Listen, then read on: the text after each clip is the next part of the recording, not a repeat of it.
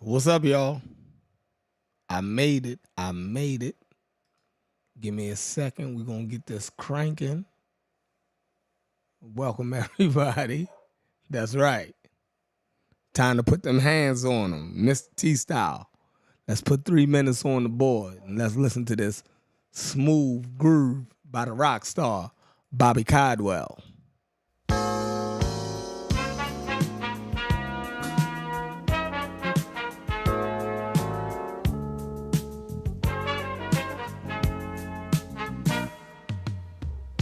guess you wonder where I've been.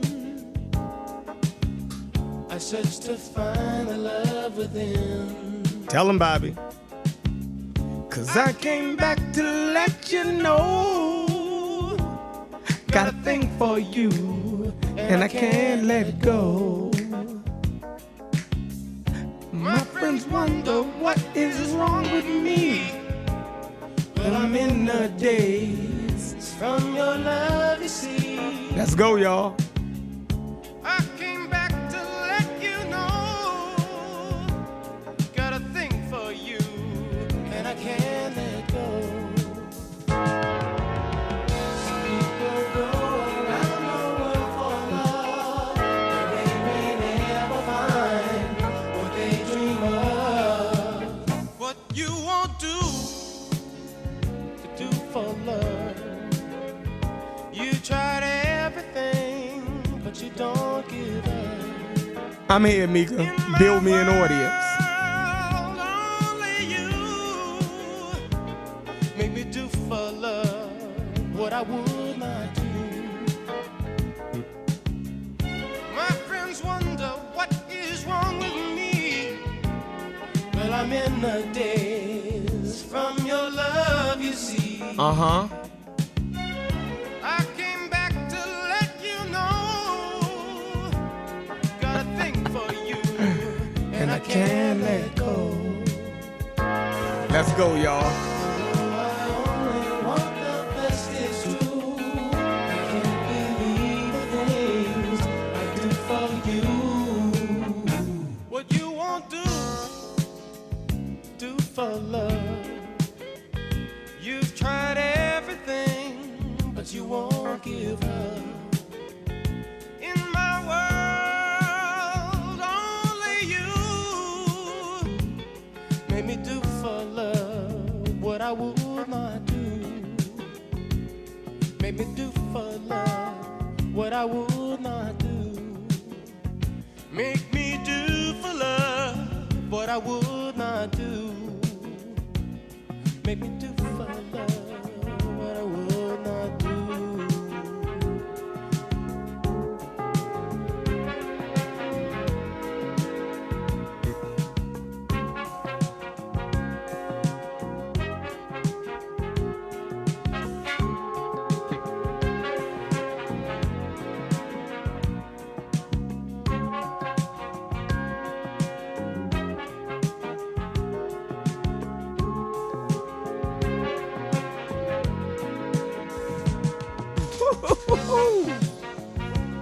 Back in here, y'all.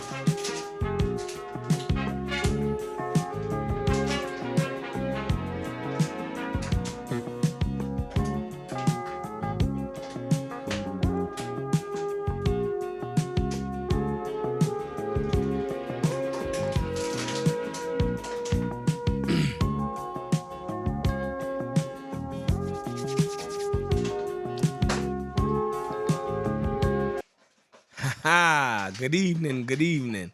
My peoples, my peoples, my peoples. Look, y'all. Had to do a show. I didn't want to. Well, I did want to. Come on, bro, with that bottle. I actually wanted to, but I was kind of tired. But I couldn't let the whole day go by, right, without addressing a few things. So this just might be a few things that, I'm addressing. I wanted to bring Ngozi on because there was some things that he wanted to address. But I just rushed hastily and made a thumbnail and threw the show up. So, and Gozy, if you got the what you call it, the notification, let me know you're in the building, right? We got a small crowd in the building, but it doesn't matter. If y'all here, we're going to rock it. We're going to keep it going because I don't got all night. This cannot be a super long show tonight. I don't have it in me. I've been late to work. Every time I do one of these long shows, I be late as fuck to work. And I'm talking about my government job, right? Where I got to punch the clock. Not in my barbershop, in my government job, right? You know, my students, right? I'm the senior barber instructor at a cosmetology school, right? So my students shouldn't be waiting on me to get to school, right? It is imperative that my lesson plan is implemented. Each lesson plan that I write for the week has to be turned in at the beginning of the week. In order for us to keep funding, governmental funding at the school, because you know it go through financial aid and stuff. Our curriculum has to be, you know, followed to a T. And my lesson plan and everything and what we're doing for the day has to be in my classroom on the board, up and ready before the students even get there, right? Luckily, I'm cool with my the director of education at my school. So, you know, she a younger lady, so you know, she be seeing me coming in late. You know, students already waiting for me. And we have a flex teacher, right? So the flex teacher, you know, if I'm late, I usually just go in my class and see that I'm late. You know, she won't, you know, I mean, he won't even tell management that I'm, you know, running late. He'll just go in my class and start my class for me. But mostly every time that I pull up, it seems like the director of education always see me pull up late. And I always pull up late when I do these long ass shows, right? She hasn't said anything to me yet. She'll just give me a smile like, you know, and I just run to the class and get it started. But so I can't do all these long shows every night, right? I want to do a show every night, or at least 4 times a week. But when I do one, you know, these shows can't be super long. But some of the conversations get so good, and I be wanting all of the guests to get all of their words out that I don't be wanting to end it in the middle of us having lively conversations. But it does take a toll, right? It does take a toll. I wish I was one of those YouTubers, y'all, that could just do YouTube, right? If I could just be a YouTuber, I would just be a YouTuber. Thunder, put Thunder. I might need you. Thunder is one of the best goddamn show antagonizers, right? You know, he got a talent for that. He might don't know it, but he got a talent for that shit.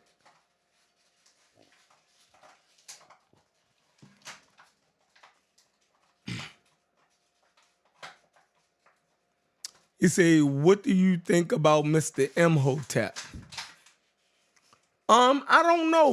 We might need to look at your page one day on here and go through some of his content. I might end up liking him. Who knows? Listen, I used to be a blackologist, so a lot of that stuff don't freak me out like it do a lot of people in the community now. right? I grew up on blackology, so it doesn't freak me out. You know, pseudo is not a dirty word to me, right? Religious people are not the boogeyman to me. Like, I know I was on the pseudo killers, so I think that most of y'all got an impression of me that I don't live in a real world. I actually do. Just because I'm an atheist, I'm not a nasty I'm not a nasty atheist that fights people and their religions. I'm actually a God-fearing atheist, if that even makes sense to y'all. I'm a God-fearing atheist. I respect religion, right? I'm not an atheist that goes against religion. I think there's a lot of culture and history embedded in our religious philosophies, right? And our religious systems, right? I think religion has stored up, you know, the culture of humanity in its past, right? So I actually am a lover of religion, right? I study religion, I read about them, you know, that's some good shit to me, right? So yeah, I don't go around trying to debunk everybody's religion. I'm not that type. I do question people that have a religion. I question them and, you know, see if they can defend their religion logically, and, you know, that's as far as I go with it. All right. So that's my atheism. That's my approach to atheism. Now my approach to pseudoisms, I started off pseudo, right? So pseudo don't freak me out. I understand mostly where everybody is at in their pseudo journey, right? Pseudo is a stepping stone, or is a stage in, you know, development, right? So over here, we don't condemn the pseudo. We try to push the pseudo to better information, more sound information. All right. So that's my goal, to push pseudos to more sound information. That's it. What else we got on the docket? So I'm not a God. So basically, we understand that I'm a God-fearing atheist. I don't know why this machine not coming on.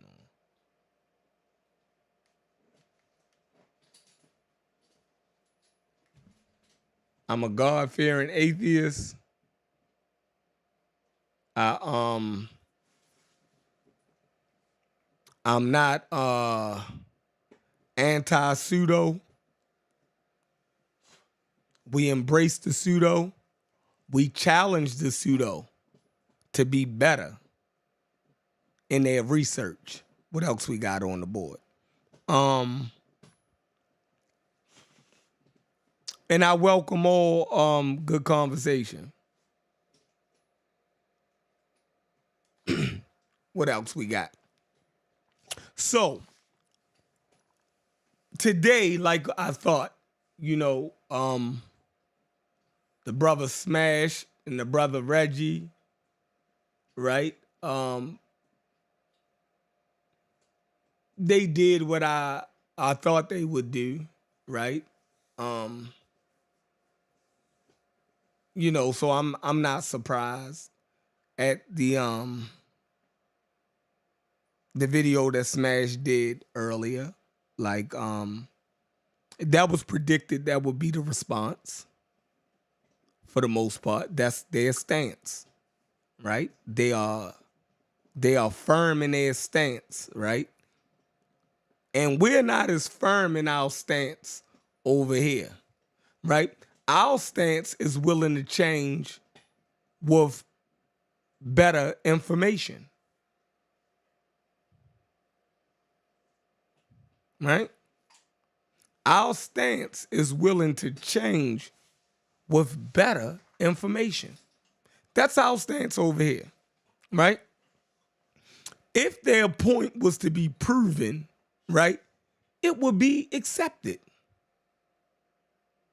If their point was sound, it would be taken seriously. But their point and their stance has been unsound, right? And not logical. So we can't rock with it.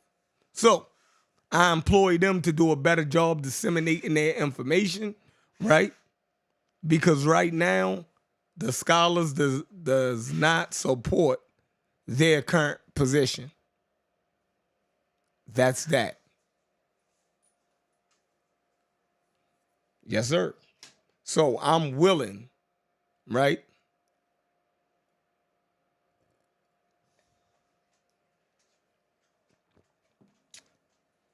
I'm willing to be moved by a more compelling argument.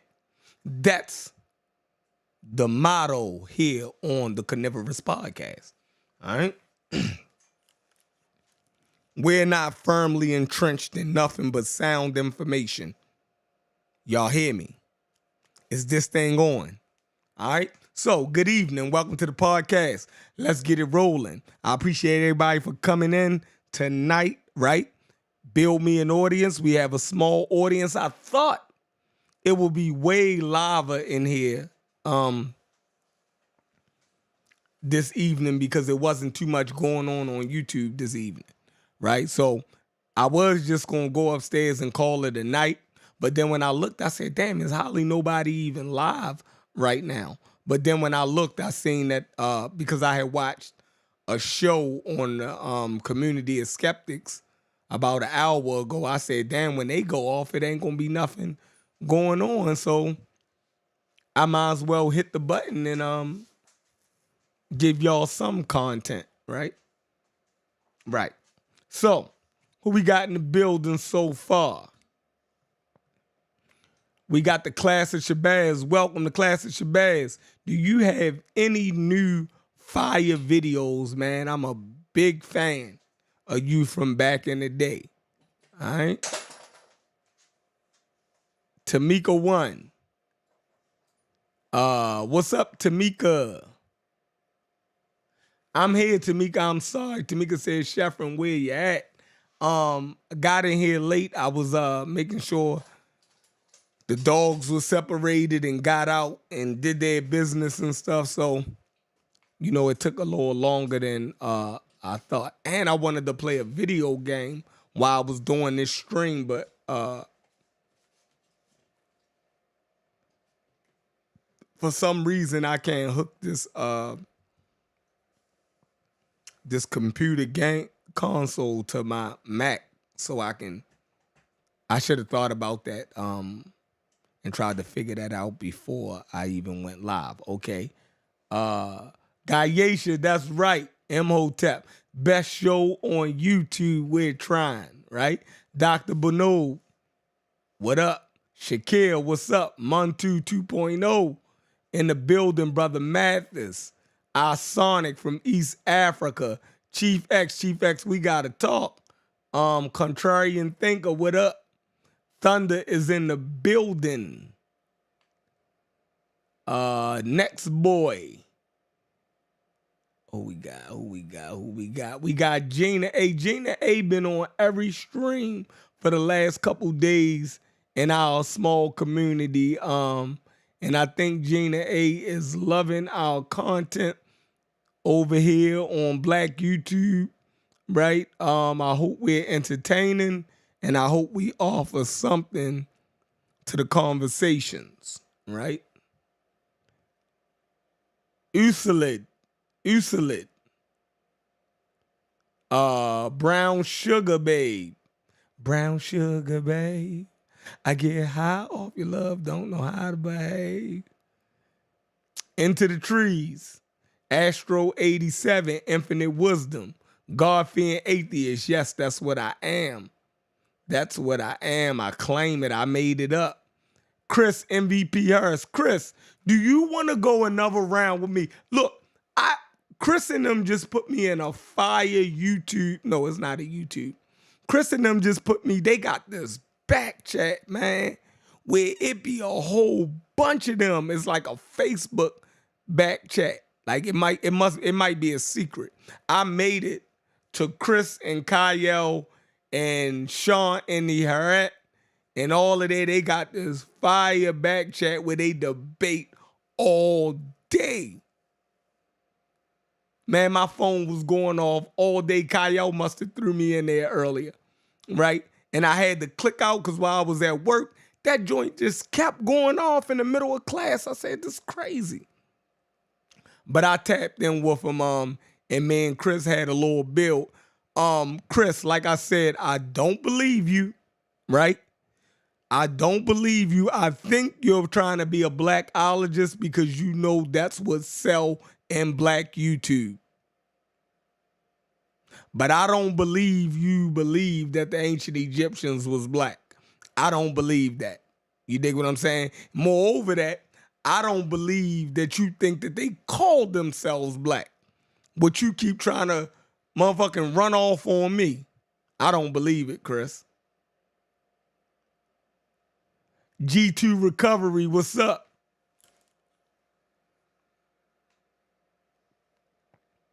DQ, what up?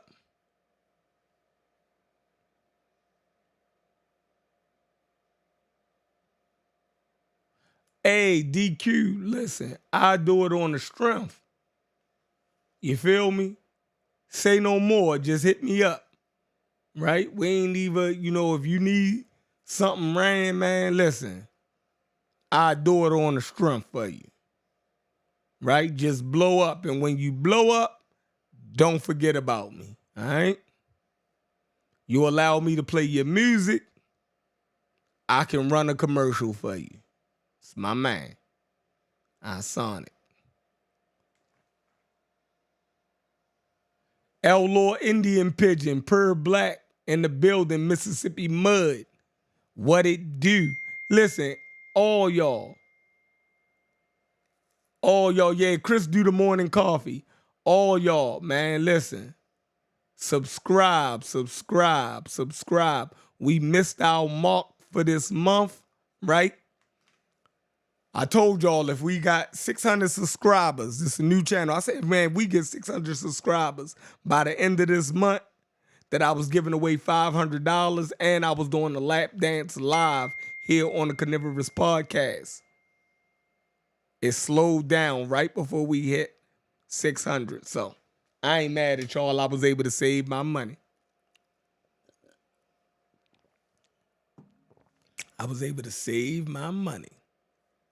All right.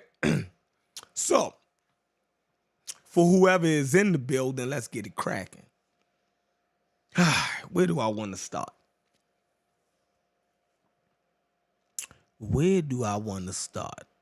I had like 6 bullets that I wanted to hit. Where should we start at, y'all?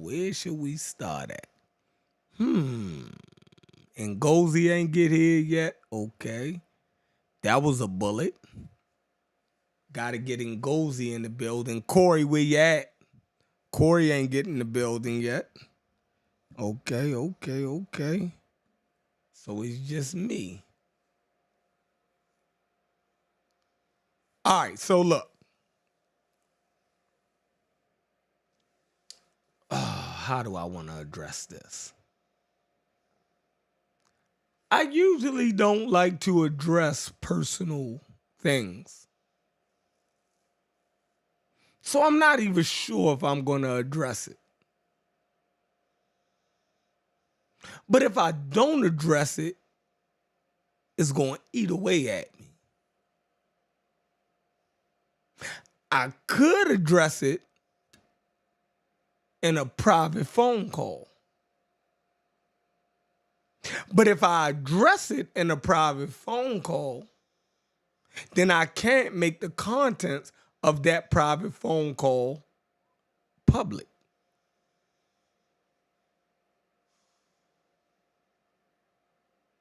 If I address it online, I give it more life than it deserves. But if I don't address it live, it could be perceived as I believe it's true. Or there's more merit to it than possible.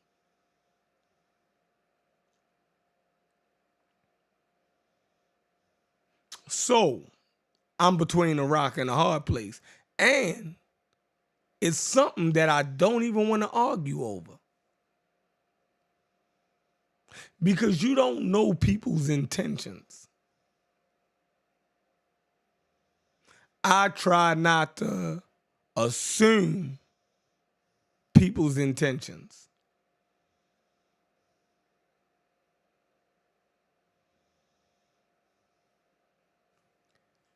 So, after further deliberation, let's address it. Matter of fact, we're going to do it like this. Say what you're going to do. Do you want to get down? Killers. Hey, pseudo killers. Hold on. Let's do this. Get down on it. Get down on it. Let's go to Google.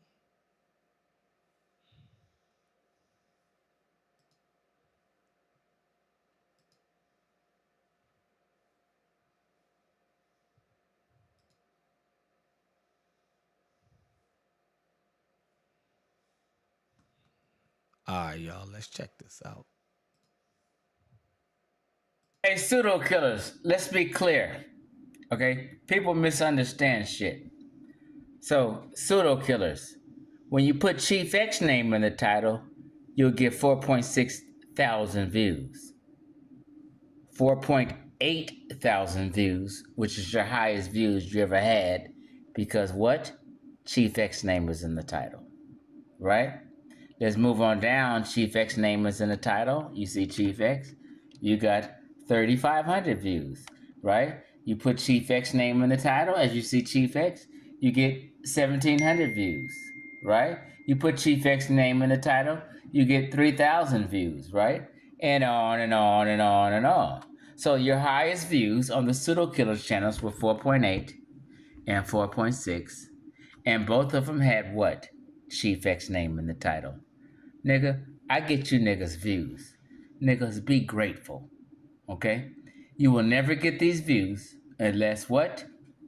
Chief X name is in the title. Chief X name is in your title. And the same with Carnivorous Podcasts, to be honest. Okay? So when you rep Chief X, that's when you get your most views. That's when you get your most cash apps. That's when you get your most everything. So fucking with Chief X, get you niggas views. Let's keep that motherfucking shit real. Title. Chief X name is in your title. And the same with Carnivorous Podcasts, to be honest. Okay? So when you rep, unless what? Chief X name is in the title. Chief X name is in your title. And the same with Carnivorous Podcasts, to be honest. Okay? So when you rep Chief X, that's when you get your most views. That's when you get your most cash apps. That's when you get your most everything. So fucking with Chief X, get you niggas views. Let's keep that motherfucking shit real.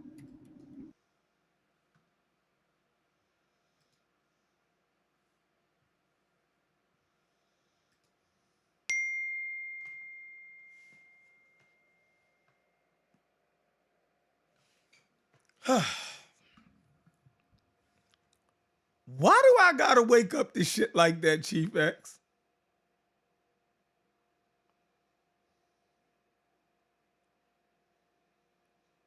Why do I gotta wake up to people sending me videos, right? Saying, your boy Chief X, da da da da da da. Why do I gotta wake up to that?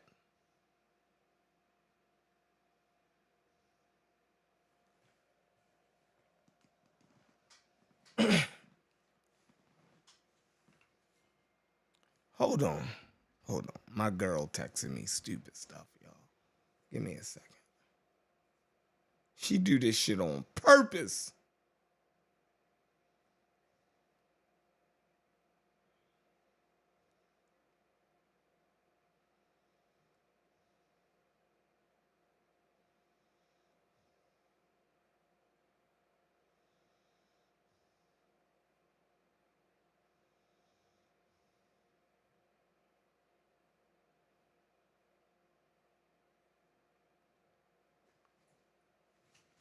Damn.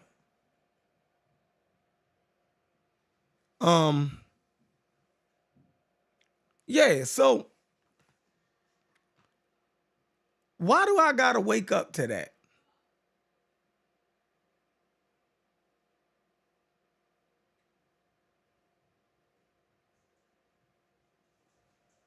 Hold on.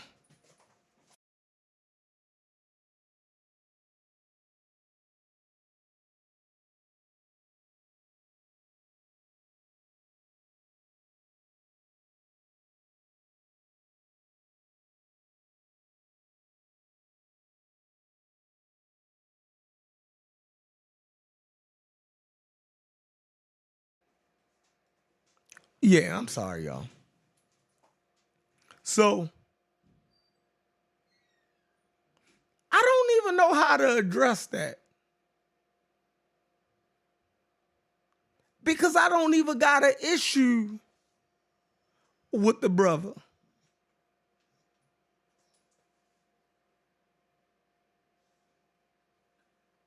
Like that's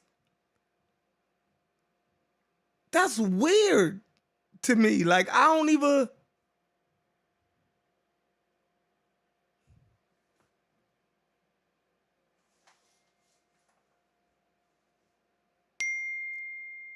Is it me? He said, he got the pseudo killers, and he's getting at them. Now I know his issue with the pseudo killers. I understand why he would take jabs at the pseudo killers, right? He's been in a conflict with the pseudo killers, right?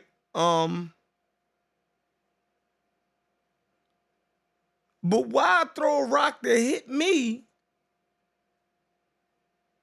and I show you love? It's just the confusion of it to me.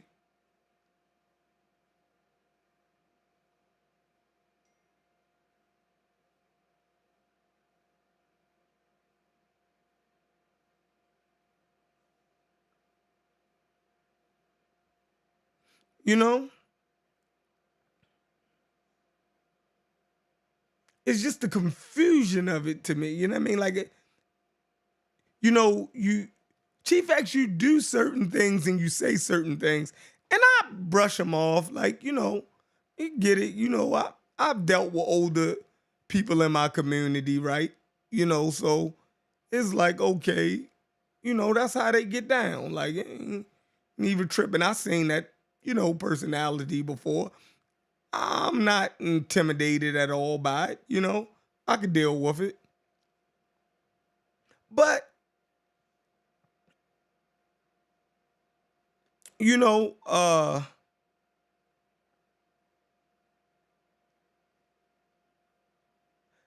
and it's not the same. See, I don't want to listen. Chief X, if you feel as though you started the Black Egypt conversation, fine, so be it. At this point, I have to separate myself, right? Because you're feeling like you started the Black Egypt conversation is now starting to make you lash out and take shots at people who don't deserve it.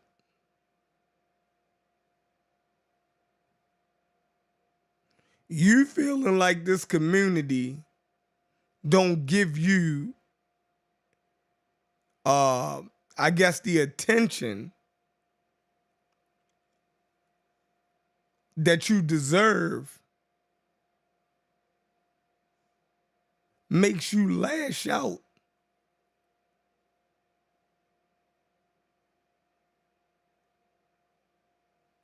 and hit other people.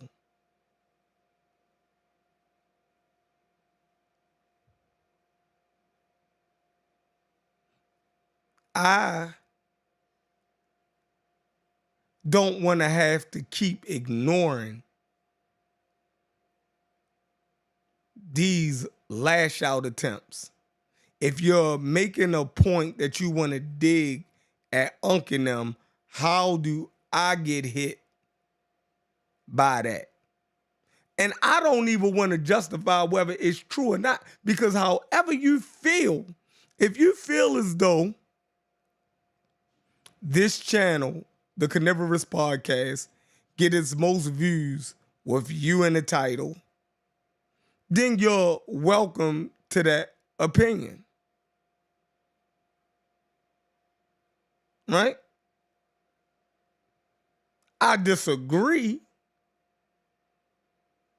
but I also don't want you to feel like you got to downplay yourself around me. I want you to feel as though you can be whoever you are. You should never ask a man to downplay themselves to make other men feel comfortable. So I want you to totally be you. If that's how you feel, then you have every right to feel that way. But when it becomes a dig at me, when I've done nothing to you, that's when it becomes a problem. I hope I make sense.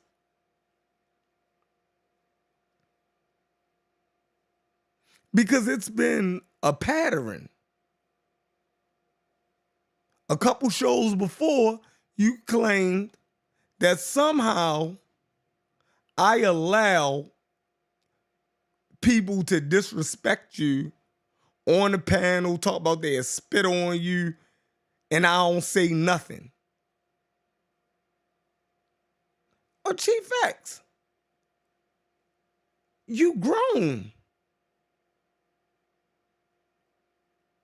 And if you get into it with somebody, that's you getting into it with somebody.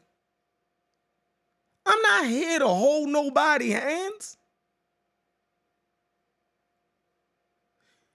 You know that the positions that you take on issues will put you at odds with this community.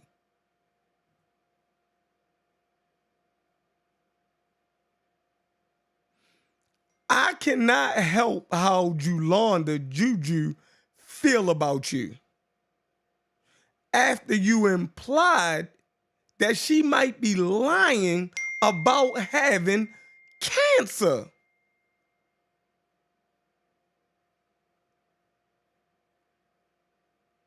And for some reason, you think that you can get on a panel with people that you insulted and it will be peaceful because you want to be peaceful right now. Life don't work like that.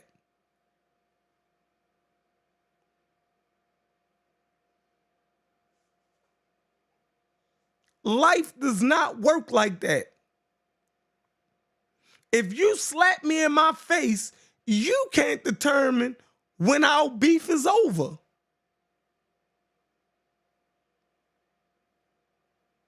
The lady was fighting for her life, and you implied that she was lying about having cancer.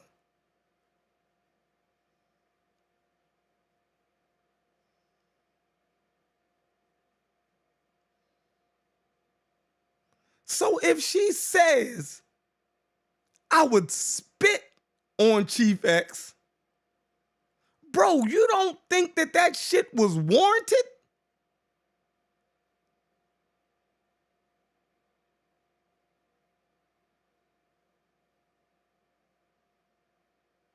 Like, I can't save you from that type of conflict that you start. I can't save you from that.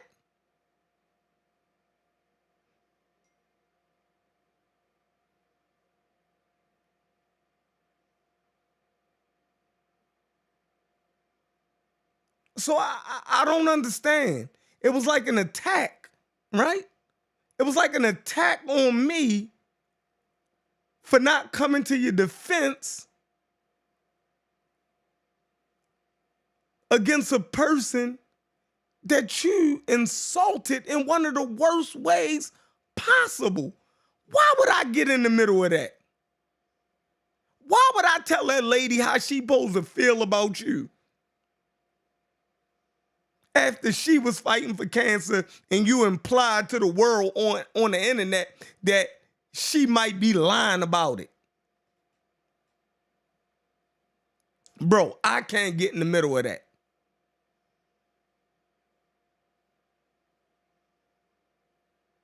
I can't. And you were emphatic about it. Like I was doing something wrong to you. I didn't understand that. Then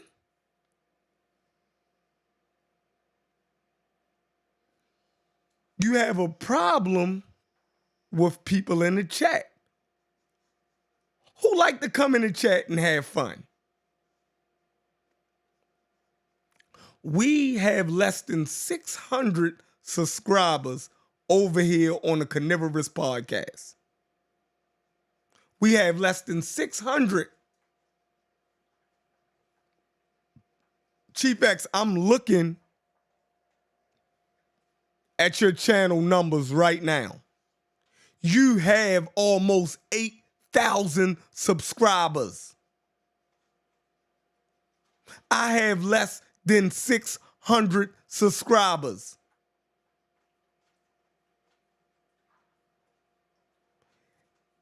And you want to block and time out the little bit of viewership of the people, a little bit of viewership that I get over here. You feel as though it's right, for you to block and time out people on this small ass channel when you got over you got damn near 8,000 subscribers on your page. You want me to start alienating the little bit of people that I got that come over here. Listen, most people come in the chat in this community. They want to tell their jokes. They want to have a little bit of fun. I don't even look at it when I'm live, for the most part. After I speak to everybody, I go on, I do the goddamn show. I know they be calling me stupid, and I don't pay attention to that. But it is so fucking unfair.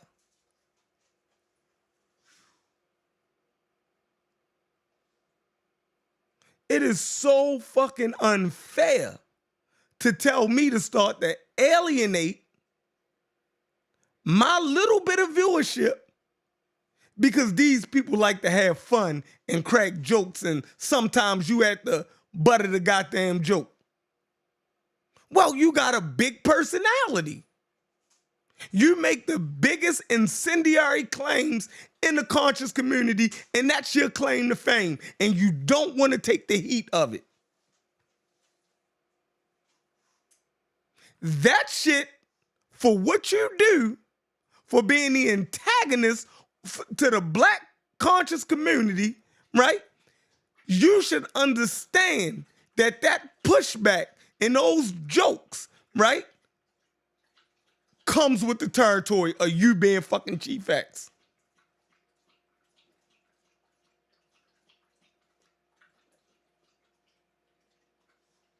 Comes with the territory. Now, I understand that. So you should understand that too. All right? So, I had to address it. Because now I'm getting hit. And it's like, yo, I don't want to say what somebody's intentions are. Right? But do you feel like, do I have to constantly, or do the people around you, right, have to constantly give you credit in order to stay cool with you? Do we have to constantly blow smoke up your ass in order to make you feel comfortable?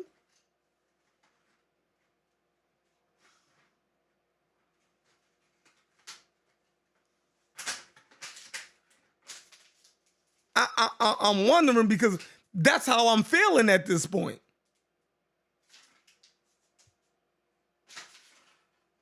That's how I'm feeling. Chief X is the first. And everybody talking about Black Egypt is my talking points. And my this and that. They following me.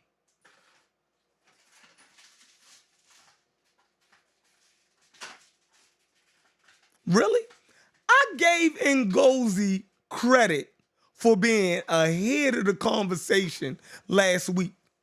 And right after I did that show, you did a show to contradict Ngozi.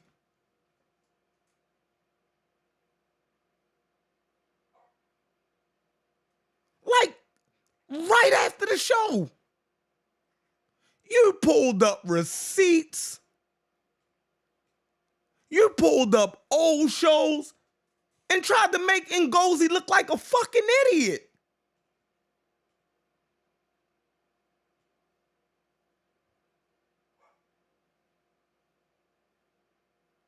Just because you wanted to say you was first.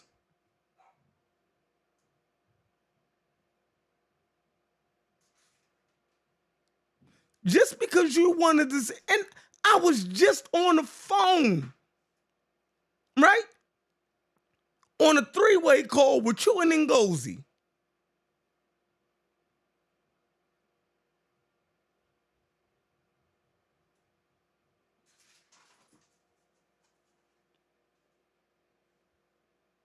So I know y'all have a decent relationship. So how was Ngozi supposed to take that, Chief X? And he didn't even show you any discomfort over that. So how long do somebody gotta downplay themselves for you?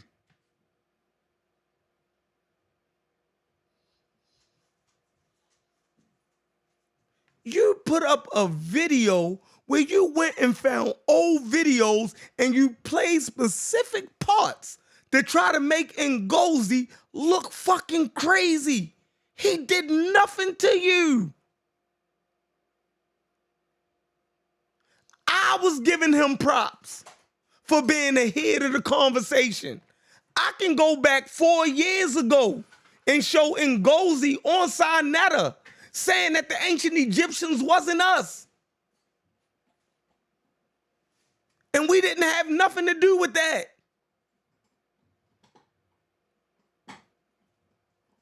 You ain't like that. How did me doing that video make you uncomfortable?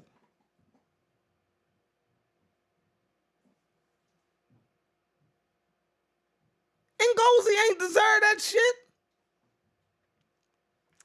Such a good guy. He didn't even go crazy over it. I felt kind of bad, like, damn, yo, I did a show giving Team Osiris and Ngozi their props, and he just caught a fucking stray from Chief X for me wanting to give Team Osiris some credit on one of my shows.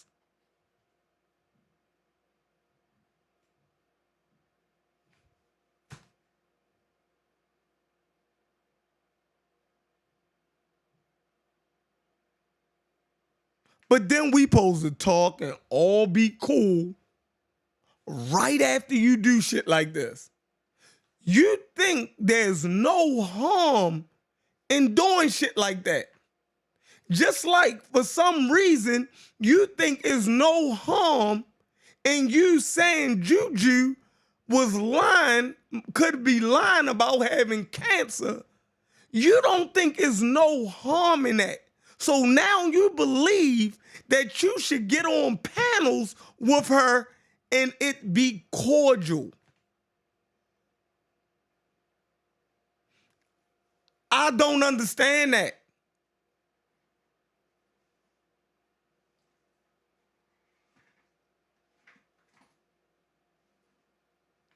I don't understand that. Some beds you have to lie in.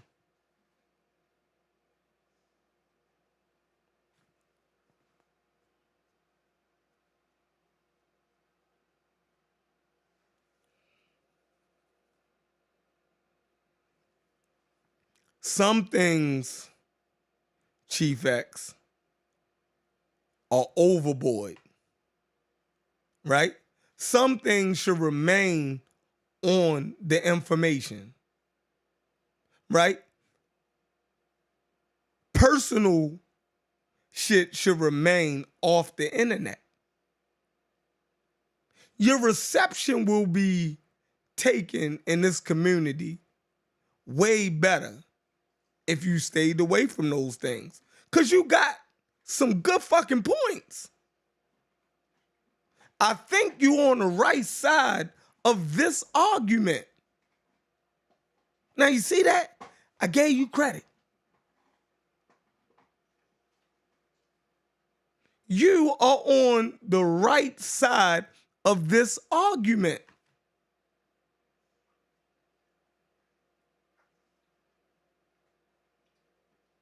The right side of this argument. Everybody who's disagreeing with you, they're disagreeing out of emotion because they feel like Egypt is getting tore away from them. That's why they so mad. But now they got a million other things that they can go and jump on, right? And not focus on your information. They got a million things they can focus on because now, right, they feel as though they can't defeat you in this argument, but now they can go to personal shit because you opened the door for personal shit.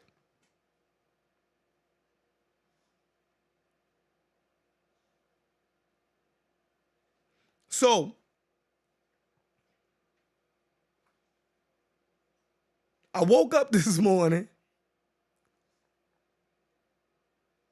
looked at my Facebook Messenger, right? I had messages, everybody, my name is my name, and y'all can follow me on Facebook. My page is open. I'm a real person. I got my family up on there. Me, real person. It's me. I'm not hiding anything. So if anybody want to expose anything, have fucking fun. All right? This is my real name that I use. My parents gave me this name. I live in Baltimore. I'm a barber, and I'm a barber instructor. That's it.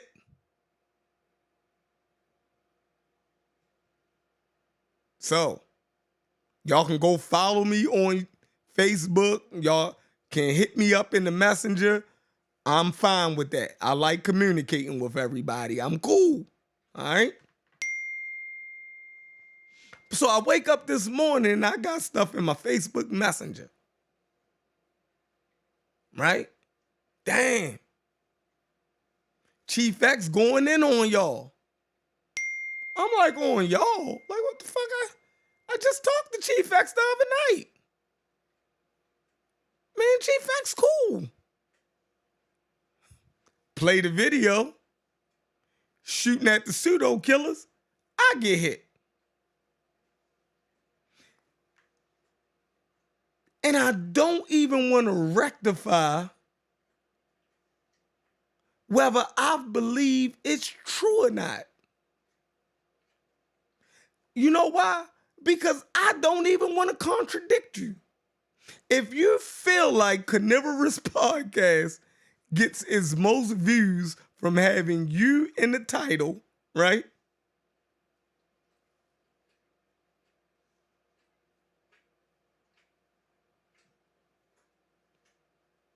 I'm not going to fight that. But everybody can go to the Carnivorous Podcast, pull up live videos, because I only do live videos.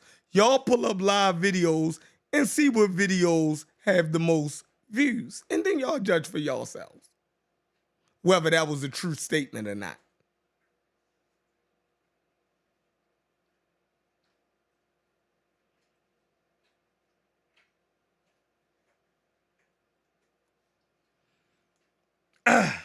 So that was that. I got it off my chest. It was something that was put out on YouTube, right? So I addressed it on YouTube. I'm glad y'all sat here and let me get that out. Boom, boom, boom. I feel better now. I feel better. Subscribe to the channel. Now,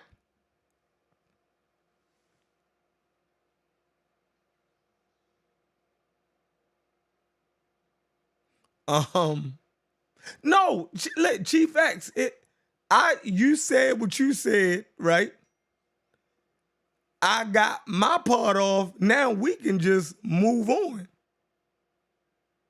Like I said, I don't ever want any man to feel like they got to downplay themselves around me to make me feel comfortable. I'm cool. You feel me? I'm cool. Right? It's like,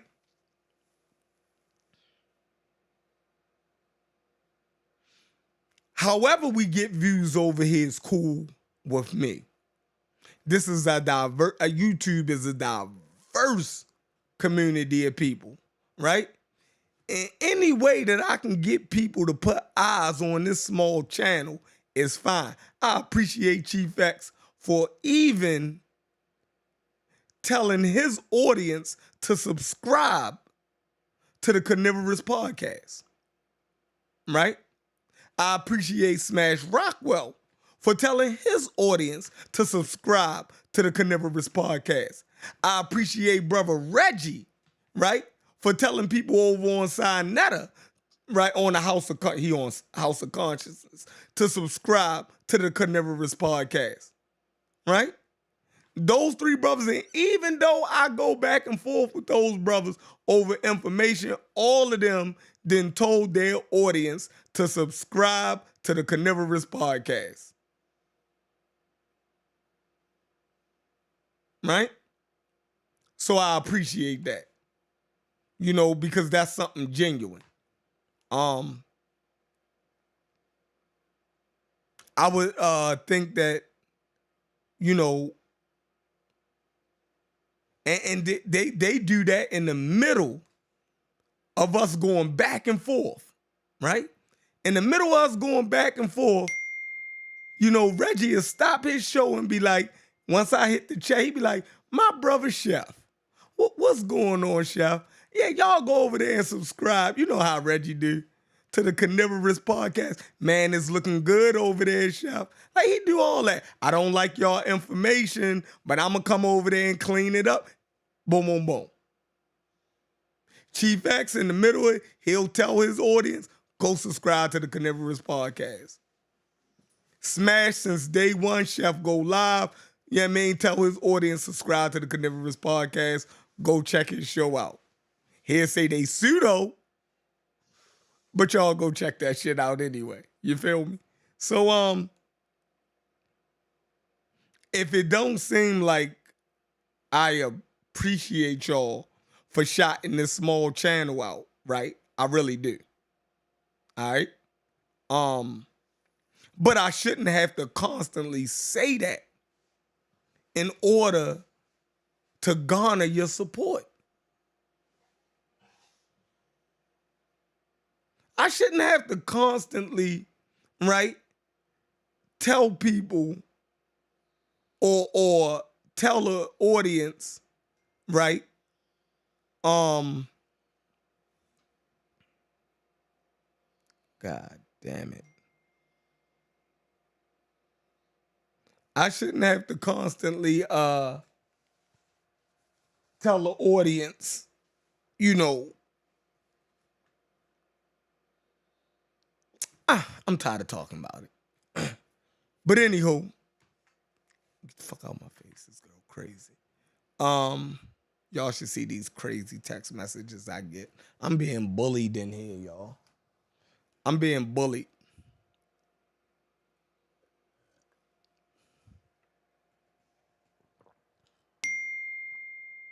And it's not right. I deserve better. But yeah, so I got that off my chest now. What else going on? Okay, we at day 396 of the attack from the Cometians, right? The Cometians are pressing hard against the line and they're still pushing the Black Egypt propaganda, right? We're held up in a bunker in Baltimore in a disclosed location, waiting for reinforcements, all right? They are pulling out every weapon imaginable to try to destroy the coalition, all right? I'm waiting for reinforcements to come in from the pseudo killers. I need reinforcements from the pseudo killers. I had a good talk with Sean today. Me, Sean, and Chris and Kyle. Sean got a good grasp of the glyphs, and he gave me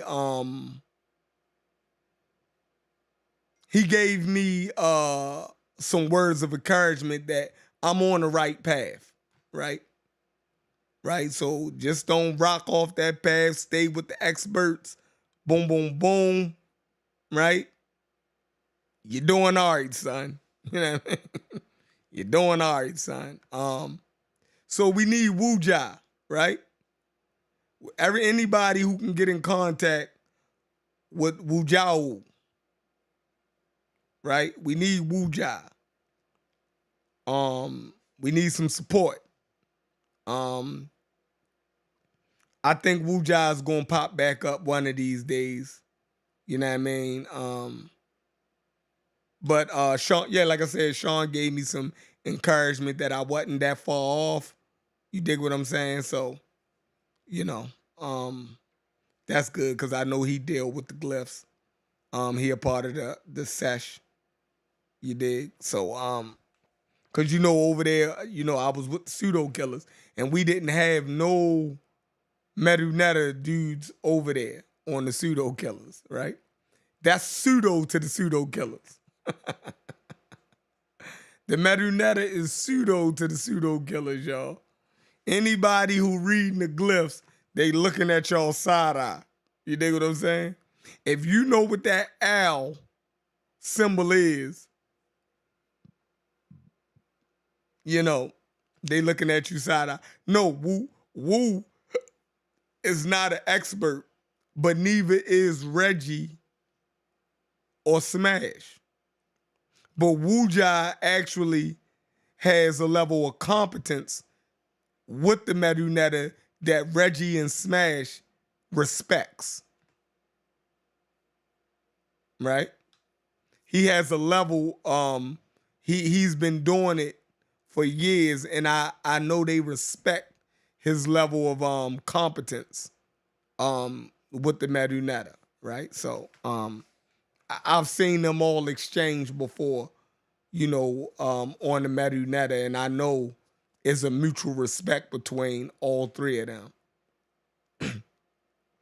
And if y'all ever been, in one of Wu Ja's classes or when he come online and teach, he's very methodical. So he will break it down to the very last molecule for you to understand it. All right?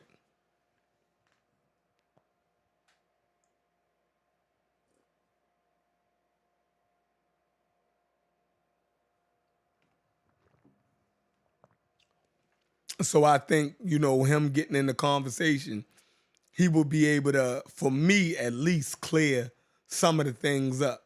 Because like I said, I'm not married to no position. I'm not married to no position, right? My position can change with the best argument, right? Where we at? I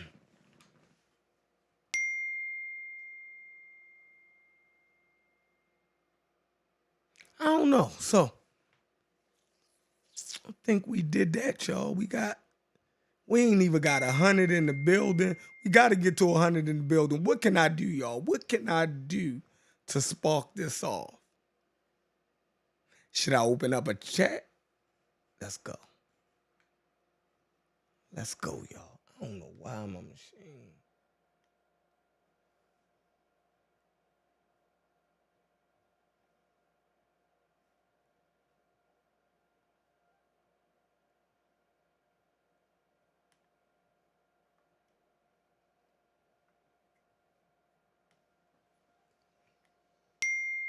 All right, let me open up the Zoom. I want y'all to tell me how y'all feel. Did I make any good points? Right? Go to the Zoom. Hey, y'all go check out the Pseudo Killers. My man Sosa got a new show on the Pseudo Killers that he doing, man. And he make everybody who come on make an avatar. It's crazy. All right, let's get the Zoom up. We got to get to 100 people watching, man. Listen, every time Smash go live, he get over 100 in the building, right? We got to start catching up.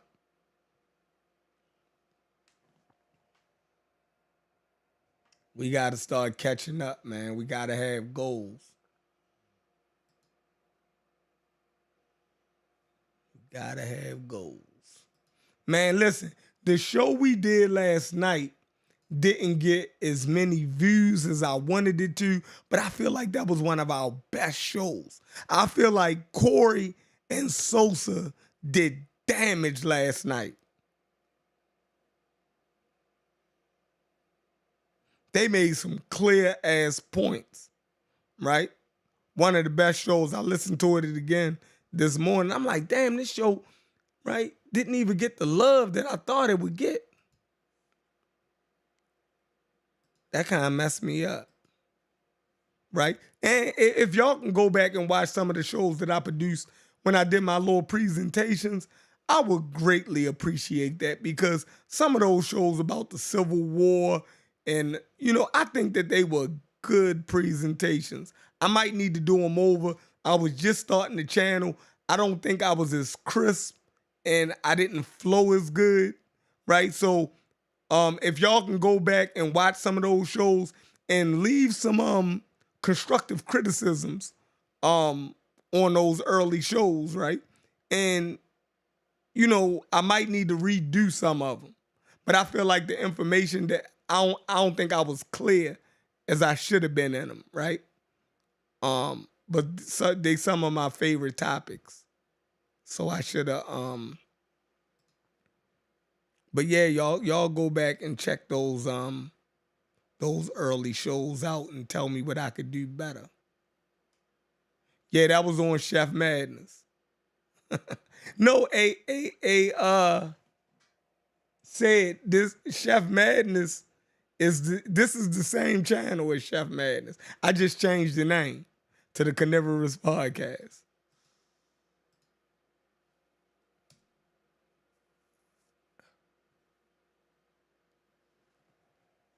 Yeah, the Thurgood Marshall. The Thurgood Marshall joint, man. Like, yo, people, man, listen. The Thurgood Marshall, did y'all like the one that I did on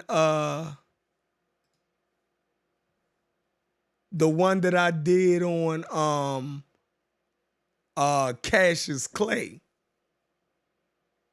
right? The one that I did on Cassius Clay, I love that one, right? The real Cassius Clay, the senator from Kentucky, who Muhammad Ali was named after. It was actually a white man named Cassius Clay who was a senator from Kentucky during the Civil War. He actually was I think the Secretary of State. I think he was the secretary or an ambassador to Russia. I think he was the ambassador to Russia under Lincoln in the Lincoln's administration. And he left the Lincoln's administration in the second year of the war, the Civil War, because he felt as though Lincoln ain't do right by him by not freeing the slaves earlier. He wanted immediate emancipation.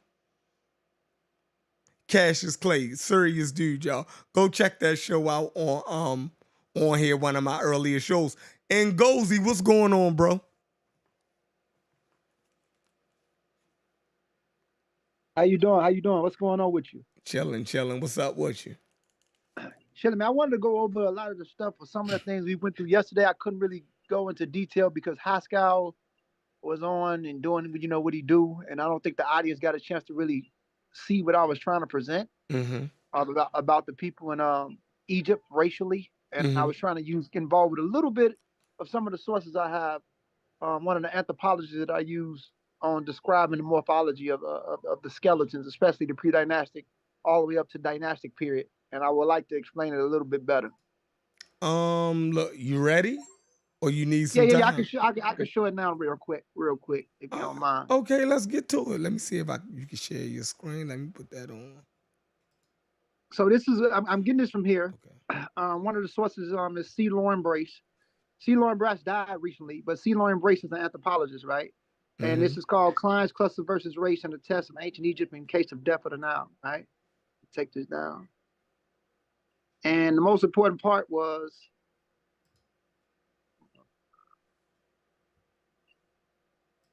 make sure I get it right here. Okay. It says, as a whole, they show ties with the European Neolithic North Africa. That's pretty much Anatolian Farmer, modern Europe, pretty much Southern Europe, and more remotely India, but not at all with sub-Saharan Africa, Eastern Asia, Oceania, or the New World. The New World is the population in the Native Americans. Adjacent people in the Nile Valley show similarities and the trivial traits in an unbroken series from the Delta and north and southern through Nubia and all the way down to Somalia at the equator. At the same time, the gradient in skin color and the body proportion suggest long-term adaptive responses and selective forces appropriate to the latitude where they occur. So I just wanted to show that, and then I want to show this right quick. And this is, okay, right here. The chart, PCA diagram, principal component analysis diagram in anthropology, and a population chart. Lauren Brace, it says Lauren Brace showing the skull similarities in the Somalian and pre-dynastic Upper Egyptians, Lower Egyptians, and much more like modern Egyptians. So the Lower Egyptians is much more like modern Egyptians, which is pretty much Palestinian-like. It says the PD Upper Egyptians or the pre-dynastic Upper Egyptians are just outside the range of modern North Africans, and the Somalians show fairly close relationship to them. Unsurprisingly, as fairly large portion of Somali ancestors seem to come from Upper Egypt / Nubia, which is Lower Sudan. And if you look right here, where the Somalian at, Somalia touches right there at the tip of Upper Egypt. Lower Egypt falls in line with Jericho. Jericho is next to Palestine or the Levant area. And then you find Iran. So most of the population in northern Egypt had that look compared to the people in Upper Egypt. So when I say Ethio-Somali, that's what I'm talking about. But not just that. Ethio-Somali is not African in origin. Ethiopic is African in origin. Ethio-Somali is something that came in a very long time ago, and I'll get into that source later, which shows the time period when these populations crossed in probably 23,000 years ago and actually met up through Egypt before going back down is EM78 in the form of EV32, which is a brother under EV12, which is all in the microhaplogroup EM78, which developed in that portion of Northeast Africa. And EV32 comes out of that cuff of EV12 before going down. It only makes it to Somalia through as pastoralists 6,000 years ago. So before that EV12 already had some integration from populations from the Levant and portions of South Arabia or the Negev area that was coming into the area a very long time ago. So we're talking about as early as the later phase of the Halfland culture. And in Egypt, it was called the Kenyanian culture, which was a brother group to them, but they had some integration with something that was very much Cambrian-like, that was going in and out. So by the time they went down to Somalia, these North African libertine men were already mixed when they met up with the Ethiopic population, or AKA the Moda population. But the earlier population that brought E1B1B up there as EM35 was very Moda-like. But that comes from something called the Cormarusian, which developed around 40,000 years ago. So all of this predates West African morphology. Am I correct? Oh, absolutely. West Africans didn't exist at the time the way they exist now. And then when we did exist, we were fragmented because at that time, what you had in West Africa was ghost populations, old hunter-gathering groups, and then we only got a layer of Saharan ancestors or Paleo-Saharan ancestors when we received E1B1A through a population called the Keithians. And the Keithians were related to the Ananian groups. And the Ananian groups became Proto-Mindi, which gave birth to Proto-Niger Congo or Congoids. And later on, we developed a later adjustment or morphology of what we found with Asilerman and Mali as we start to go south. But we were mixing with populations that was further south in Africa, like people that was like pre-Mbuti, like pygmies, or ancient East African hunter-gatherers that drifted down there a very long time ago, and the ghost population. And the ghost population in science means unknown. It's an undefined population that they don't really know of. So this ghost population, some people speculate or postulate, not speculate, but postulate that they had archaic Homo sapien genes. And those archaic Homo sapien genes, some people went as far to say Homo heidelbergensis, but I don't think it was that far. Later, up to date from Tishkoff say that it was close to ancient Homo sapiens, which was probably what they found in Morocco, similar to Jebel Ahud, because the skull in Nigeria, Eleru, is close to the same skull that was found in Morocco. So whatever was in Morocco, in that part of Morocco, was actually lingering in West Africa for a very long time. And you found Lubanian tools, which goes back almost the same time as probably close to 400,000 years, which is very close to the tools that was found next to the population or the skeletons that was found in Morocco 300,000 years ago. So what you found in Morocco as archaic Homo sapiens wasn't from there. Not even the Assyrians who came up there, went up there a bit later. They only go up there 130,000 years ago, and they split from East Africa. So morphology that we have in West Africa is a lot of traits is later derived. So what we see here that was happening in Egypt predates West Africa, has nothing to do with West Africa, and it has its own storyline. And that world is connected between northern Ethiopia, northern Sudan, population in the Levant, further south of the Levant, Southwest Asia, certain portions of Arabia, and Egypt. But 14 to 15,000 years ago in the delta of Egypt, it really wasn't a large population of humans there because it was very marshy up there. So you're only going to find Sibyllian culture, Halfland culture, the skull like Nezlet Carter. Nezlet Carter that was found up there that goes back 35,000 years comes from the Cormarusian people that drifted up there. The Cormarusians went through Sudan, and their earlier ancestors, based off the flint tools they had, came through Ethiopia. So Nezlet Carter morphology, when you look at how he's described, he's very similar in morphology to late Pleistocene Europeans. And at that time, the late Pleistocene European morphology wasn't like how we see them today, because when they talk about it, it's intermediate between sub-Saharan because of his prognathism, the protruding jaw line that he had, or the mandibular was protruded. The orbit around the eye socket was kind of circular, but he still had the top of his skull was very similar to the population that was non-African. But overall, that's what early Africans would have looked like, especially the fragments of the Cormarusians that drifted up there. Listen, how the hell do you remember all of this? Hey, man, I've been doing this a while, Chef. Like, that's always, Corey said, listen, man, I go back and I replay Ngozi and I try to catch him up. I look up all this shit. And he said, the motherfucker be right. Like, Hey, that's my boy, bro. Hey, but I just want the audience to know that I've been doing this a while, Chef, for a very long time. Listen, I'm going to tell you, the pseudo killers, we definitely had a foul. We had a foul open on you, right? We opened fouls on everybody, right? And your foul came back clean. But I had, just like Corey, I had the suspicion. I said, this motherfucker gotta be bullshitting with this shit.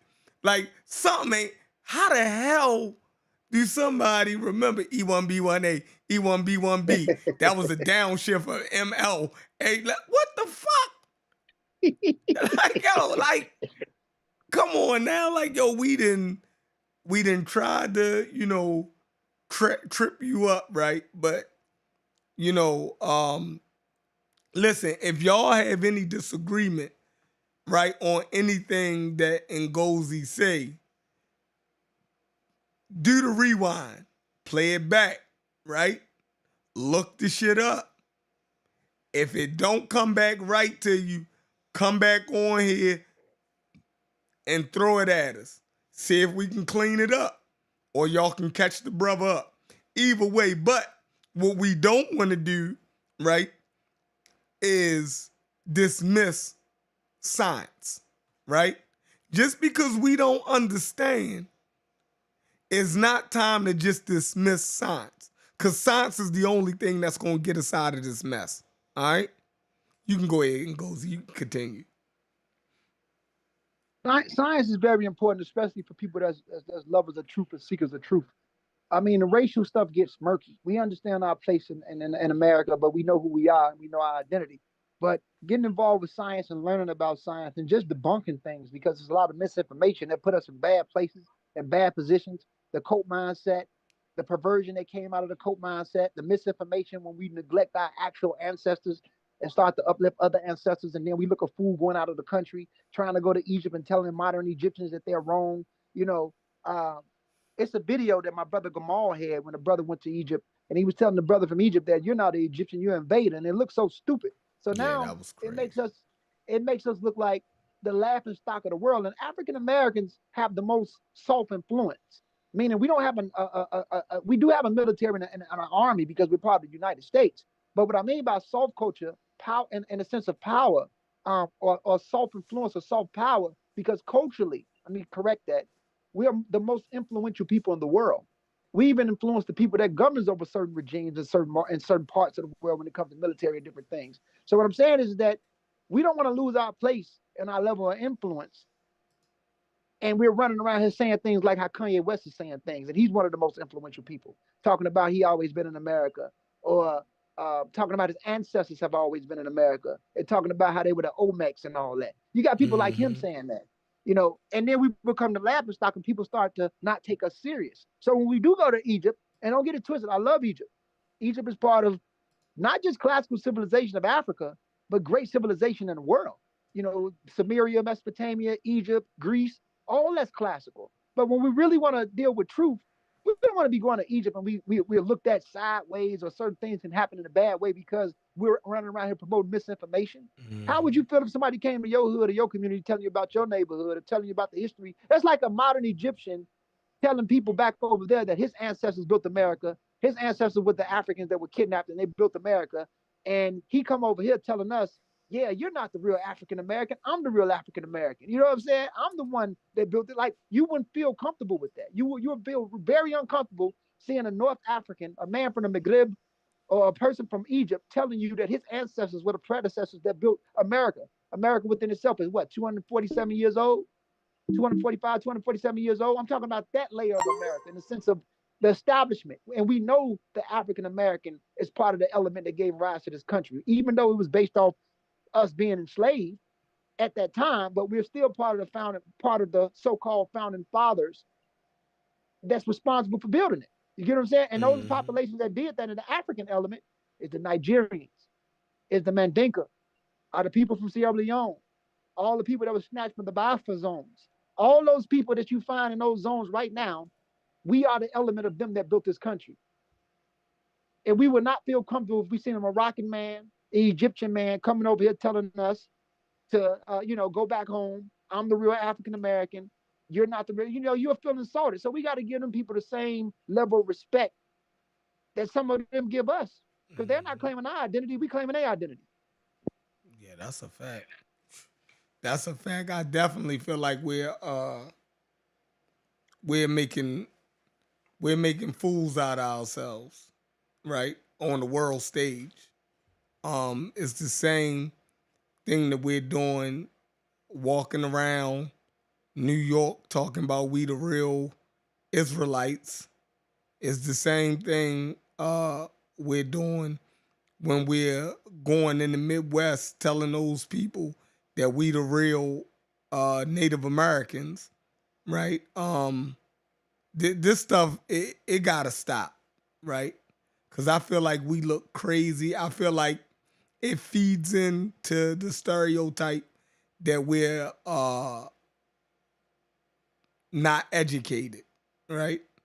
A lot of this stuff is most people learning their basic education, right? Just basic general history. It seems as though we have a problem with in our community.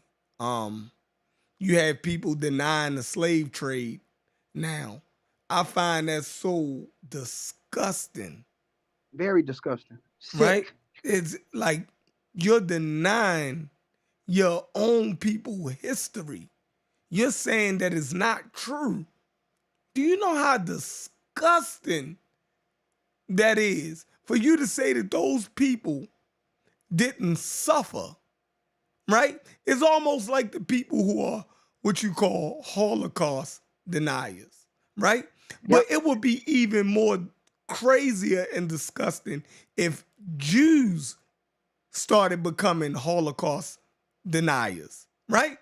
So it's one thing if people claim, now white people will say, man, slavery wasn't that bad, and we ain't take y'all and this, that, and the third, boom, boom, boom. That's cool for them to say. Well, it's not cool for them to say.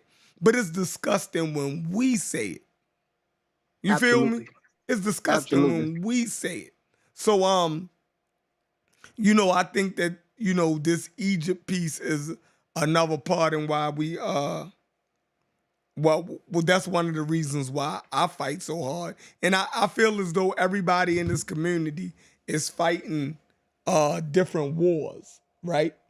I mean, different battles in the same war, right? For instance, Sinetta, he fight with those Hebrews, right? He fights with the Hebrews all the time because he understand that, man, they telling black people history wrong.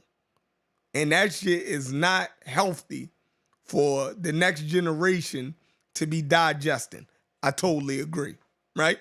Now, then you have Sean and was that Sean Iniheret and Rob Bourne and all them. They fight against the Abos, right? And You know, they do a hell of a job fighting against them abos because the history ain't right. Um, and now I feel as though what we're doing, we're entering the same ranks as them, but we're fighting against the Egyptomaniacs, right? That's That's right. misappropriating history and telling our people a false history, and pointing to the wrong place in Africa where we come from. So I think we also are doing a job that, you know, it's probably one of the hardest jobs because black people don't want to give up Egypt, right? Like that's something that we don't want to give up. But I like how you and Unc both put it that Egypt is a part of African classical civilization. So in that sense, Mhm. you don't have to give it up, right? You don't Correct. have to give it up, but you can't misappropriate the history directly to your lineage and your ancestors. You can't do that, right? Oh So, no, that's but right. No. I'm saying, oh no, I'm agreeing with you. That's right. I mean, when it comes to like Near Eastern studies, classical civilization to the Near East is Samaria. Everybody know that. Study Mesopotamia, you're gonna learn about Samaria. You learn about Europe, classical civilization is Greece and Rome.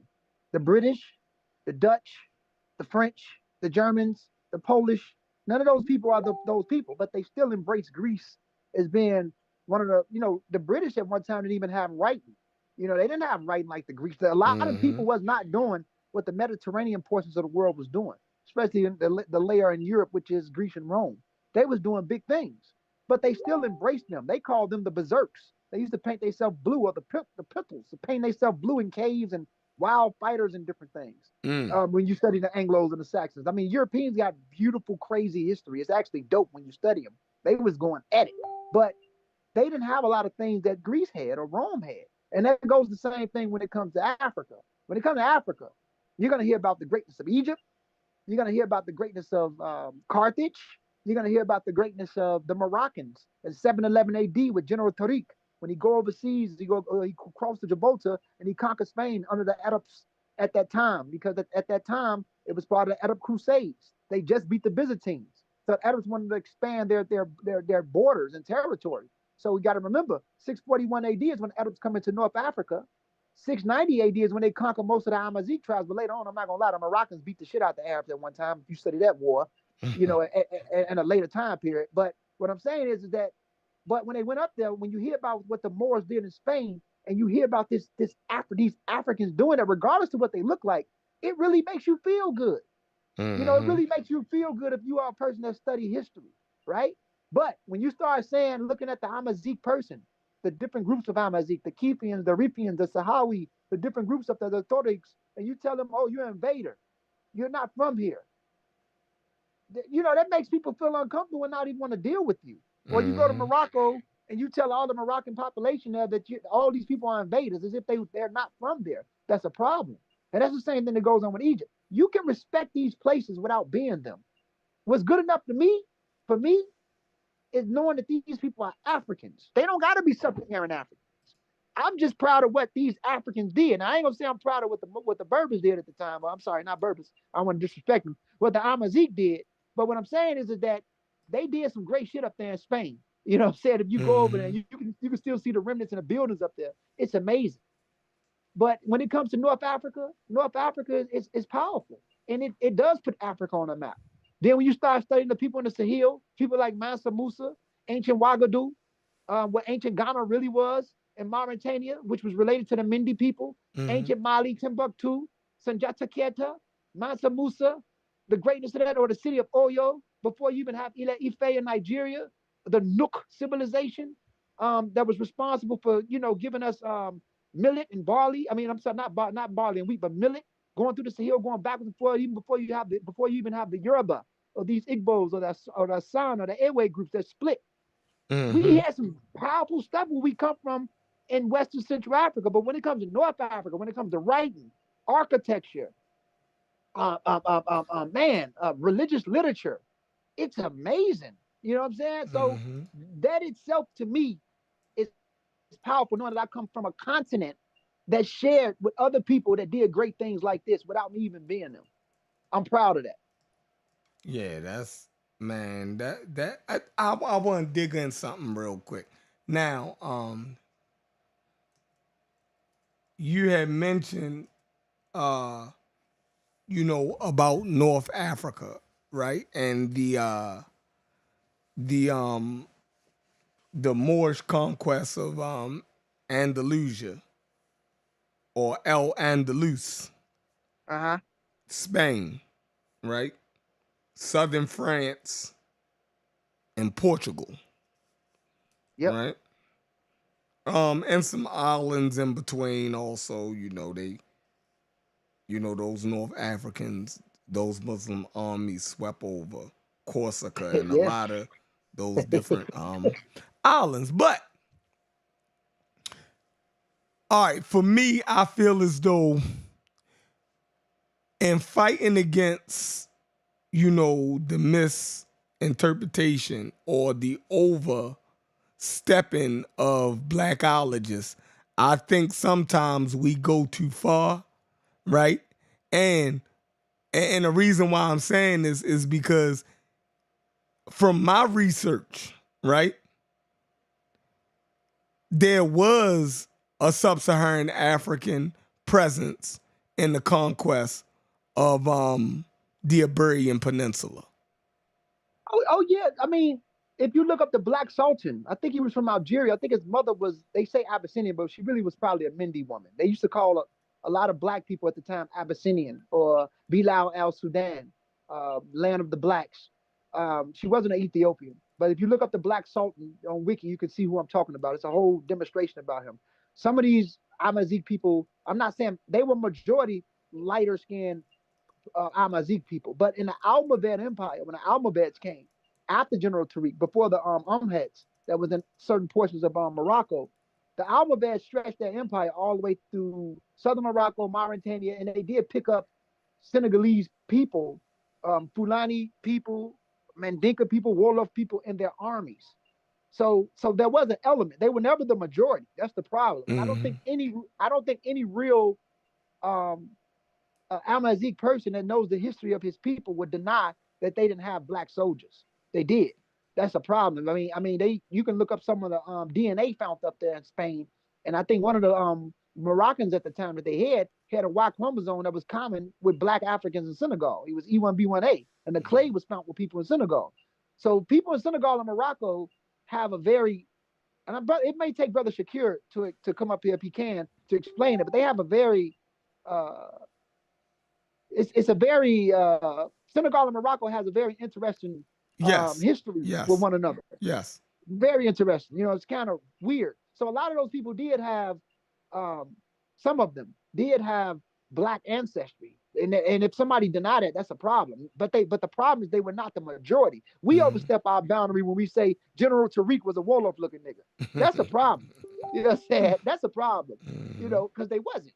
But when it comes to the Almoravids, absolutely, they had black people in their army. They used them as soldiers. Mm-hmm. So I mean, I think we go too far when sometimes when we're acting like that presence, you know, wasn't there because any history that you read, for the most part, talk about, that presence, right? Because the Islamic Empire, was vast and diverse. You dig what I'm saying? Islam wouldn't have spread as far as it did if it didn't use the diversity um, of its inheritance, right? So that needs to be emphasized a little bit more because if it doesn't, then we run the risk of denying our people history and participating with the rest of the world, right? It's almost like people want to act like Africans, particularly us, had nothing to do with the rest of the world, while everybody else was getting civilization on. We was just somewhere, locked away from everybody else and, didn't participate. And that's not true. So I think we need to do a better job and disseminating that, because we definitely was counted, in the Islamic Empire, and we participated in a Oh lot of yeah. the, in a lot of Islamic history. You dig And what I'm saying? you know what's crazy though? I know you're not Muslim, but I know your family's Muslim, brother Mhm. Chef, and people don't know. Arabs wasn't. Yes, they were responsible for the trans-Saharan slave trade, but Arabs just didn't enslave Black Africans. They enslaved Mongoloids. They enslaved people in the Lesser Caucasus. They enslaved anybody. They didn't care. You have people in Saudi Arabia now that have sub-Saharan African ancestry, and they are in some elite families. So to Mhm. make the Arab world anti-Black is problematic, because I don't think the Arab mind is like that. Even the Sultan, he wasn't from Algeria, he was from I think Morocco. His name was Abu al Hassan Ali Ibn, and he was partly Black African, and his father was Amazic. So Africans did play a major role in Islam. I mean, I'm not even just talking about the North Africans who are non-black. I'm talking about the Black African South. When you start to see us form Timbuktu, the history in Timbuktu, the literature in Timbuktu, Songhai Empire, the Hausa Empire, certain things that they did, Queen Amina, and looking at what we did as Black Africans in Islam, Mhm. even the Black Africans in Sudan, they had their own Imam Mahdi that came when they was fighting against, I think, the British at one time. They created their own narrative, even though that's not part of Islamic literature. But I'm just Mhm. saying they created their own narrative. So Black Africans, and even in the diaspora, and outside, even though the Nation of Islam, our history is here, and the Nation of Islam is not classified as real Islam. But when we get people like Malcolm El Hajj, Malik Shabazz, Malcolm X, he's one of the greatest speakers that we ever had as African Americans. And a lot of the African slaves were Black Muslims. If you look up Fula Americans, you know how many Fulani African Americans came here that was Fulani descent? Look up Fula Americans. You had Mandinka people that was Muslims that came here. So Africans, Mhm. Islam always played a role in African history. I'm talking about the Black portion of African Yeah, history, definitely. whether we like it or not. But Whether we like it or not, because we get so blickety black that we don't acknowledge Africa for what it really is, right?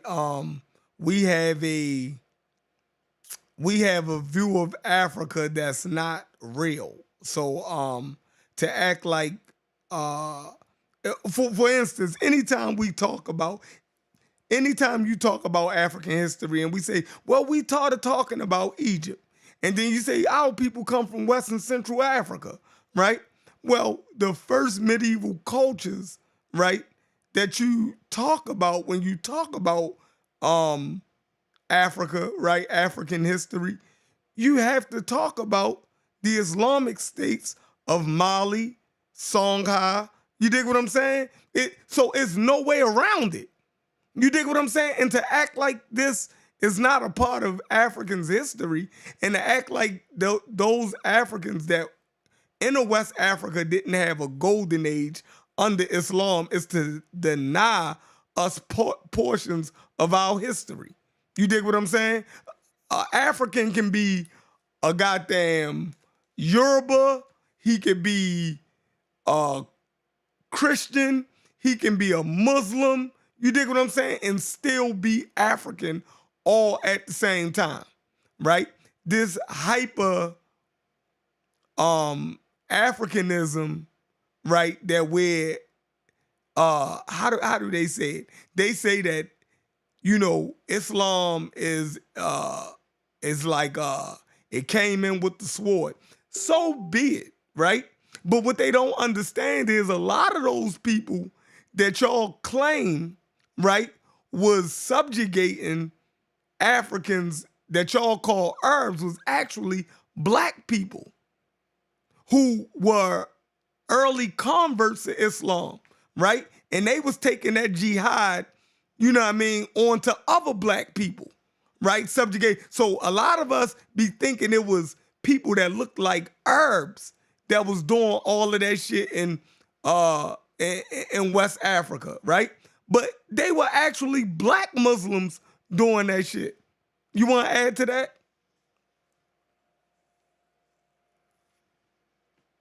hey, Chef, I missed it. What you say? God damn. What happened? What happened?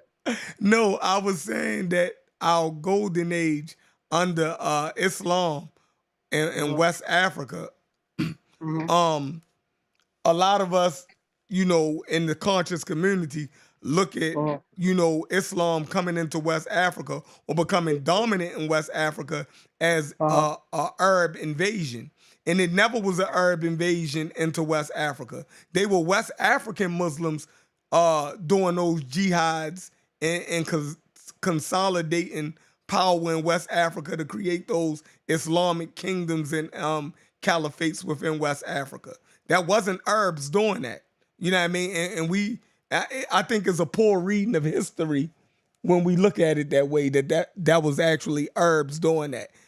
From my understanding of history, they were African Muslims that was consolidating power amongst the different states and creating those empires in West Africa.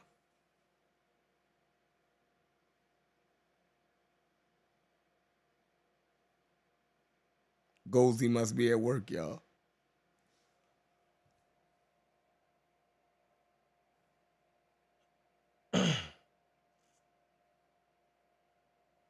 But yeah, where I'm at. So are y'all enjoying? All right, so we got. Chef. My fault, Chef. I'm sorry, man. I missed what you. Yeah, what you said about the golden age of Islam. We definitely did a lot of things. I always wanted to address this. What? I don't know. I don't know what's good, what's wrong with this Boricua guy. Kinetic science, bro. You don't know me. You don't know what type of degree I got. I find it very funny that all you have to say is about my religion. I'm a convert. I don't know what's wrong with you niggas. You an atheist. You're not even. I mean, it don't matter. I don't know what. I don't know what's wrong with you. You're a Boricua man. You said on one post that you wasn't black. I don't know why you're involved with people lying about Egypt, saying that it's black people. This ain't even your argument. And you're insulting me. 1 minute you're saying you like what I say. I've seen you plenty of times. You're telling people you don't know my education. None of you niggas know my education. I don't know what's wrong with y'all. Y'all come out very jealous, very mad and angry. It's not that serious. And I mean, the insults is ridiculous. I don't even know this dude. I just know you're a Puerto Rican dude. That's all I know about you. You say you're a Puerto Rican and you're non-black, but you get mad because I don't support Black Egypt. The niggas wasn't black. This ain't even your argument. You're a whole Puerto Rican. You more closer to a fucking Egyptian with your Mediterranean blood that come from Spain than a goddamn nigga from Niger Congo zones. So what the hell you mad for?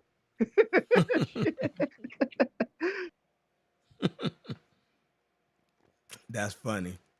Classic Shabazz, hit the link. Classic Shabazz said he want to speak on it. Oh, so Ngozi, I was speaking on how in West Africa, in this community, we're taught that that the Arabs invaded West Africa and, brought Islam with the sword. And I was saying how most of the people that was consolidating that information, consolidating those states to create those empires was actually Black Africans who picked up Islam very early on. That wasn't Arabs doing that. That was a Black power vacuum that happened under Islam. You dig what I'm saying? It wasn't Arabs that was doing that. Go ahead and go. Arabs came in and conquered the Amazigh. Matter of fact, it was a queen. Some of the Amazigh people were practicing Judaism before Islam came, and they had their own indigenous systems. I think one of the gods they used to venerate was something like Amun or something like that. Very similar. That was just one, but the Amazigh had different clans too. But when they came in, they beat those people in the north. Africans in the Sahel, like the Mandinka that was lingering around, and the Fulani, they picked up the elite groups or the ones in ruling class picked up on Islam later. So the whole thing is that when the Arabs come in 641 AD, they sweep through Egypt, then they conquer the rest of North Africa in 690 AD. Around in the 800s or 900s, when you find people in the Sahel who get involved with the markets. Now remember, the Amazigh in the north and the sub-Saharan Black Africans had salt and gold trades. We had gold, they had salt and spices. We already had a trade amongst them anyway, especially with the Black Africans in the Sahel. So we were trading amongst each other. So these elite class Black Africans picked up Islam on their own. Now, a lot of the Islamic jihads came from Fulani people and elite Mandinka people because Mansa Musa owned a lot of Black slaves. That was part of, so what I'm saying is that it wasn't a race thing. Arabs did not come in and force the black Africans from where we're from to Right. be Muslims. It was our own that was Mm-hmm. causing a lot of Islamic jihads on other black Africans, not That's a Arabs. fact. Now, That's a fact. now when now when the Arabs came in, the Beni Hassan and the different groups of caliphs that was coming through Yemen at that time, in different portions, they was going back and forth with the North Africans, and that's why I say the Moroccans actually lost one of the most. And I mean, Moroccans got beat a few times down, but the Moroccans turned around and spanked their ass the last round after the Moors. But Morocco was the major base or capital for Islam within Africa at one time. A lot of the Sufi orders come from up there, and in Algeria. People don't know about that. They got a great book called the Book of Sons.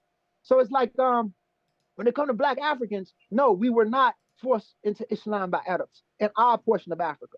I don't know about Tanzania, the population that was taken from Tanzania and Zanzibar and the trans-Saharan slave trade. That's something totally different. The group that was taken into Baghdad and Iran, where you get the great scientist Al Jahiz from, who descend from those people. But That the portion of Africa, that's what you call the God that the Swahili coast. the Those Swahili people, coast, yeah, right? yeah. That was a Yeah, he talking mixture. about Zanzibar, Yeah, bro. Yeah, Zanzibar.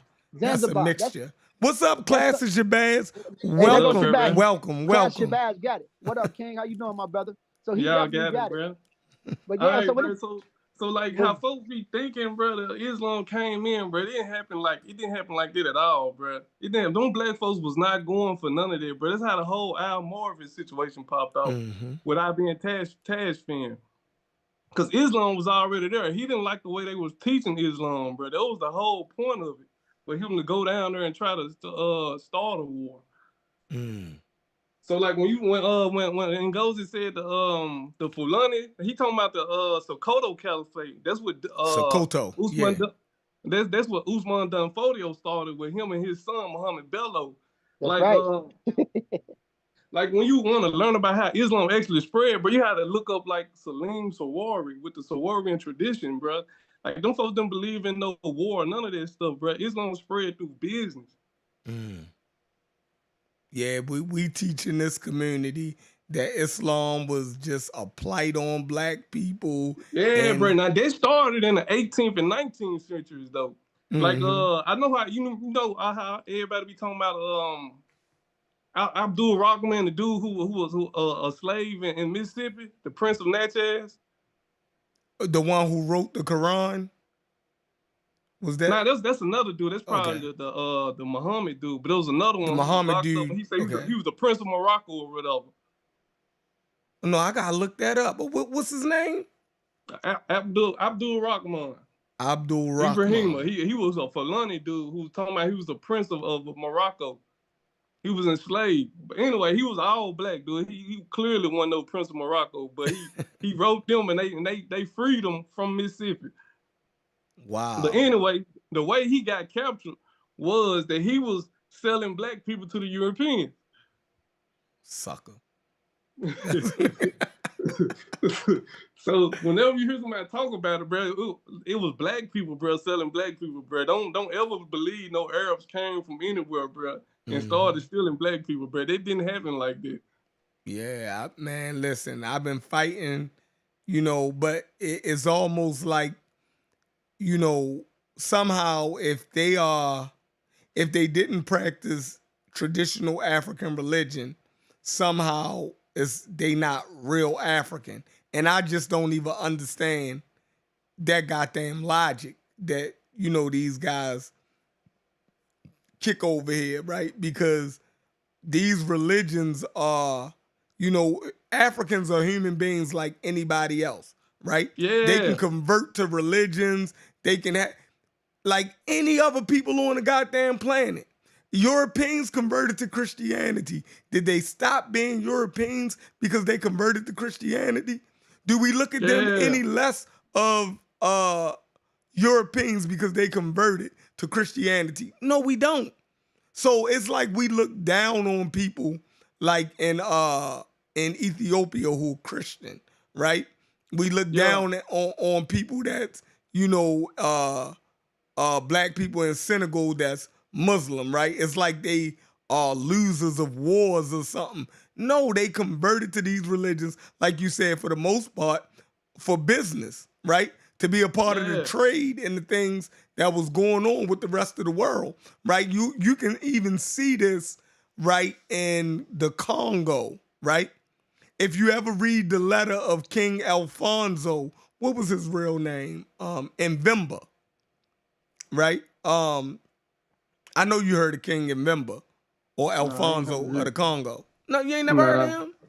nah, bro. Oh, so he was one of the kings that preceded Nzinga, right?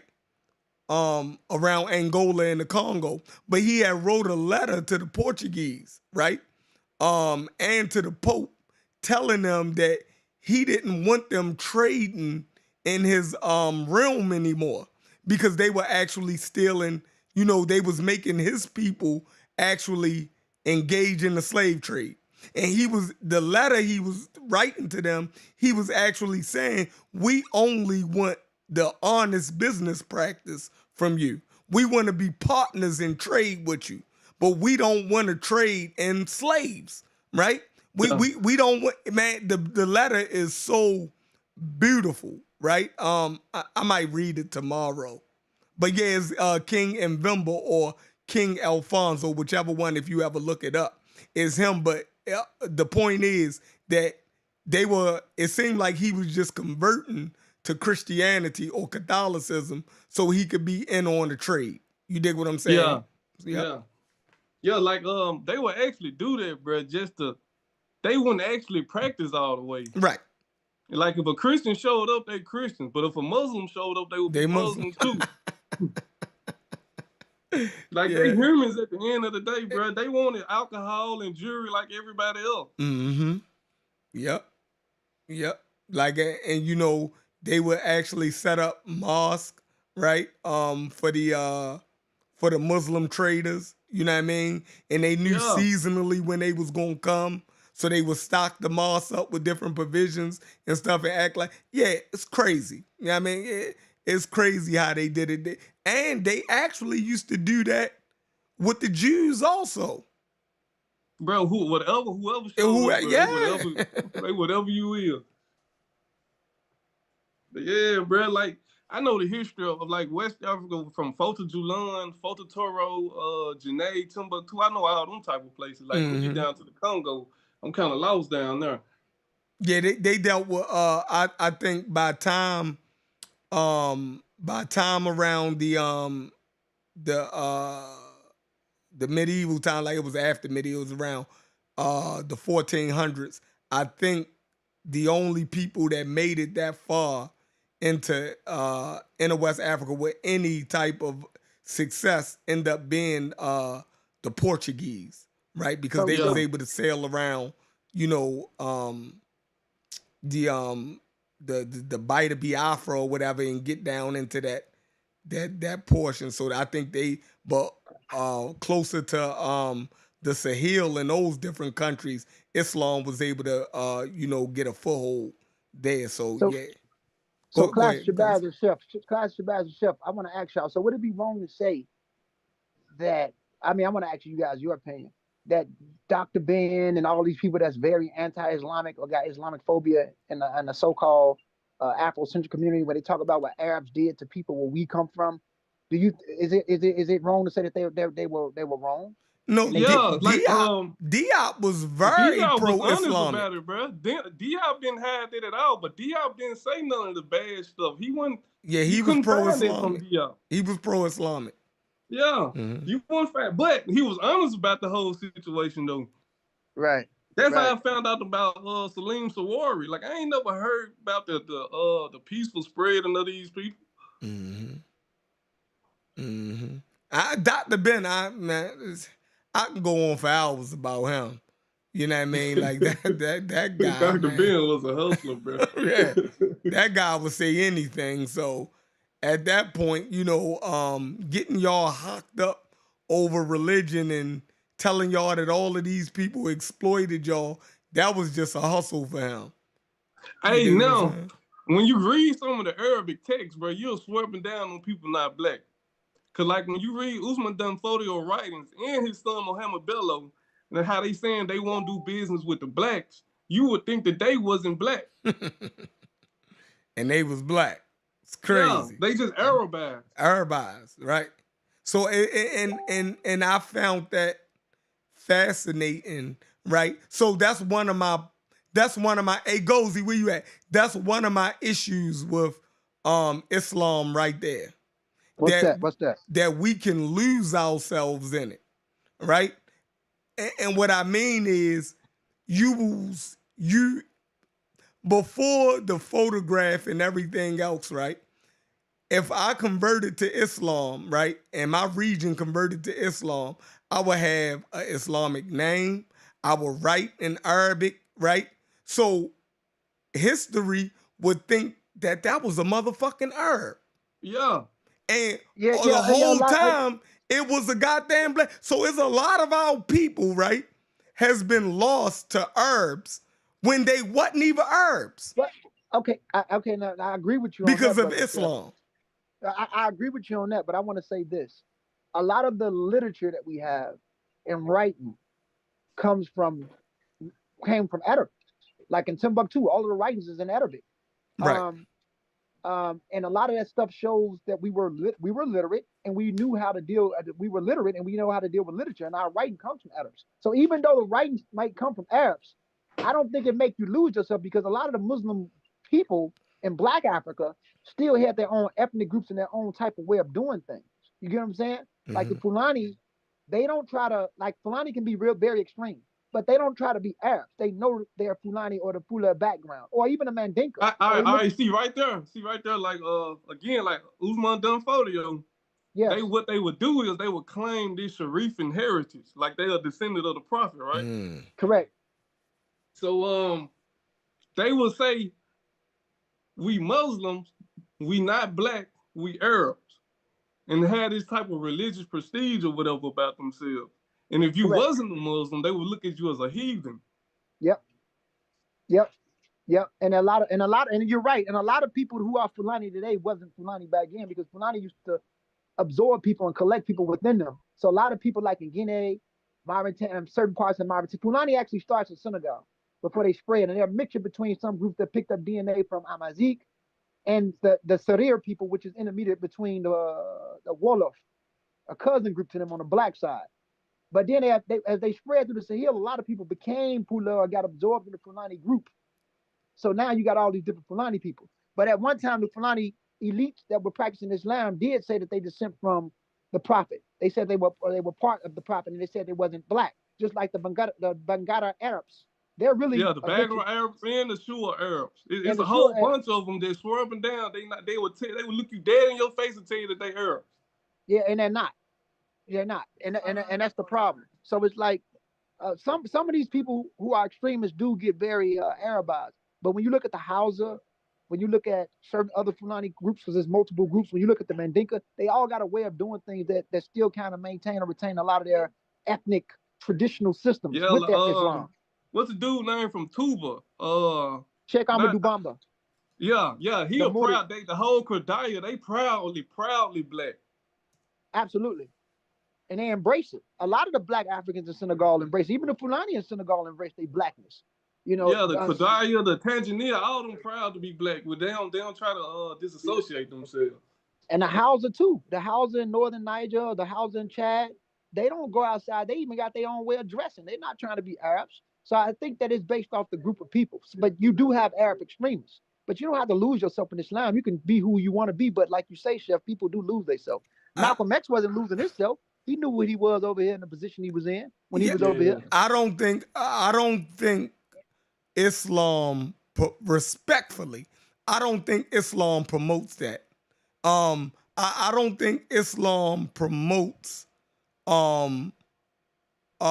people to keep their cultural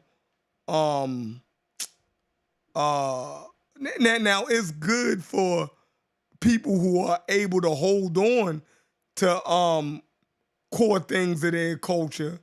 You dig what I'm saying? But I don't think that Islam is very hospitable to cultures that's not Islamic once you convert.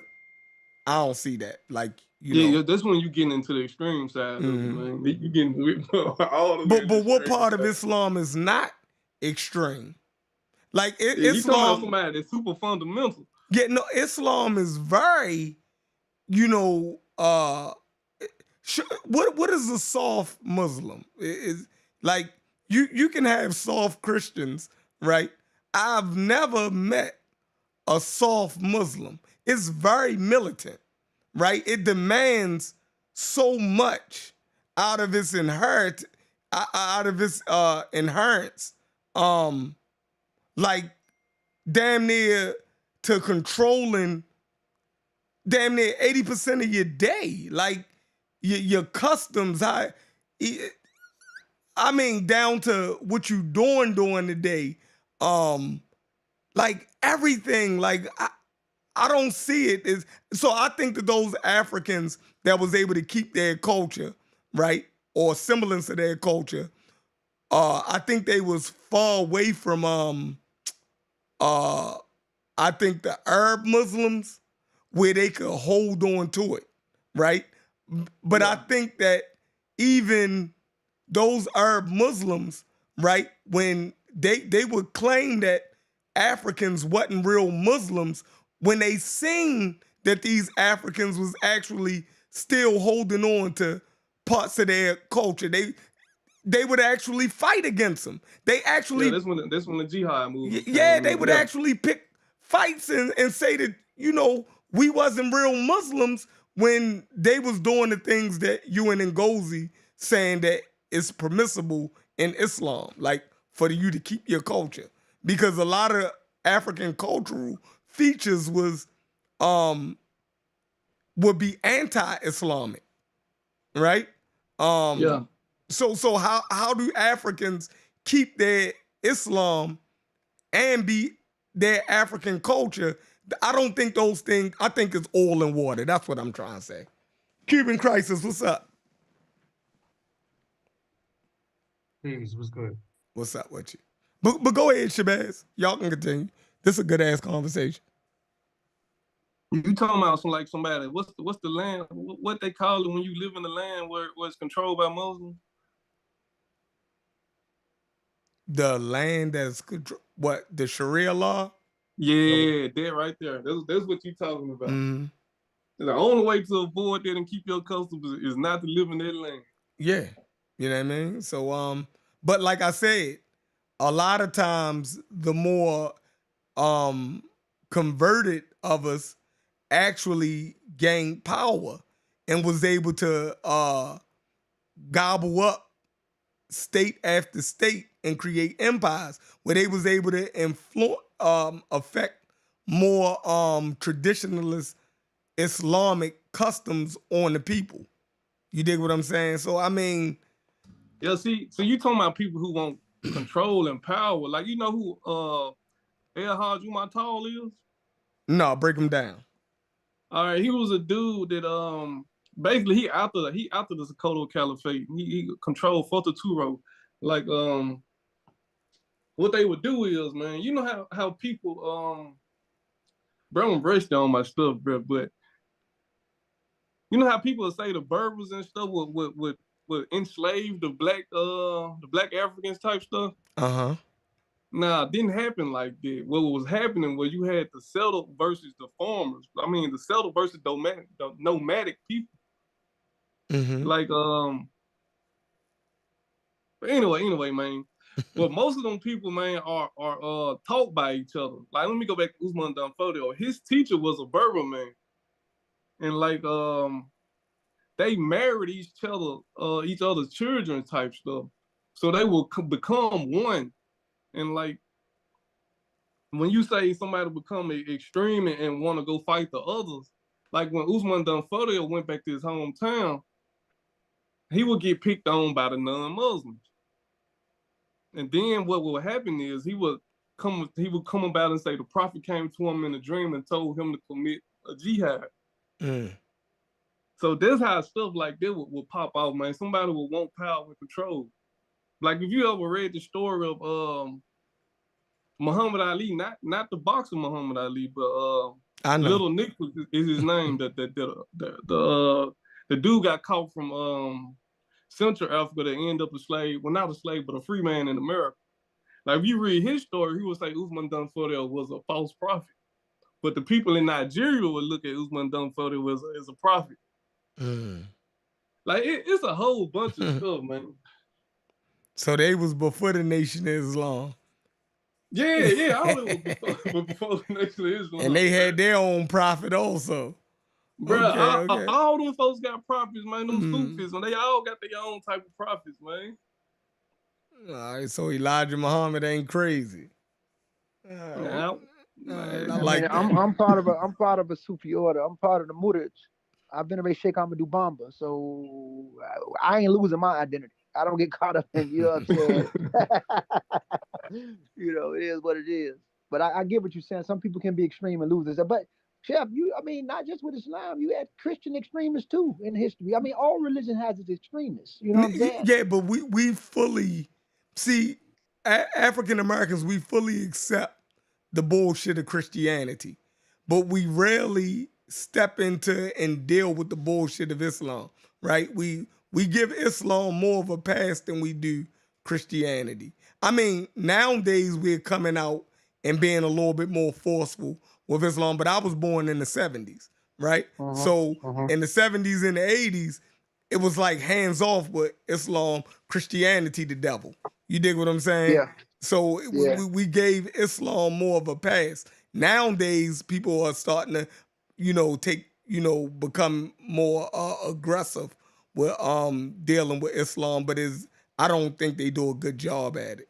You know what I mean? So yeah, I think that, whatever system that as long as you use it within reason, because all religion has extreme. It's going to get extreme. If you become a Christian and get deep into it, you become an extremist. If you get involved with Islam and get deeper into it, you could become an extremist. You also see it with the Hindus in India. The shit they do that's extreme.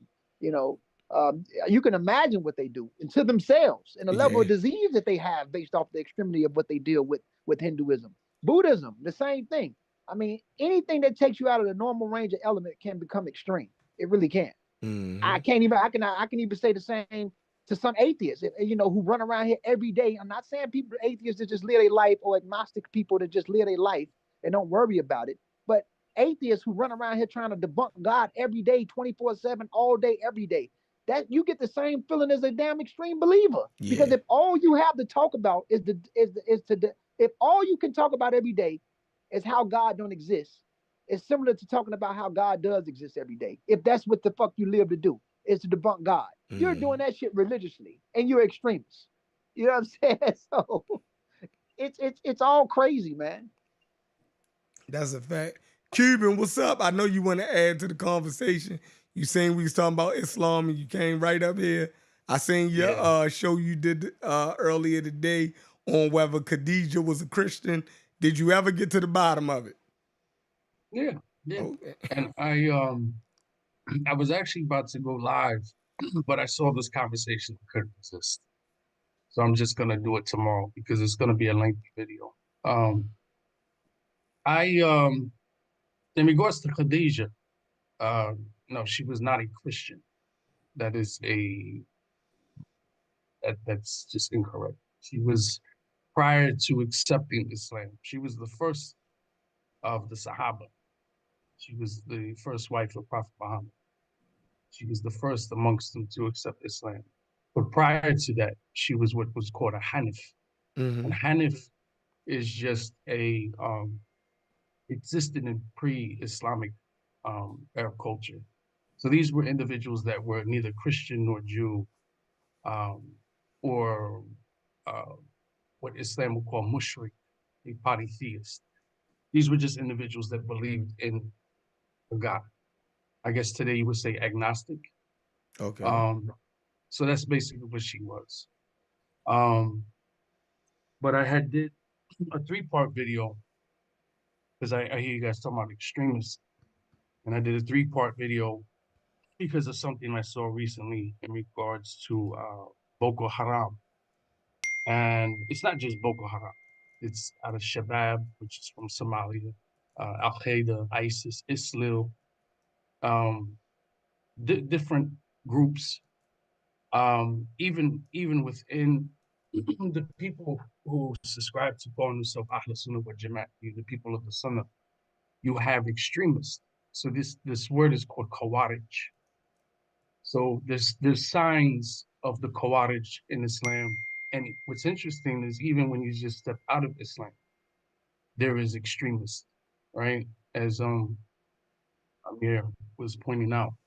So one of the signs in the religion of Islam of people subscribing to it that are Khawarij extremists are individuals who say, and listen to this, I don't have to listen to nobody of academia.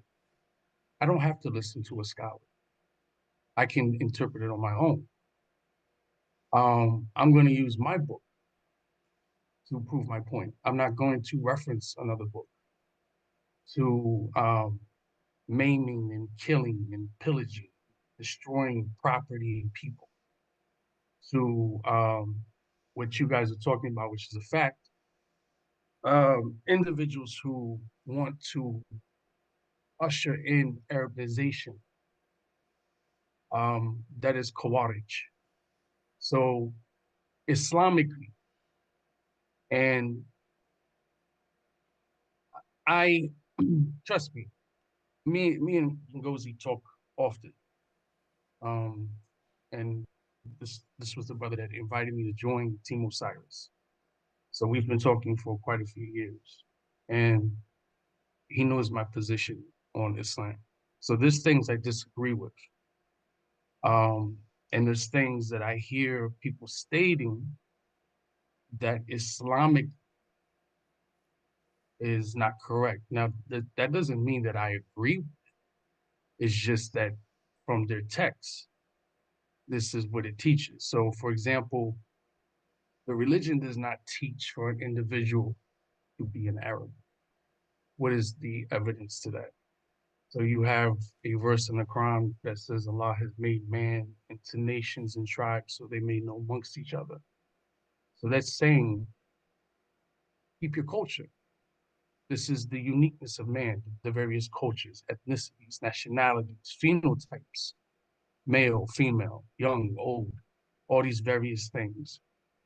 The only time Islamically someone is to reject anything of their culture is when it is in conflict of the religion. So, for example, khanzir, swine, pork. The Quran says that this is haram. So, I'll use me as an example. In Cuban culture, a lot of the food is pork. So, if someone accepted Islam, that's something that they would have to abstain from. Or khamr, intoxicants, something you had to abstain from. But further proof is in the hadiths of the dress of a man. Doesn't say you have to wear thobe. It says as long as you're not wearing tight, fit clothing, as long as your awri is protected, and that's basically from the navel to the knees. As long as you're not wearing an image of a person or an animal on your clothing. Your clothing is not dirty. It's not presentable. It smells. Um, as far as people dressing in thobes and wearing kufis and all that type of thing, that's just their personal decision to do that. The beard, for example. Now, the beard is what they call wajib. It's obligatory. Now, if a man can't grow a beard, he can't grow a beard. But it speaks of it to grow the beard and trim the mustache. One of the reasons when it specifies trimming the mustache is to be the opposite of the Yahud, of the Jew. That was one of the reasons, because that in the time of Prophet Muhammad, to have a distinguished appearance. But the appearance is sunnah. It's important, but the appearance, somebody could wear a thobe, they could have a large beard, they could have their pants up to above their ankles. You see a lot of people do that. You could have all that, but that doesn't make you a Muslim. And that's within anything. It's not the cosmetics, it's your character. So the extremism is in every facet of life. of any ideology or theology or anything. Hey, Cuban, Yeah, I hate to cut your. I don't want to cut your wisdom, but a real Muslim is based off the piousness of his heart. It doesn't matter what color you are. It's not a race or creed thing in no, Islam. I want to ask you, yeah, can we say based off us understanding this Islamic history, Islam belongs to the African just as much as it does to the Arab? Because wasn't it a black African that called out the Adhan first? yeah. What would you say It was about that? Bilal that called the Adhan. So if it was Bilal that called out the Adhan first, what we're doing universally is mimicking a black man that dealt with Islam.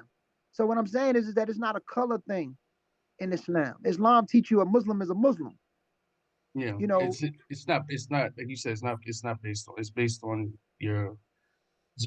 your deeds, it's based on your character, it's based on your righteousness, it's based on your worship, it's based on those things. Bilal was Bilal a slave?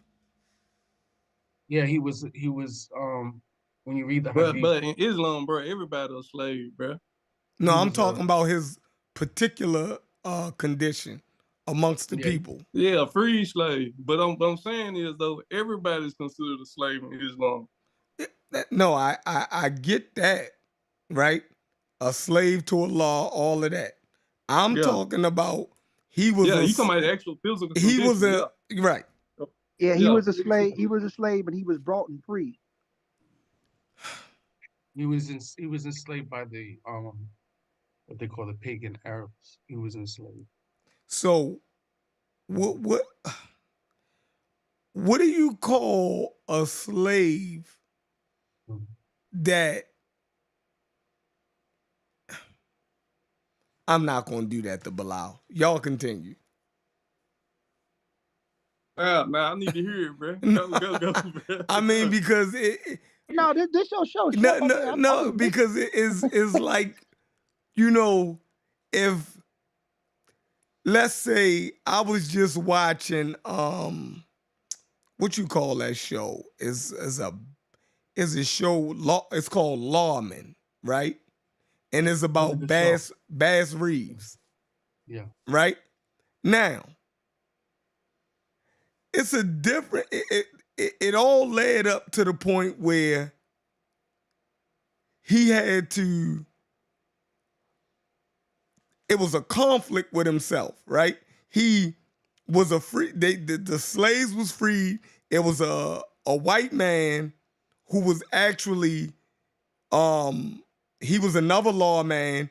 He was capturing black people and putting them back in slavery, right? And on his plantation, right? So Bass was in conflict with himself because it's almost like, yo, do I follow the law or I know what it feel like to be a slave? Do I help these black people? You dig what I'm saying? And then even in the beginning, well, we don't know how much of this is true, right? And how much of it is actual TV. So don't act like I'm saying this is the actual history. I know this TV, they got to make it dramatical, right? But they actually had him fighting for the Confederacy. Y'all remember that? As a slave, if anybody watched the TV show Lawman, when it starts out, Bass Reeves is actually a slave to one of the high-ranking goddamn Confederate soldiers. And he actually went into war and he fought beside his slave master, right, against the Union. You dig what I'm saying? So for, He, huh? now I get. I don't want to cut your wisdom. I'm trying to get what you said. So Okay. I so used to, Bilal, so Bilal, because he was freed, right? So do we not look at slavery amongst the Arabs? Do we look at that as something as different? Well, Like well, like slave. Well, when Bilal mhm. was a slave, he was enslaved by the pagan Arabs before the Prophet peace be upon him seen him or dealt with him or before he got him and freed him. And when he freed him, he was free when he called out. I mean, way later when he called out the Adon. He wasn't a slave when he called out the Adon. He was the first. I think the prophet, peace be upon him, said, yeah, even though his hair is as dry as grapes, Allah subhanahu wa ta'ala, his footsteps in heaven before me.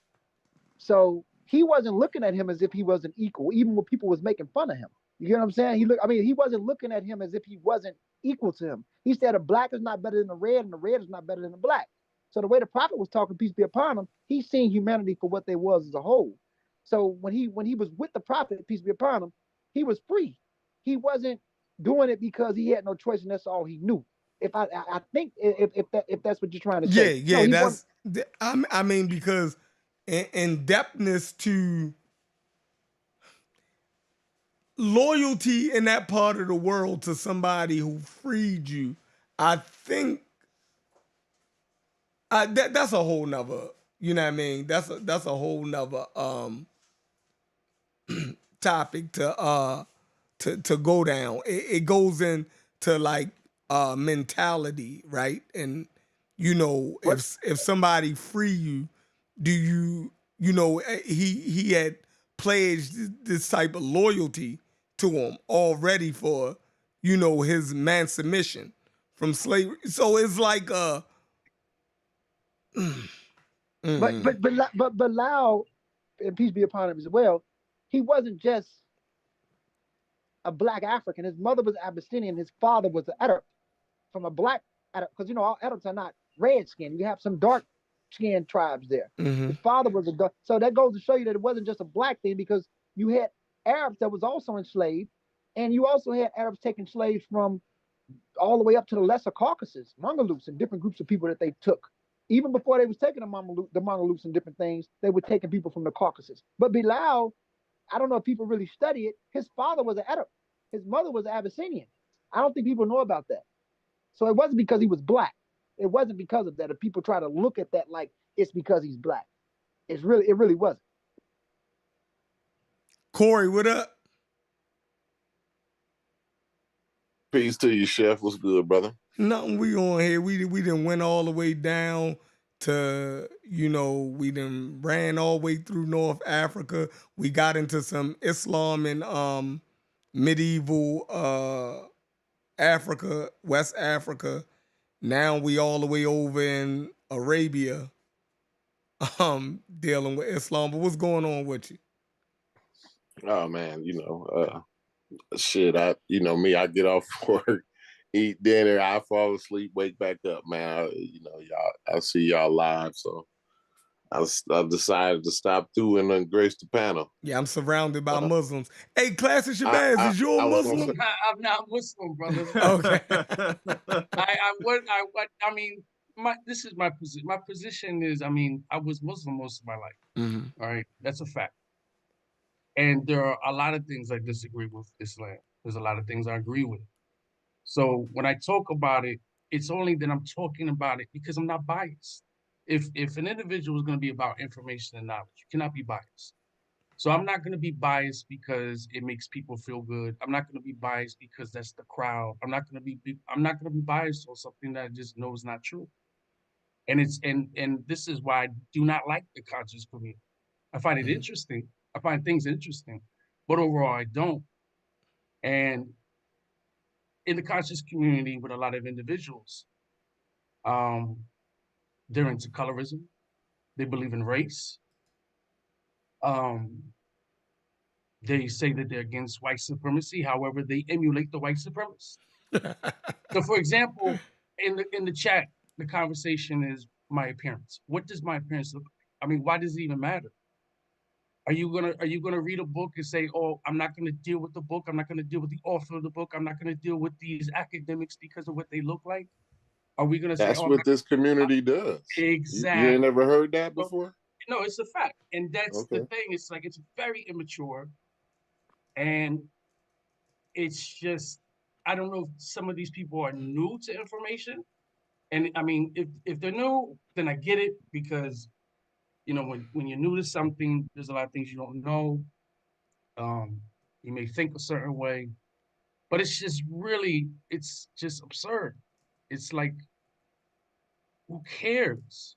Are you gonna say, oh, I'm not going to drive my car. I'm not going to believe in my car because it was manufactured in Mexico, but it's from a Japanese company. It has to be from this particular ethnic group that looks a particular way.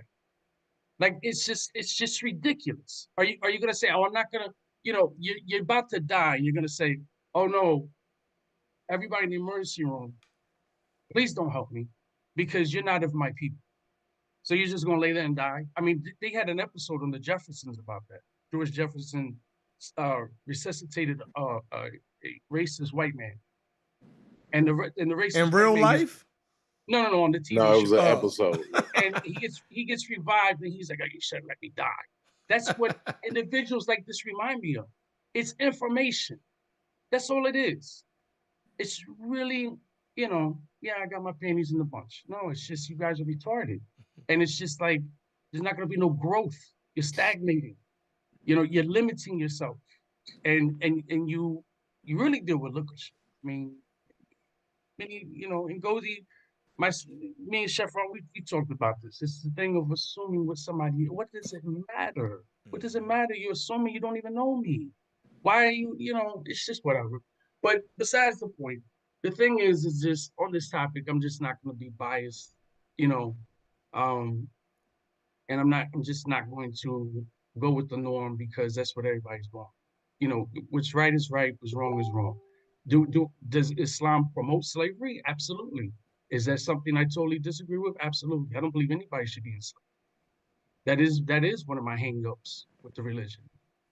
Regardless, I never seen. I don't know any group of people. I don't know. I don't know of any. Let's say per se, ethnic group or population who didn't participate. Now I'm saying there may be, but me personally, I don't know of any that didn't partake in either indirectly or directly in enslaving others or within themselves. The Aboriginals of Australia, bro, them the only people on the planet. Absolutely. Yeah, you know what? And that makes all the sense in the world. I would probably, and even maybe and it might be a period of time we just don't know about it yet. But the pygmy or whatever, the Adam and Eve's Island motherfuckers out there. Yeah, I know what you're talking about. Yeah, yeah. yeah. They we don't have it documented, but we just don't know. Maybe they did. You know what I'm saying? So I mean, they ain't been isolated for the whole time. You know what I'm saying? I'm sure they had some Like we don't know what they got going on. right. They had some interactions with other people. I think they still do have some interactions with some groups that goes back quite a ways. You know what I'm saying? I can't think of the name of the other groups, but yeah, they said they do interact with some other groups. But yeah, like slavery is just a human thing, not like a human thing that's positive, but it's just something that we do. Human beings ain't perfect, benevolent beings, right? We go through trial and error. We trying to make it to the next day. We trying to get our genes to the next generation. All that kind of good stuff. So I don't. As a matter of fact, Islam brought us quite a bit of things that we use today. I think Islam did have a lot of positive effects throughout its history. But once the movement doesn't evolve anymore, because see, Islam began in a point where it was okay to move forward, to progress, and I guess it found itself in a period where progression wasn't so popular, right? Mm-hmm. And then we kind of stayed there. That's what it seems like it's kind of the train kind of stopped right there. But I don't want to go ahead. I want somebody else can go in. I don't know much about Islam. I know No, you very, very little. definitely did on about how it, at first you could be looked at as a catalyst, right, for change in the world. And then you turn around centuries later and you become the impediment for change. Mhm. Like it happens. You feel me? Like first starting out, you're gobbling up information. You're promoting, education. Getting all of the books and everything, because you're expanding, you're coming out of your cocoon. But then after you become so powerful, you then become a blockage for knowledge for your people. It's crazy how that happened. Yeah, In Islam.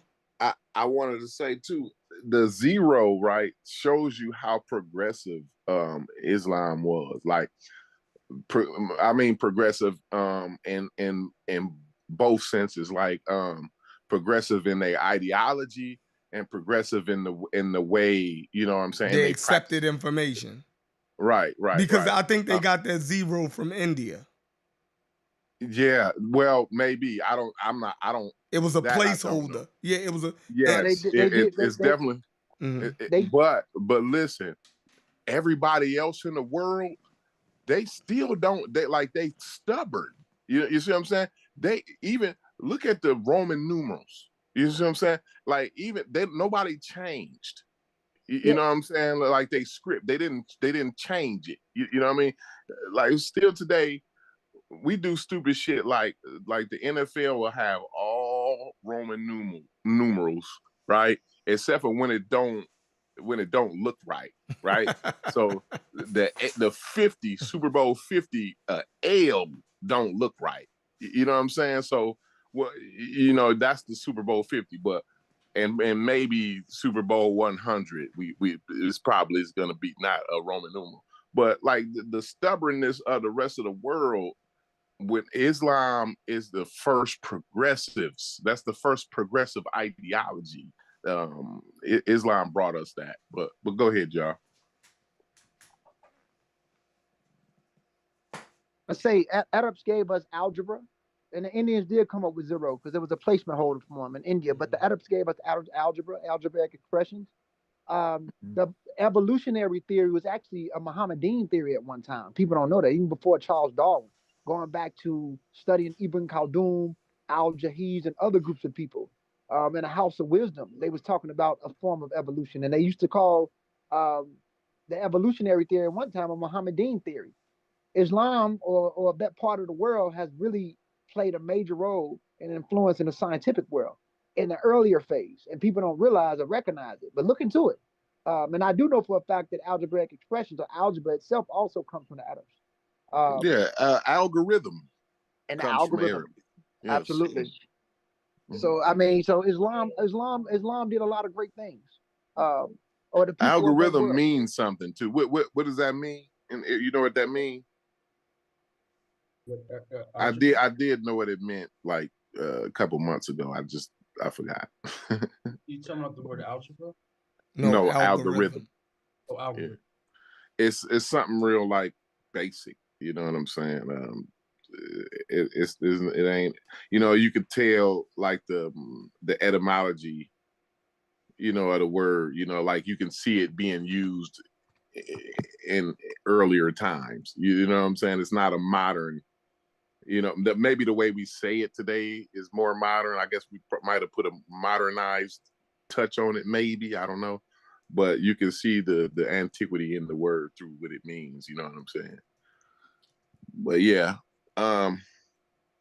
that's pretty interesting. You know what I'm saying? Because this is a lot of I learned a lot of this not too long ago about Islam. So I thought that was pretty interesting. Now for me, things like like when you mentioned, the mathematics. All right, so you'll mention things like algebra. You mentioned the zero, and I could quickly tell you that they adopted that zero from the Indians, right? From and then when you start talking about algebra, right? Those early Arabs that moved out into the Persian dominated territories and then into North Africa, they were dealing with people that had a substratum of what you call old Greek culture. I said Greek culture. So a lot of those things that, in algebra, it became the name algebra was actually Arabic. And it comes to us now down through history from the Arabs translating these things. Like Amir just mentioned the House of Wisdom, the Ba al Yeah, them Hikmah. Christians used to lock it up, bruh. Exactly. The Greeks, what the Arabs did was they rediscovered a lot of Greek classics, right? Mm-hmm. And they translated it into Arabic, right? And then it got redisseminated to the world through Arabs. Arabs preserved a lot, you know what I mean, of the substratum of the ancient world and translated that stuff into Arabic, you know what I mean? And that's how a lot of that stuff come down to us. You dig what I'm saying? Right. So when we talk about like algebra and algorithm, right, and we say, well, those are Arabic words, not meaning the practic the practitioners originated as Arabics. You see what I'm saying? Like that. They was rediscoverers a lot of information that the church had basically locked up Cut from the off. rest of the world. Yeah. Right. You dig what I'm saying? Right. So Yeah. they opened Well, up see education. what they the church figured it out faster, obviously, than Islam. Like, bro, like you keep educating niggas, they not gonna go for your shit. You know Right. what I'm saying? I mean, if it wasn't for the Arabs though, because they were really the custodians of Greek information. If it wasn't for the Arabs, we wouldn't know nothing about the Greeks anyway. That's a fact. They preserved a lot of it. Mhm. The Arabs gave us a lot of the Greek information, so I give them credit on that too. One of the reasons for the preservation of Greek philosophy in particular was the three original sects of of that came from Islam. Was you had the number one, the Khawarij, the Shiite, and the Mutazilites. And the Mutazilites were very much into Greek philosophy. So this is where, with the Mutazilites, they're into anthropomorphism in the sense that this thing of God is in you, or I guess you could say man is God versus the orthodoxy, the mainstream, the consensus of the scholars of Islam is just like, Allah is the creator, we're his creation, he's outside his creation. So the Mutazilites played the role of implementing Greek philosophy. Right. So they attribute like human attributes to like things and animals and such things like that. Like is that's what you're saying. Like those people are commonly doing those types of things, right? Example, Mutazilite may take the position of if it says that Allah has hands, in the Quran it speaks he has hands. Mm-hmm. He hears. Okay, yeah. You're giving it Right. that deity those human attributes. Go ahead, Brian. So the consensus and the thing is like, again, I'm not saying I agree with this. I'm not saying this position, but this is just what the authenticity of the religion teaches, is that he's unlike his creation. How he has hands, the answer will be Allahu A'lam, on his best. So if a Muslim starts speculating going into that, that puts them in a position of kufr, of disbelief, because now they're not leaving it as is. So there's certain things in the religion that you leave as is, but there's other things you can question and ask. But when it comes to, like, for example, Ayat al-Kursi in the second chapter of the Quran, it says that Allah rose above his arsh, his throne. What does his throne look like? how big is the throne? Then how big is Allah? Does the throne have cushions? Is the throne gold? You know, when it starts getting into that is when the religion teaches not to question that, just leave it as is. But you have people that will try to expound on what is called the ghaib, the unseen. And there's really no evidence to support Islamically when they start talking what they talk. So that's interesting. You said, you know, um, certain verses of the Quran would give anthropomorphic qualities um to Allah. But then if you question that, then you was wrong. Or you Yeah. inquired about that. That is schizophrenic right there. Yeah. See, I mean, that's one of the things I disagree with it because I look at it like, okay, your religion teaches that, but does it mean it's true? You know, so but Islamic, that's the case. But my position is doesn't mean it's true. Because if you believe in a God, why would God not dwell in his creation? Because if he doesn't dwell in his creation, then what are we? Puppets? He's the puppeteer, he's just pulling strings. You Yeah, know, that, um, you see the pronouns he, him, us, we, are. In the language, it's royalty. It doesn't it now this is true. In the language, it doesn't mean that it's referring to him as a male in the sense of what we know as a male or a male mammal or a male marsupial. Um, it's like if you person really loves the car, that's my baby. Or you'll see a boat and on the boat, it may have the name Charlene. Or you could look at Spanish. If you say Monday, the word is Luna. The A, the suffix at the end denotes that it's feminine. Is Monday really feminine? Would it be, if it was Luna, would it really be a male? Does it have genitals? Does it have internal genitals? It's just a thing of language. So there's some people who will get caught up in that and then try to say, man is God. And a case in point is if you read Message to the Black Man, or you read Theology of Time, or you read The Student Enrollment, question number 1. that's some Or Nation Islam shit, right? yeah, so Okay.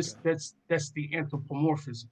You know, that's like when Wesley Muhammad wrote a book some years ago called The Book of God.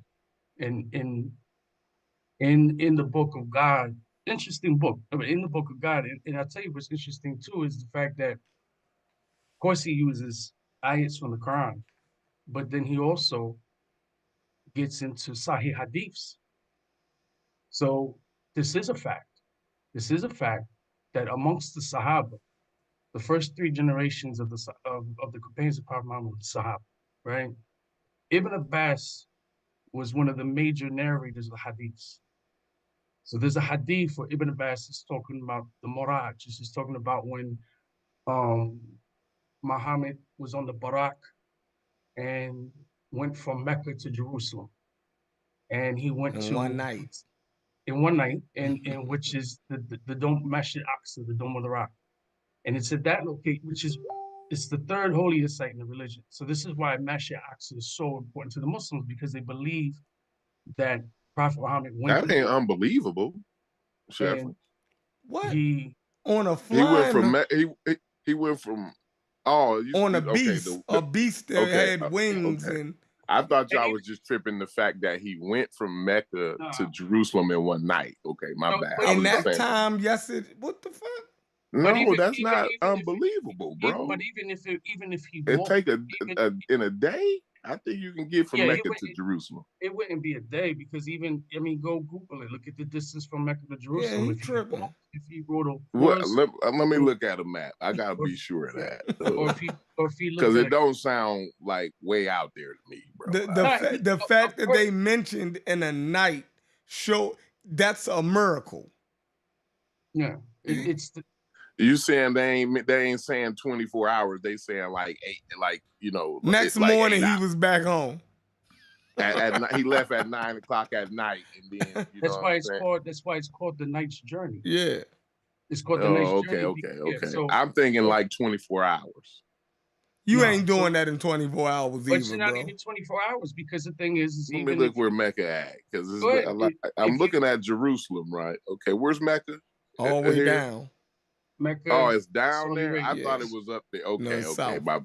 Yeah, well, yeah, y'all right there. Y'all right. My bad. My bad. So they hold value to this place because they believe that that's where he ascended into Jannah. This is where it talks about hearing the footsteps of Belial. This is where it's talking about he not only made salat or prayer, but he led the salat with other prophets. And then this is where it talks about he descended into Jahannam, into the hellfire. So it's like a very important place for them. So anyway, in this hadith, Ibn Abbas narrates that he saw Allah. Okay.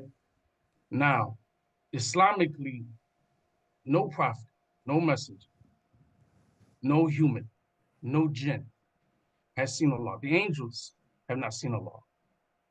So that was a controversy because then you have the narration of Aisha. So Aisha talks about this dream. The Prophet Muhammad had a dream, and in the dream there was a veil, and behind the veil was the Nur. The Nur is one of the attributes of Allah, al Nur, which means the light. So in this, she's saying that it was just a dream. So there was a discrepancy amongst them, and it stated that Ibn Abbas recanted his statements. Now the thing with this is, I've not, I've never seen the recantment. I've asked about the recantment, and all I was told was recanted, but I was never ever shown a hadith. I was never shown a tafsir. I was never shown anything. Um, so the anthropomorphism versus Allah is unseen, and that's a major um, teaching in the religion because then you're talking about the first pillar that there's no God but Allah. So okay, there's no God but Allah, but who is Allah? Where is Allah? What is Allah? Then it's a thing of Tawheed, the oneness of Allah. So in Tawheed, and that word is not it's not mentioned in the Quran. So Tawheed is just like a topic. So it's Islamically this thing of Allah, the belief in the oneness of Allah is the most important thing. It's just scholars came up with a thing called Tawheed.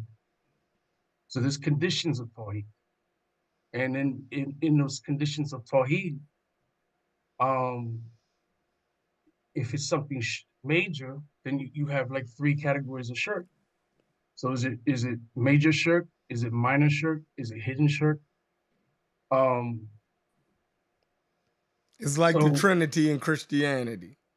It's not in the well, Bible, but you kind of get it out of the Bible mm, in a I see what loose you're saying type of because way. the word's not there, but it's there in the sense of multiple verses, Mm. multiple verses of and No, like it would be the only way Christianity makes sense biblically. Like is to try to loosely tie different things together. Out of there. That's how you make a cogent argument out of it. It's almost like Tawheed. If it's certain things in the Quran that speaks about the oneness of God, you add that right into your conception of Tawheed. So it's not like something it's not explicitly stated, but it's kinda, mhm, the overall theme of it. Kinda. Go ahead. yes, yeah. Um, so in this book, this is one of the things he pointed out was Muhammad in this book called the Book of God. So he's pointing out this, but he's also what he's doing too is he's making the correlation, the connection of showing different cultures, and with all these cultures, their God was black. So the point of it was, that first question of this, that's like their Tawheed. That's like their explanation of Allah in the Nation of Islam. That first question is still in Roman, who's the original man? Chapter 1, part 1, part 2, who's that mystery God and message to the black man? You read on the back of the final call what the Muslims believe. They believe that Allah came in the person of your master Farah Muhammad. That's anthropomorphism. So in the consensus of Islam, to say something like that is like, that's the gravest, it's the largest sentence. So a lot of this I heard, and not to just change the subject, y'all can go right back, but I'll be curious about Islam is recently. So the way I understand it, like Muhammad, right? He started down. Well, he got this dream or whatever, or vision or whatever y'all want to call it. I don't want to be disrespectful or nothing. Somewhere down like here in I don't know how to pronounce that. Is that Jeddah or whatever? Jeddah. But he ended up coming up to write it down. He ended up going to Jerusalem or something like that, didn't he?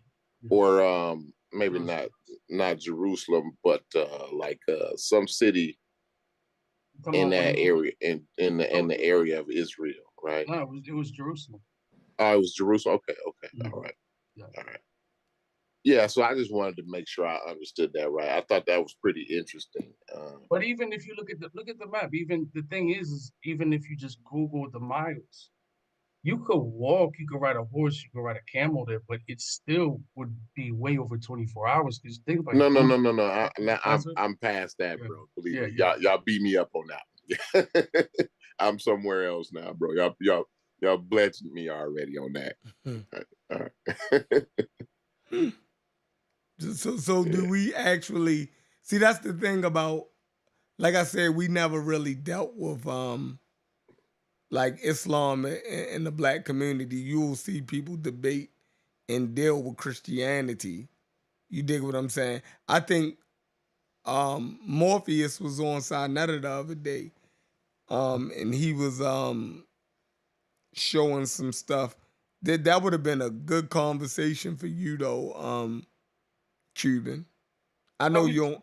Even that we talked before. It's nothing like, because I don't believe in debates, but like it wouldn't even be a thing to debate with him. No, I'm just saying conversation like we having now. Yeah. Like there's things I agree with him. There's some things I disagree on the topic, or various on certain topics. Yeah. But I understand his position though. I understand why he's saying what he's saying. You know what I'm saying? Like, my argument is just religiously, theologically, that's not what the religion is saying. This is right. It's there's just various factors into it of the influence of certain perspectives people have. No, I agree with that. Classic Shabazz, you want to get some last words? I ain't got nothing, bro. Oh man, I appreciate you stopping by the panel. You can shout out your channel. Bro, that channel's so big, bro. you ain't doing nothing no more? No, bro, I got married, bro, and I be working, bro. I feel you, man. That was a dope channel, man. You like everybody used to tune in. Like you man, you need to do something. Probably do something every 6 months, man. You know what I mean? You could put something together, do something every 6 months. Hey, but like a lot of the stuff I used to believe, bro. You don't even believe it no wasn't more. true. It wasn't true, bro. But you produced them so good, that's right? That's a good thing. Yeah, that's a good thing. Yeah, bro, I used to be hating on them more like, bro, them folks ain't black and that all the black people were slaves type stuff, bro. It didn't happen like that. Didn't happen like that. Yep. Didn't happen like that. But a lot of your stuff was influential in when the conscious community was fighting with the Moors. Yeah. You dig what I'm saying? They used a lot of your stuff, but it was to break that that all the Moors was black type thing. You feel me? It was more Yeah. to it than that. So your information, even though it wasn't, you know, you probably don't like it, so to say, but it helped break this this conscious community obsession, right, and cultural appropriation of the Moorish conquest and I guess empire. Hey, check this out, bro. Mhm. Unc used to hit me and be like, man, give us some more stuff about the Moors. Hey, and you would read it, but then you would hear them talk about the Egyptians was black. I'm like, hold up, bro. How y'all exact man? Speak on it. I used to be like, hold up, bro. It's clear and obvious, bro, what's going on. I'm like, bro, how you want me to talk about these folks not being black? But y'all talking about the Egyptians is black. Y'all actually fighting over this shit. You know what I mean? It was crazy. You know what I mean? And that's what I said. Look, that's what I said early on. I said, man, I remember when y'all tore the Moors up, telling black people those North Africans wasn't fucking black. You feel me? Y'all went in on, y'all destroyed, made Lord Abba denounce his shit. You feel me? But then y'all go over to Egypt and act like that ain't North Africa. You feel me? Like it was crazy. You feel me? It was crazy. But they still, half of them is still fighting, right? That's where we at now. Half of them are still fighting and kicking and screaming. We gonna get them out of there. Kicking and screaming, we're going to get them out of there. But hopefully we do it the right way where we're not overemphasizing like how you feel as though you did with your information. Yeah. I like that analogy. I think sometimes you got to do that. Like sometimes you got to go hard to break that shit up. Sometimes they do airstrikes and carpet bombs, but then, they send the troops in, the Marines in to kind of help rebuild. Mm-hmm. You know what I'm saying? So every now and then you might have to carpet bomb, but it's a case by case. You take that as a case by case basis, though. You know what I mean? Yeah, bro. There's a whole bunch of stuff I want to touch on, though, bro. Like even in American history, bro. Like the whole Nat Turner stuff, bro. When you find out the dude pleaded not guilty, bro, you be like, hold on. Nat Turner pleaded not guilty? Yeah. Why? Because of religious reason, right? No, bro. Everything you know about Nat Turner is wrong, bro. Oh, man. You need to do something now. But you know the whole Confessions of Nat Turner, bro? The book Thomas Gray wrote. Everything you done heard about Nat Turner came from that one book, The Confessions of Nat Turner. Dude that say he went to jail, visited him in jail, and was his lawyer. So that dude was lying. It never happened, bro. Oh. Ain't no records of this dude going to see dude in jail. They come find out the Thomas Gray dude is an alcoholic and all that, bro. And he owed him some gambling debt, bro. All this on the Wikipedia page. Some lies can serve a good purpose. Then I think that's what we're proving here. So you saying that Turner got railroaded, bro? It was like an Emmett Till story, bro. You know how they say Emmett Till whistled at the woman? Bruh, Nat Turner didn't do none of that, bruh. People talking about Nat Turner was a preacher. Bruh, you can't prove none of that factually. Man, you gotta do something on that. You just fucked my head up. You know what I mean? So where do I go find this information at? Bruh, it's on the wiki Chevron, page. This is a pattern here. What's going on, Chevron? Because our heroes, bro. I don't know. I keep running into this though. I keep running into the same shit. But go ahead, y'all. He said it's on the wiki. Bro, just look up Nat Turner wiki page and go to the sources, bro. Oh my God. Hey, matter of fact, you can just type up the net. It's a lady who wrote an article about it first. She went to go read the actual documents, bro. You can go to the website and see dude pleading not guilty. We coming back to America here now, yeah. Yeah, that's good. That's a good one for us, Corey. We're swinging back over to the the good old U.S. of A. Haskell, what's up, Haskell? You clicked Man, at the end of the show. What's up? Oh man, you about to shut it down? Yeah, in a few minutes, I'm trying to get on up out of here. What's up with you? What's on your mind? Ain't nothing, man. I was listening. Hey, what's up, y'all? By the way, on the panel, man. How y'all doing? Chilling.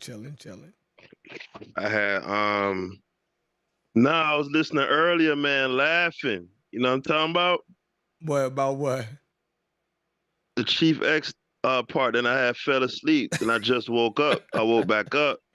The Chief X thing, I'm laughing, you know, cause I'm seeing your little click unravel. It's funny. Yo said You know what I'm talking about? the Lord That what unravel.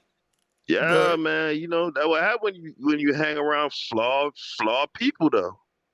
You know what I'm talking about? You being in league with flawed people, recovering addicts and hobos Hey, Haskell, because someone agrees with someone on one topic, right, and allows a person to have a voice, right, that don't necessarily mean someone's in league with somebody, right? What we practice over here is being fair and balanced, and we want to allow everybody to have a voice, right? So we felt that somehow that we felt for a while that he didn't get his voice heard in the way that we wanted it to be heard, right? So we allowed that, and we afforded that platform. You know what I'm saying? because it dovetailed with what y'all wanted to say, right? So you'd overlook his unscrupulous past, right? Absolutely disgusting. Everybody has certain character flaws, right? We're not gonna demonize one person because they ain't perfect, right? I think in this conscious community, we expect everybody to be perfect. You know what I'm saying? If you ain't perfect, if you got any kind of flaws, then you need to be thrown in the trash, right? So what I'm saying is, bro, we are individuals here. Ain't no cliques. You know what I'm saying? Everybody is their own grown man. We don't have y'all was control over. click We don't tight, have man. control Cut over. it out. Cut it out. Y'all No, click tight, man. we agreed on a topic. That topic was the hot main topic, right? So obviously we're gonna be in agreements with that. So obviously we're gonna have a lot of commonality in that area. So, but if you get into other topics, we may or may not have the same ideas. Y'all done seen me and Chief X debate on gun control, on his politics. You know what I mean? Yeah. Totally. Hey, y'all do realize that y'all sacrificed pseudo killers for this dude, though, right? What? Think about it. No, the pseudo killer's still going. The pseudo killer's still going. No, man, come on, man. Y'all really gonna play like that, man? No, what are you saying? So the pseudo we killers? Talking about y'all being in the pseudo killers that and y'all over. being that was over. Saying every man. No, but that was y'all died on the. Y'all died. We went as far as we could go. Yeah, no, but y'all died on the Chief. Y'all died on the Chief X Hill, though. How did we die? Y'all died on the Chief X Hill. That was the main point of contention. All right, you know what? No, I agree. Let's move on, but man. No. Listen. Y'all playing. Stop. Listen. I agree. Listen, Shepard. No, I'm not going for it because the guy that flim flams and been. What happened? You cut out, Corey. Corey, so talking about you see when you saying flaw stuff, you see what happened? You said the ancestors do? Shut him right down. Shut him right down, cause he talking rubbish. Corey, your mic went out. Talking rubbish. And the ancestors pull the plug on the internet. Won't he do it? Corey. Won't he do it? Did he mute his mic? So Repeat that again. What by Chief X? You said we died on the hill. Go Yeah, ahead. come on, man. Y'all, you playing? Why is you playing right now, bro? How am I playing? Why is you playing, dog? So, Y'all know damn. Hold on. but Y'all know damn well. You know, Unc pull a Don Corleone move saying, I don't want that dude over here because XYZ. And y'all made a stand and said, nah, y'all formed a prayer circle around him and shielded that man. And that's that's not what that's caused not what eh, happened. that's exactly what happened. That's not what happened. But everybody has their own take on it. So I'm not gonna argue with you over it because there's no factual information. There's no way for us to get to the bottom of that. I even talked Anyway, to man, hold I'm on. just I go even ahead. talked to Unc, and me and him differed on what it was. So obviously everybody feel like, this was the point, that was the point. So, you just another person who feel like, you have the reason why we split. I know why No, I left, you know what I mean? So, or you could say that was a catalyst for it then if you want to, because I remember being on them panels, man, mhm. and imploring y'all to, man, just jettison dude, man, just jettison him, man.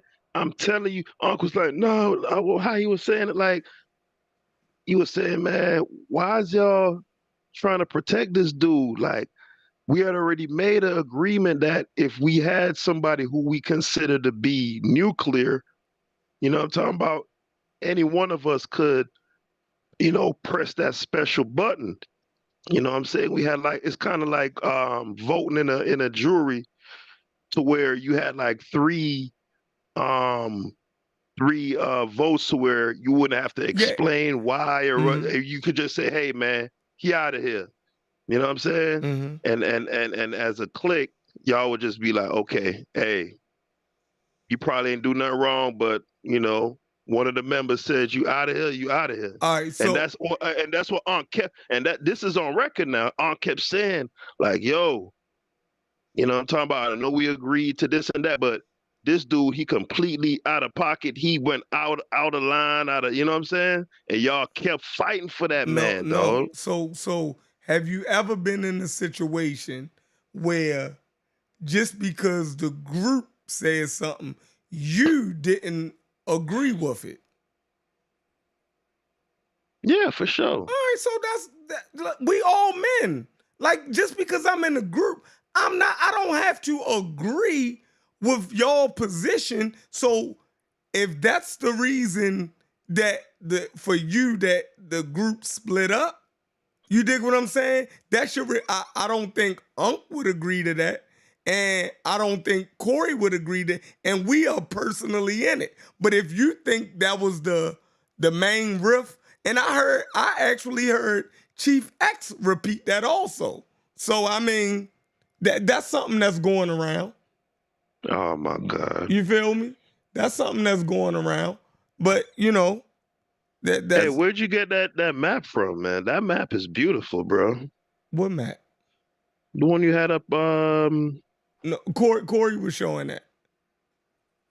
yeah, it was all blue and stuff. It was beautiful. Yo, It's a say nice looking map. the map was blue. No, so It had a blue tint to it. that's so you said you had watched the first part of the show. Come on with it. No, I fell asleep, man. So Uh, yeah, I was just here, just smiling with a fiendish, grin, rubbing my hands together, like what's the name? Off of The Simpsons. What's dude name? Burns, Mr. Burns. Just cheesing, man. I'm loving it, man. Just loving the chaos and the I'm glad you and, entertained. and And that's all. Listen, Haskell, that's all it's about. Long as you entertain is a reason for you to come over here. You feel me? If you think you're looking at a train wreck, you dig what I'm saying? Fine and dandy. Corey back. Corey, go ahead. I don't know why you cut out. I didn't pay my Zoom bill, so they wanted me to update it. They make the damn the that's crazy. But go ahead, Corey. Well, the way you sign, it depends on how you're signed in. You know what I'm saying? On Zoom. Okay. But so yeah, I was running out of time. I don't even know what I was saying, but yeah, like I hear what you're saying now that I'm back. You know, everybody got their own ideas, bro. Like I say, I don't. So every guy that you ever hung out with, you still hang out with today? Nah, of course not. Okay, so why would see? This is the crazy thing. We get on the internet, and all of a sudden, like real life don't work no more. Like real life goes out the goddamn window. We live in this damn imaginary world where things ain't like they is outside. Nah, but I'm saying though, y'all picked up a dude who was outside the corner, the gas station, forcibly washing people's cars when they didn't ask for it. No. Yelling. We got a guy who was working on the same project we was working on. We was on the same job site, right? We were working towards a common goal. This guy wasn't working. Which was what? He wasn't washing cars and we was building buildings, bro. He was on the same building project with us. We were working towards a common goal here, right? So disabusing the conscious community of misinformation. We had that in common. The misinformation we wanted to disabuse the community of thinking that Egypt was some type of black African civilization, some type of like African Americans had some type of ties or ancestry that leads us back to ancient Egypt, right? We had that goal in common, right? So I think we can. I think that's okay. I don't have to believe and go with every ideology that he has. I don't have to like his character, right? I don't. The people that I work with in my actual job site, some of them people I wouldn't breathe the same air with some of them people, right? But when we get out there in that field, we working towards a common goal. So all that bullshit don't mean nothing at that point. So you realize the error of your ways now? Like you see in your fervor to destroy Black Egypt, you overlooked so many demerits about an absolute waste man, right?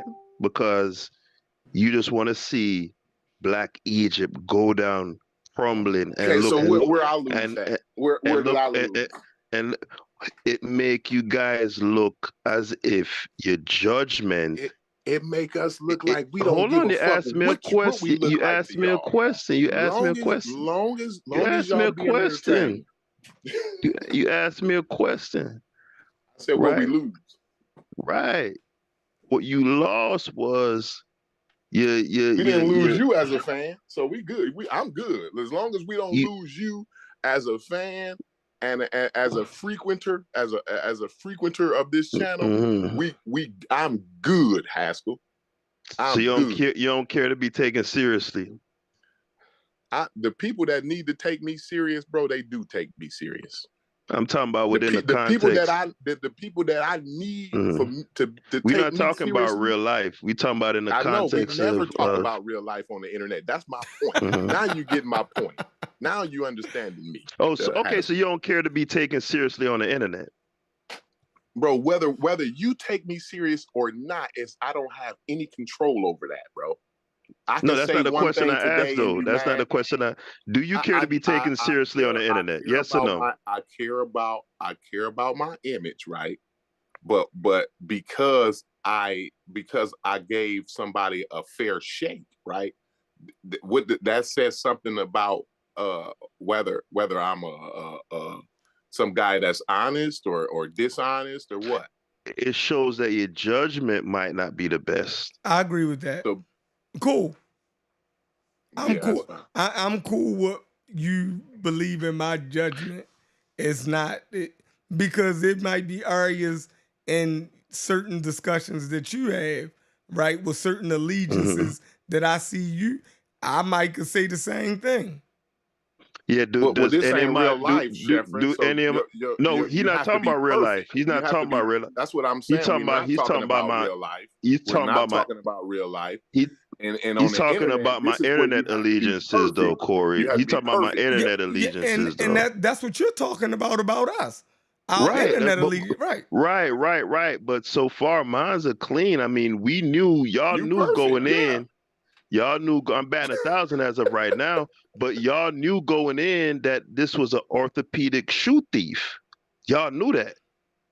Y'all knew Bro, what, I don't know. I don't know nothing about none. I don't know. All I know is what somebody says, bro. So all he you got, he only thing you doing he is pilfered saying things. he pilfered some aerobic women, Listen, some I women's have You aerobic no saying idea shoes. about Unc shoes was orthopedic shoes. That's what I just heard. See, I hear all the little jabs that you throw. Now, Unc then caught a bullet right. for no good reason. No, But it wasn't. your judgment, I want to talk It was about your judgment. Corey, I want to talk about your wait, judgment, though. Because you didn't talk about my judgment. We've Corey, talked about my judgment. Corey, stick a pin. No, Chef, it was women's aerobic shoes, some Jane Fonda joints. You know what I'm talking about? He waited till everybody wasn't looking and, did the easel off a Friday thing. And that's what I'm saying. And then what he said about homegirl, disgusting.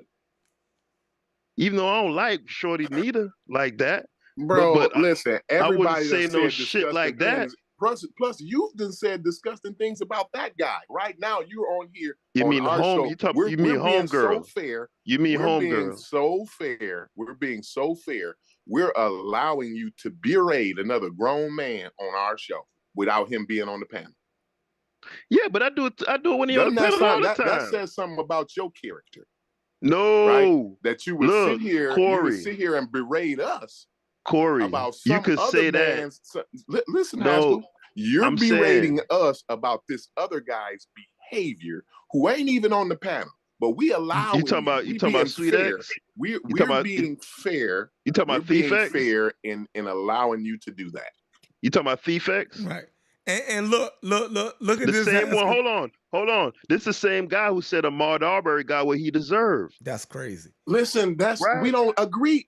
A Haskell, scumbag. This is how I know. This is how I know your character ain't for real, right? This is how I know you're playing in some imaginary character on the internet. How? Right? How so? Because you act like you don't understand that I don't have to agree. Just because me and Sheffrin have a show together, I don't agree. That don't mean I gotta agree with every fucking thing that comes out of his mouth.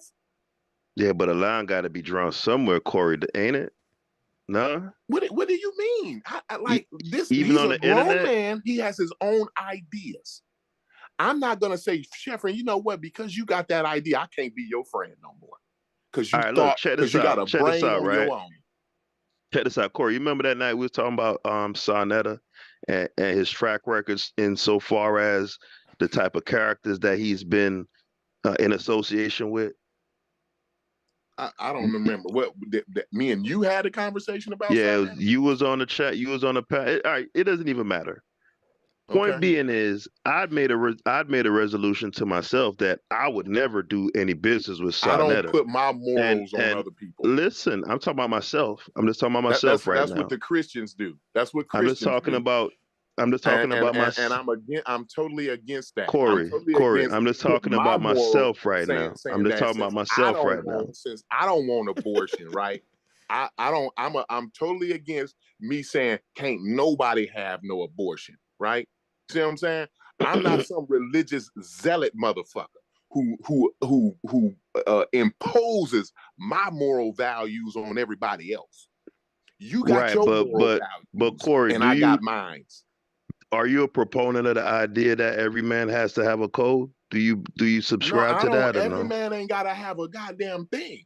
Every man, all he gotta do So is the answer is breathe no. oxygen and breathe out. You only Wow. gotta do two things: be born and die. That's the only Yeah, thing you you got to see, do. y'all think like that cracker, and that's why y'all See, shit look, y'all shit finna you know unravel what? because you Where think the like the cracker at? cracker, Where's dog. the cracker at? Where's the cracker at in real life? Go ahead. Tell me where the Cracker ain't got cracker's at in real life. he ain't got much time to go. I tell you No, that no, no, much. no, no, no, no, no, He, And no, I no. tell he you, he didn't say literally cracker. Haskell, I need you to answer a What did question he say? Hold one on. time directly. Where is the cracker at right now I don't in think he real said life? cracker. Go ahead. I did. No, I don't want to hinge on that. I don't want to hinge on that because I You want want me to some say substance. saltine? I Substance. changed it to saltine. I want some substance out of this, Sheffrin. I The want to know from saltine. Haskell. I want to know from Haskell. Who's the cracker? Where is the cracker at today? Where's he at? The saltine, where he's at is what an position absolute. Is he in? Go ahead. He's in absolute mental purgatory. That's the position he's in. That answer your question? What position is you and your group in? Go ahead. Compared to the cracker. Go ahead. Compare you and your group compared to the cracker. Haskell, don't answer that. Go back my to what group. What is my? Oh my God. For my group, I'm gonna say we're an absolute. You and your group Hold compared on, to the cracker. how you asking questions and then keep talking? How that work? You and your group compared to the cracker. Go ahead. I'm gonna mute out. Go ahead. No, see, when it comes to substance, when it comes ain't no to point in me saying nothing. You don't want me to. You not letting me. You asking me questions, but you're not letting me. You start talking. When I start talking again, now all right, that you got it, bro. That cues you up to start talking. So it seems like we having an argument. But what I really want from you, right? Because you said y'all minds, y'all minds is where the cracker mind is at, right? So I want to know from you, right? Compared to you and your group, right? Where's the cracker at?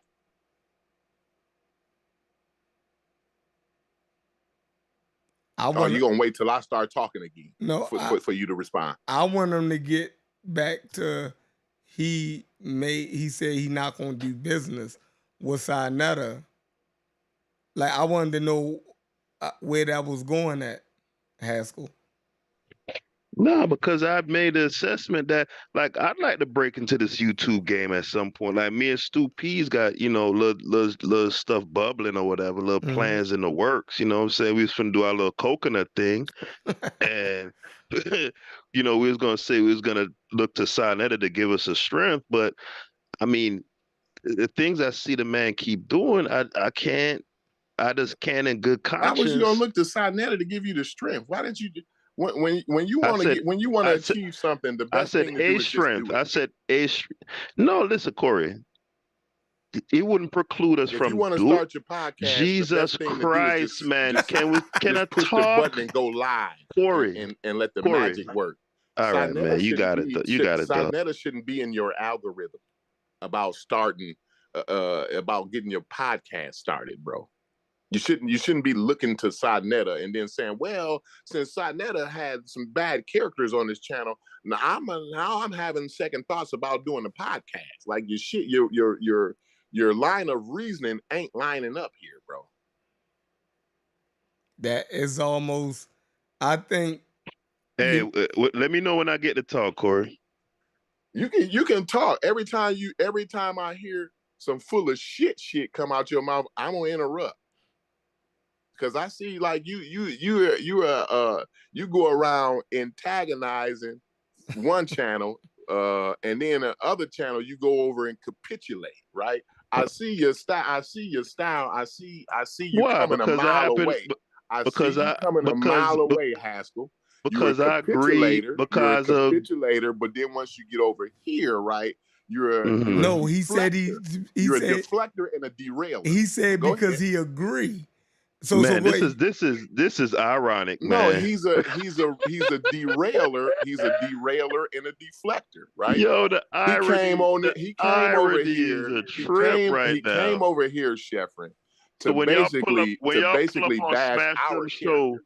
when y'all pull up on Smash Them Show, y'all pull up as If you listen to his conversation, allies, right? Where y'all it's pull up on always about show, our character. He right? always trying to get towards.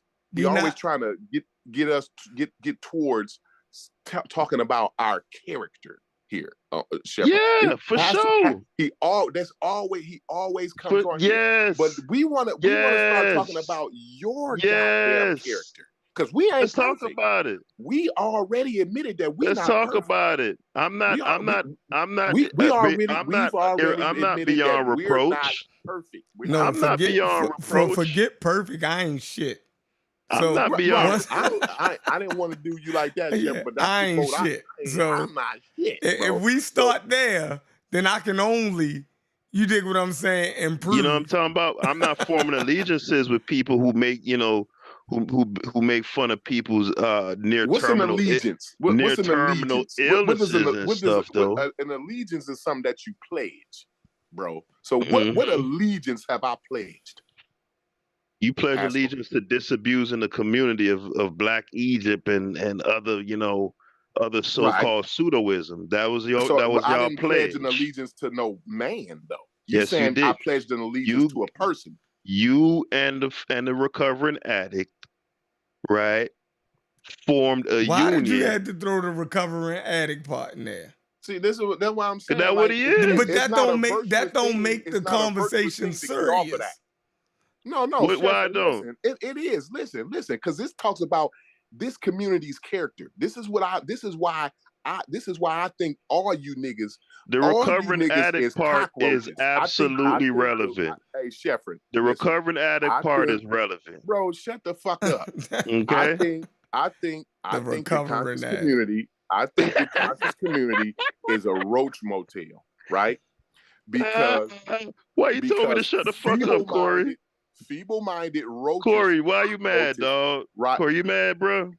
Yeah, because you mad about nigga? I'm not mad, but I get frustrated with feeble-minded cockroaches. Nah, you definitely mad. You hot right now. I don't. I'm not, bro. If I was mad, you wouldn't be you wouldn't have to ask that question, bro. But what I'm saying is, shut the fuck up. It could get worse than that. Because I'm talking, and every time I you start finna tell me about my mama? You finna tell me about my mama next? So you finna talk about my mama next? I don't. Do you want me to? Go ahead. I don't like her. I don't like her. Listen, y'all. Listen, you could go in on her. No, y'all. I don't like Corey. I don't like her. So you could go in on her. If you're asking, he said he don't like her. Go in on my mama. Going on my mama. But he talk about our. What are you talking about your mama? Why did you bring your mama up, bro?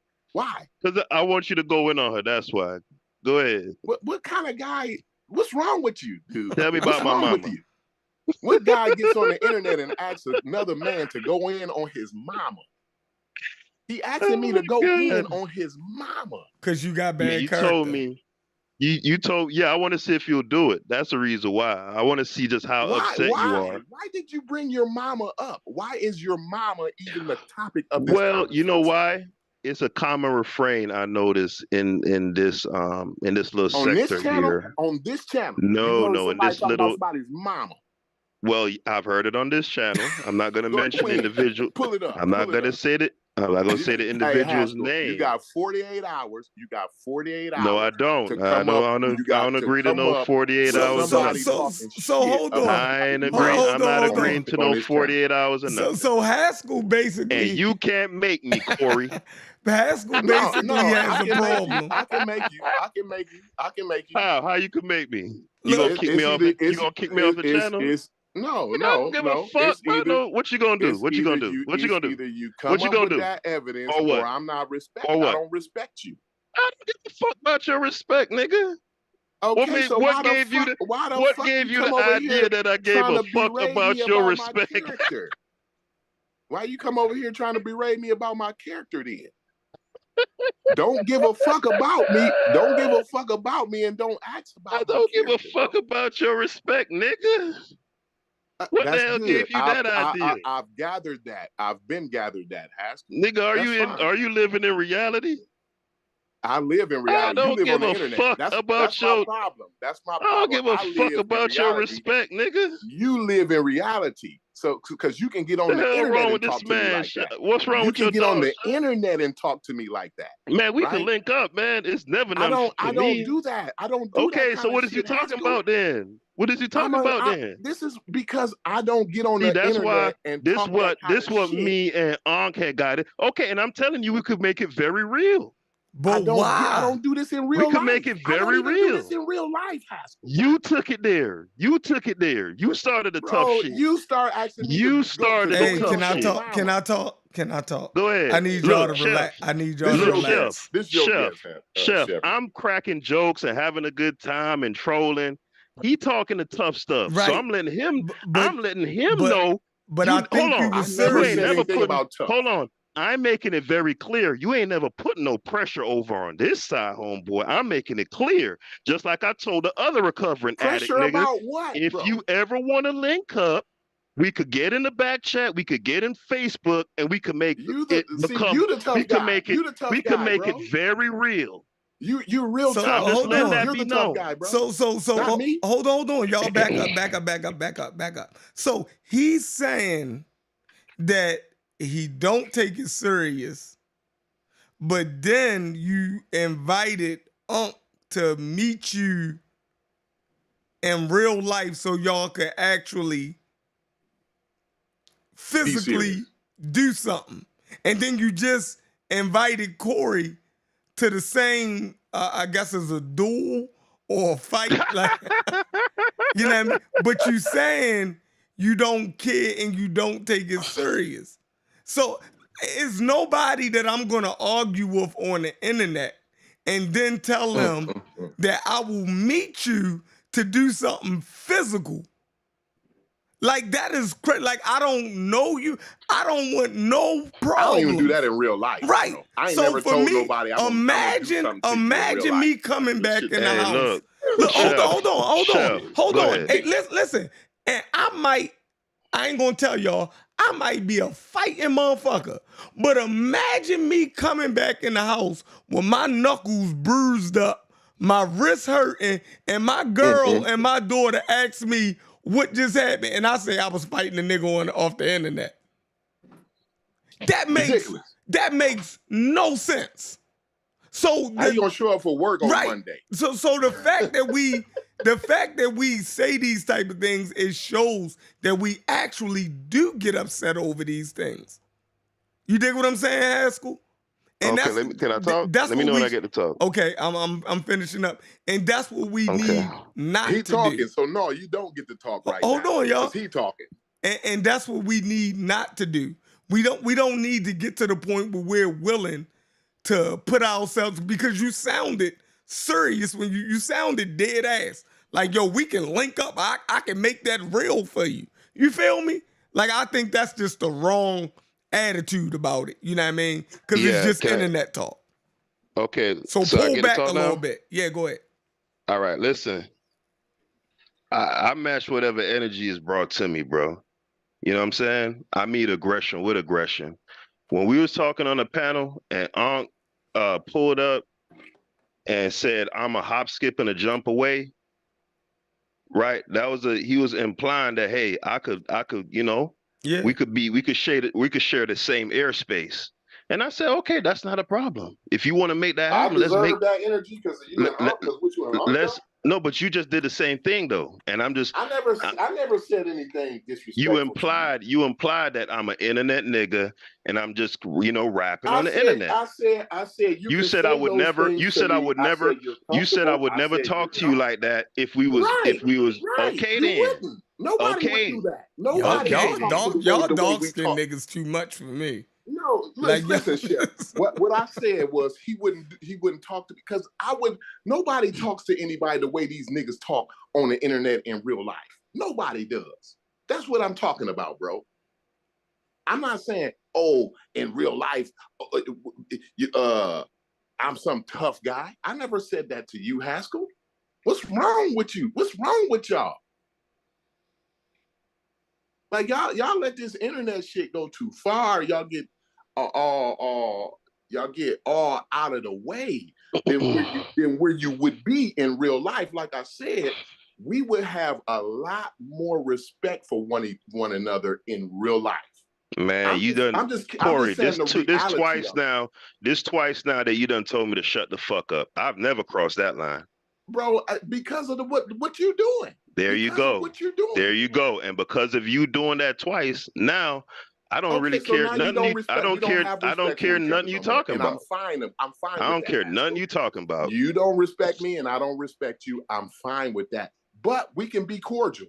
I don't have to respect you, Haskell. You don't have to respect me. But what we can do is we can be cordial and act like adults on a panel. Ain't nothing cordial about telling somebody to shut the fuck up. Right after, yeah, nothing cordial you're about absolutely it. Right. Ain't nothing cordial about that. But for you to keep coming on questioning my character, like at some point, bro, I'm gonna start when I'm talking to you and trying to explain shit to you, and you talking while I'm talking, bro. That's frustrating. Man, Corey, so you the king of talking over people. Are you serious? You That's can't be fine, serious bro. right now. I never said I was perfect, Haskell. Yeah, crazy. So what I'm saying, how you get to talk over people and I can't get to talk back over you? I want y'all to iron this out. No, because I'm ironed out, bro. I'm good. He don't respect me. I don't respect him. I just want him to know that I don't have to respect you to treat you like an adult, like a human being.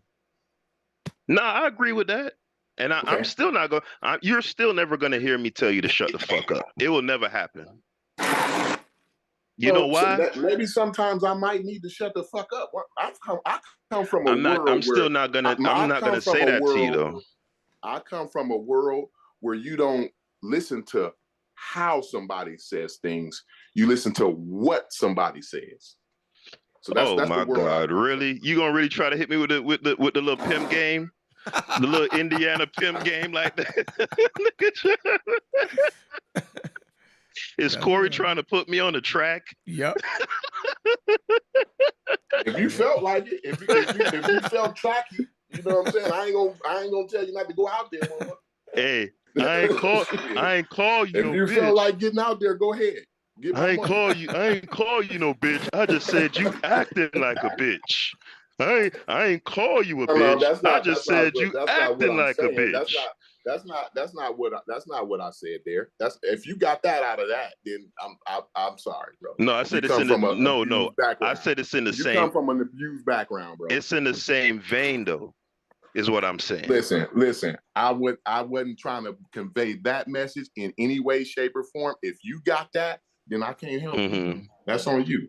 Yeah, you basically said, look, if I tell you to shut the fuck up, right, it's constructive and you should take it as such, right? That's what you just said. So listen.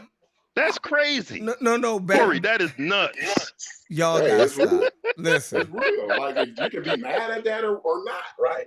Somebody can tell me some pertinent information, but the way they tell it to me, it was made my feelings hurt, right?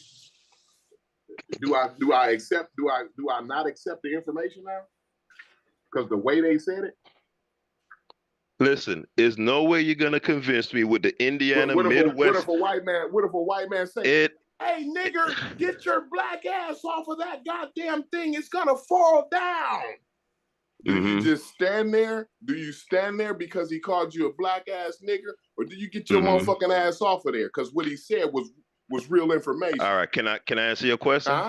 Can I answer your question? Can I answer your question?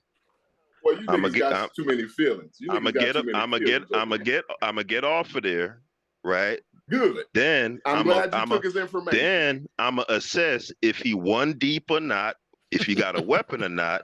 Then I'm gonna go up to his Your ass. ass gonna be happy. Then You I'm gonna go. gonna be Then I'm gonna happy. go up. You got Then your I'm life. gonna go. Then I'm gonna go up to him, and we gonna have a conversation about that You gonna N-word. tough guy. You gonna do That what you said N-word you was gonna stuff. do to me. You gonna tough guy it out. You gonna meet him somewhere. Y'all gonna have a duo. You we're gonna not shoot gonna him. have. You gonna shoot No, him. Corey. Oh, I just said. you're so tough, Haskell. No, You're dude. the I toughest just said. motherfucker Corey. I've ever Corey. met. Corey. Relax, bro. Relax, You're a bro. tough motherfucker, Haskell. Corey, I am though. I really am though. Damn, boy. what the fuck you doing on the internet? You need to be out fighting. I'm really like you need that to though. go whoop Conor McGregor's ass So for $300,000. You need to be taking that $300,000 purse. Corey, relax, That's what you need man. to be doing. You relax, bro. Relax, bro. I Relax, never said bro. relax, dog. Stop talking though. I'm talking. We can't talk at the same time, dog. That's why I told you to dog, shut the stop fuck up talking, early. bro. Stop talking, bro. I'm talking. Stop talking. The same thing. Shut the Show fuck some up and discipline, stop Corey. talking. Shut Corey, the fuck show up and some stop discipline, talking bro. means the same thing. No, it's not the same thing though. One is respectful, one is extremely disrespectful, right? So I will go up. I didn't say anything about any violence. I said I would go up to that man and say, yo, what was that N-word thing all about? That's what I said. I didn't say nothing about it. You said I was going to assess whether he was 3 deep or not. And then yeah. Before I go talk to him. Why? What happened if he was 3 deep? In the event that things, took a turn. Cause that's always a possibility. That's always a listen. Because look, my head. No. Listen, go ahead. I'm asking, would you say the same thing if he was 3 deep? What do you mean, like insofar as going up and speaking with him? Right, because you said, well, I'm gonna check and see if he's 3 deep or not, or whatever, and then if he ain't, if he deep, I might not go up to him and talk to him about it, because I know how I am. Like when people call me the N-word, my head tends to kind of chip out. Mm-hmm. So you wouldn't have been thinking straight. You might have just went up. Yeah, to him if I go up to him, 3 white dudes. Right. So if I go up to him, right, and I'm like, I'm gonna go up to him. Sometimes it's how stupid I am, really, because I have a problem. Like, I don't never my head could Listen, I'm going to sleep, y'all. Y'all niggas is crazy. Never let your pride put you in danger, Haskell. That's why I said. If I see if he got a couple people with him, I probably would just leave the situation alone. You get what I'm saying? I make an assessment. Why wouldn't you just leave the situation alone in the first place? Look, he saved your life. Nah, because sometimes justice. Sometimes no, Corey. Sometimes justice has to be meted out. Sometimes, Corey, is what I'm saying. It has to be what? Meted out. METED. Okay. Meted out. I got you. All right, so look, I'm glad y'all worked that out. I'm glad y'all leaving the show with y'all have respect for one another. No, y'all said y'all cordial. Y'all don't respect each other, but y'all can be cordial to one another. I don't know how it got there. Haskell, you definitely came on to antagonize us. He got what he was looking for. Yeah. I did. I'm not gonna lie. I did. It's a shame when motherfuckers get what they looking for and then they start crying about it. Yeah. I didn't cry about it. I didn't cry. When did I cry about it? You started inviting me to your town and all this old crazy No, shit, you did that. You took it there first. You said we could link up. Yeah, he took it there first, though. No, Haskell said we could. You implied that. You said I wouldn't say that to you in real life. That's an what implication. I'm saying. We wouldn't talk this way to each other. Right. You gotta know that that's true, bro. Cut that out. Yeah, but bro. that's you like you communicating. You got to know that we wouldn't be doing this in real life, bro. That's you got to know that. I don't know that, but that's you communicating in a slick way that you bring some sort of you being slick. You being slick. That's the way you took it, bro. Hey, that's the way you meant it. I took it how you meant it. If I wanted to whoop your ass, I would just say, bro, I will whoop your fucking ass. Like I'm took it how you meant person. It. That's not what I meant, though, Haskell. I'm sitting here telling you that that's not what I meant. I don't believe you. That's fine, bro. You got your own beliefs, bro. Like a lot of motherfuckers believe the earth is flat. I can't do nothing about what you believe, bro. I can tell you what the truth is, but you can accept it or not. So Haskell, you came over here to fuck with us. I did. Okay. And he got fucked with. He fucked with a fuck around. You can't fuck around to fuck around. Y'all are hilarious. He tried to come over and fuck around with the fuck around. And y'all end up inviting each other to a goddamn duel. That's crazy. Because if y'all meet up, y'all don't know each other, somebody is gonna have a gun on them. You're not going to meet somebody from another state unprotected. Right. Do you know how bad of a situation that is? If Haskell, if you said you already invited Unc to that situation, now you're inviting Corey to that situation, you need to chill the fuck out. Nah, because look, bro, somebody's going to accept one day. Y'all know, look, I'm with that though. No, see, but look, you don't want to be. Look. Unc is a bully, bro. Listen, I don't. That's why you act the way you do. Yeah, and Unc ain't never bullied you. Unc ain't never bullied you. I'm willing. I would never put myself in. Unc tried to bully me. Ain't nobody bully you. Don't Unc tried to bully me. No, I can't let you do this. What you mean you can't let me? You can't let me do it. Did you hear the exchange me and him had tonight? We was talking about polite, and we were saying that the women need to be held to some level of accountability also. And he did the Ankh thing where he pulled up, act like he was regulating. You know what I'm saying? Basically was telling us, hey, we gonna, he came in to set us straight. And I basically let him know, nigga, you not on your channel, bro. So and you don't run. And you don't run nothing. And you don't run nothing over here. So what channel was this on? This was on Unbiased. Yeah, he got upset with Unc and was in some type of mood. So he bring that. This was the night. Nah, this was I want to say it's about 6 months ago, 5 months ago. And you still thinking about it? He won't fight. Nah, but I think about everything. I think about the dirt I used to eat when I was 4 years old. That's just the type of person I am. Like, I have great recall, Corey. I have great. Corey, listen, I have great recall. You ain't gonna think about that kind of shit. I probably won't. You're probably right, but I don't have any kids right now. So I don't have any children. So you're probably right, but as of right now, I don't. So there's risk. You sitting around. There's things. Silly shit. There's things that I'll do. Thinking about silly shit, bro. No, you think I'm sitting around thinking about little crazy self? When you came over here talking about it, I talk about a lot of things, Corey. I could walk and chew gum, Corey. My mind processes a lot more information that yours does in a very shorter amount of time. Listen. Yes, that's what I'm saying. I'm not saying you're retarded. I'm saying that you can't fathom. Listen, y'all, I'm trying to go to sleep, y'all. No, because this nigga here is on the internet with me, right? He playing and saying no, because it's a lot of niggas that play. He go from channel to channel playing, right?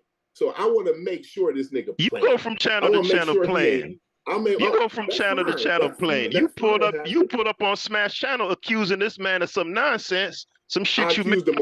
Some shit you made up in your head. So you go to channel antagonizing people all the time. Of what? And you got kids, you got responsibilities, and you still be going around trolling. So what is he talking about? I accuse Smash of what? No, I said you accused that man on Smash Panel. You know what I'm talking about. Stop being flawed, man. Oh yeah, Stop doing that flaw ass shit, man. PhD. I mistake PhD. You made up. I went over there. You made up. Completely derailed the conversation. The conversation was not about no shit like that. And you completely derailed the conversation. You're a batty everything boy. you accusing me of. Everything you accusing me of, you do. Everything you accusing me of, you do. Bomba Clad Ras Class Batty Boy. There you go. Now he calling me Bombaclad Ras now he Class calling me Batty calling Boy. me a homosexual. Shit, see that? You know why? Now I'm a homosexual let me now. explain why. You Let me see explain that? why you're a How you Ras gonna Class. explain that I'm a homosexual, dog? I am. Explain that. I am. You're You see a what I'm saying? Ras Class. And by the way, for the people in the chat, for the little minions in the chat waving pom poms, notice I've taken every arrow. I ain't fired back yet.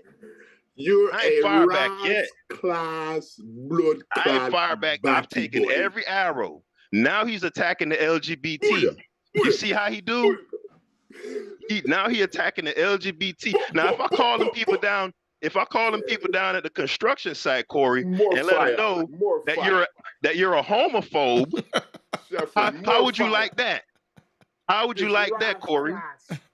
Sheffer, get this Ras Class. Hey, somebody hit my email and let me know where Corey work at, man. Let me get my snitch on, dog. He's a homophobe. Hey, bro, listen. The people at my job, believe me, they know all the shit that I was doing at my job. The reason why I got my job, Haskell, the reason why they know you're a homophobe. The reason why I work at the corporation that I work at, bro, because I possess a skill, right? That they can't find nobody. Now? I have a special set of skills. You Liam Neeson? Absolutely. So I go in that motherfucker. Listen, hey Haskell, I go in that motherfucker. Listen, and I Corey, tell them motherfucking Corey, monkeys whatever the fuck I want Corey, to tell. don't let your hubris go as I please. Don't let your hubris destroy your life, Corey. Find the corporation that don't let your hubris destroy your life. There have been men more skilled than you who have destroyed themselves going after the LGBT community, Corey. That nigger, Corey, you heard me? It's nothing that nigger can do. You can't win against them people, Corey. Your skills can't win against them people, Corey. You know that. Hey, them people undefeated, Corey. You hear me? I don't know where. There's men more skilled than you that have destroyed their life going after them people. Bumbaclad Batty Boy off of here. Listen. This Ras Class blood clad. No. I want to say this. Listen, y'all. I want to say this. Now, the questions that Haskell asks in these conversations, right, be formidable. Even when we go back to the goddamn the COVID-19, the vaccine, right? Yo, if you ask both sides the same, if you scrutinize both sides, I think we'll be able to get somewhere. Yeah, but he don't. Because the pressure that you put on us, if you put that same pressure, if you was fair and balanced, and you put that pressure on the other side, do you think they will be able to stand up to it? James and them listen. Wouldn't get a word in. They wouldn't give him the fair balanced chance like we give. Listen. They wouldn't even keep him on a panel this long, Shepard. They'd have kicked his ass off. Because he claimed to me that he ain't in no clique or nothing, right? Listen, I went in on Reggie, right? And I was a little bit heavy-handed to be completely honest, right? But I've told Reggie, what I've thought. So no, I'm not asking you to disrespect nobody. Right. We talking about the information, bro. We talking about how do I go against information that I agree with? Like, how do I do that? I don't. No, because you said you're so fair. You agree with every single word that comes out of those guys' mouths over there. No, come on, Corey, don't do that. Every single solitary. You was over there, so we read with their source, and I'm still hard pressed to get y'all to say that they read that shit wrong. Because they didn't. You guys are remedial. I'm done. You guys are remedial. That's why I said, how do I go against somebody who I happen to agree with? Because the main takeaway. So this is where we are right where we was at, Shepard. Right. I'm telling you, bro. I'm not Shepard. I don't do things out of spite, Shepard. I don't come on to ruin the shit that you're trying to build, bro. I know what I'm saying is Oh, I'm saying please. is, You such a he phony, comes bro. over here.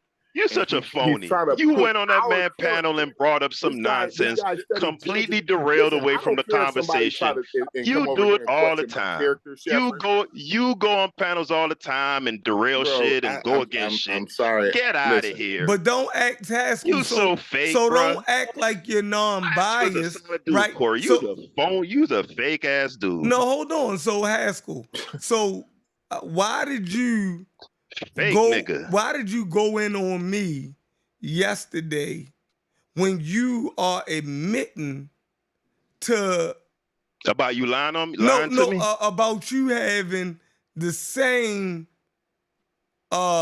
issue, biases. like that shit crazy. No, I don't like, have the I don't same even want to biases. talk about it no more. I don't even want to talk about it because you're never going to admit it. I have He conviction tried in what I he tried said. to come on your channel and say you got bad character. Yeah, yesterday. like, yo, Every day he come on here. nuts. Yes, you He do. trying to say we got bad There's character. nothing to notice. Bro, What you mean you notice? listen, I said it straight up. I'm tired I of said it hearing straight it. up. Why don't you go judge somebody else's fucking character? You straight fucking I Rise said it class, straight Bumba up. What's class, there to notice? Boy. I said it straight up. You're Nigga a lied. Rise Nigga class, lied on me. blood Nigga class, lied on me, bro, and lied to me. Batty And I said boy. it straight up. That was flawed. That's what it is, You Shepard. acting like you He's Sherlock a Holmes, Rise class. When you did I discovered hold on? something. When did I Well, lie on you? I noticed that you said you challenging our character, and I noticed that I'm saying, like, you don't come with nothing I else. said it straight up. I said it I'm straight saying, up. That what shit. I'm saying I is, said that it's was not hard to flawed. not notice. It What was I'm super saying is, flawed. It was you flawed as don't come hell with nothing for else. Chef to lie to my face, bro. I said it straight like that, and I couldn't get an apology. That's all you ever come over and do. But the other flim flammers Okay, and win and bammers, so you what? don't say shit. And so what? What you gonna do about it? Capitulate. Corey, what you gonna do about to it? the other ones. What are you gonna do about it, Corey? Other than crab on it? I'm not gonna and do crack. nothing but sit here and All talk you gonna about do is how crack. you're a fucking Rise class, Come over blood here. clad, Batty boy. All you do is come over here and go against us. That's what I'm Why gonna do. don't you That's go what I'm gonna against do. the I'm other gonna guys? point out. Why don't No, you go against that's the what other guys? that's what I'm saying. Because if you are fair and balanced, hold on. If you're talking about our character, right? Mhm. That's what you do, right? Right. And you act like you ask your questions because I don't have a dog in the fight, and you say, Hey, "Oh, look, if I was to ever come catch on. one of them guys on the other side doing that flaw ass shit that you did to me, See, best believe I let them know. all right, so if you can show them doing something flawed, you can show them doing something flawed, Bro, as I fuck, can't take if somebody you can serious show who them don't doing even something believe in flawed as germs. fuck, like what you did to me, you are Chef, that actually, night. you are And actually, Bro, this guy don't even believe in germs. you If are you can show them actually doing something serious. flawed as fuck, like what you did that night, I'll get on their ass too. You How are, about that? The fact that you How are, about that? the fact that you sound serious is I terrifying to am me. serious. Right. I'm That's serious. That is terrifying You just to asked me why No, I listen, don't check listen, them listen, other. listen. You doing it? No, you can't gaslight me, bro. I'm not You trying, just bro. said- I'm you not just trying to said- gaslight you. said- Listen, you just said- You've been abused. Why? You've been abused before. You just said why I don't Listen, check them Somebody other. sex trafficked. What Listen. he doing? He doing that whole ass shit again. you Look, can- He's been a you've been victim of abused. sex It- You've been a trafficking. victim of Look, sex That's how trafficking. he You sound got. Haskell. That's you how sound he like a got to bitch, Miami. Corey. Hold Corey, on, you sound like a hoe, bro. Haskell. You sound like a bitch, That's how dog. you got. Is that how you damn got it. to Miami, bro? Somebody Is that how you sex got to trafficked Miami? your Hold on. back You ass. sound like a look, bitch. look, y'all. You sound like a Haskell, bitch. Haskell, if you want, You sound like a bitch, Corey. That's why Corey, he's you's so a bitch, angry bro. with everybody. Haskell, so wanna you a judge bitch. everybody's So Haskell, character. you ain't even gonna have a conversation with me. Go ahead. No, I'm just talking to the bitch nigga in the back. Go ahead, though. So you don't want to have a conversation. That's crazy. I do. You feel me? I can't address a fuck nigga and talk to No, you at no, the same time. no. That's See, fine. I don't mind name calling, Shepard. Don't worry about Yeah, it. Name calling's fine. I can't do that. Listen, Chef, I'm gonna say it again. I'm calling him If a you Batty could boy. show, Yo, hey, shut up, I'm didn't- talking. Listen, If you could I show didn't the other heard- side, listen. if you why could show you the other side doing some flaw ass shit like what you did, I'll get on them too. All right, so is that fair? If it's That's flawed, fair. hold on. If it's flawed and my character is so out of whack, right? Then Mhm. why continue to keep dialoguing with me? Cause it's funny. I already let it. It's funny. It's It says entertaining. something about his character. It's entertainment. Right. Ain't that what we agree? It's And entertainment. the fact that he has no responsibility in his life says a lot. It says a whole lot. I have responsibilities, Why stupid. you going around I have judging responsibilities, everybody else's stupid. character, and you don't have any responsibility in your life. How does a man not have any responsibilities, dumbass? Look, How does that make any sense? Because I don't have children? Listen. You sound stupid as hell. You ain't responsible for nobody. Y'all get y'all last words. I'm about to get out of here. I got. I'm gonna say my last words. This rise class, blood clot, batty boy goes from channel to channel, right? Judging men's character, right? It's like he internet dating, like he's screening the internet for his perfect match, right? What I'm saying is, bro, go to fuck somewhere else with that shit. If I got bad character, this is my final words. I'm finna get off, and you can have it when I get off. Go ahead. You can berate me when I get off. So shut the fuck up right now. Go ahead. Shut the fuck up right now while I'm talking. Go ahead, stupid nigga. I don't go like ahead, Buster. I don't like. Go ahead, suck ass nigga. Interrupted me on my and I don't like words. bitch niggas. I don't like bitch niggas. That's fine. Like That's you. fine. Ain't nobody interrupting you right now. So when it's I interrupt whoever I want. I interrupt whoever I want, bitch boy. When it's your turn, I interrupt whoever I want, bitch boy. You a bitch. I know that. That's fine. You said it. I heard it. The audience heard it. Shefford and you heard believe it. Now, internalize can I say it my too. final statement? Go ahead, sucker. All right. Now, this rise class, blood clot, batty boy goes from panel to panel, right? Trying to look for the ones who got the best character, right?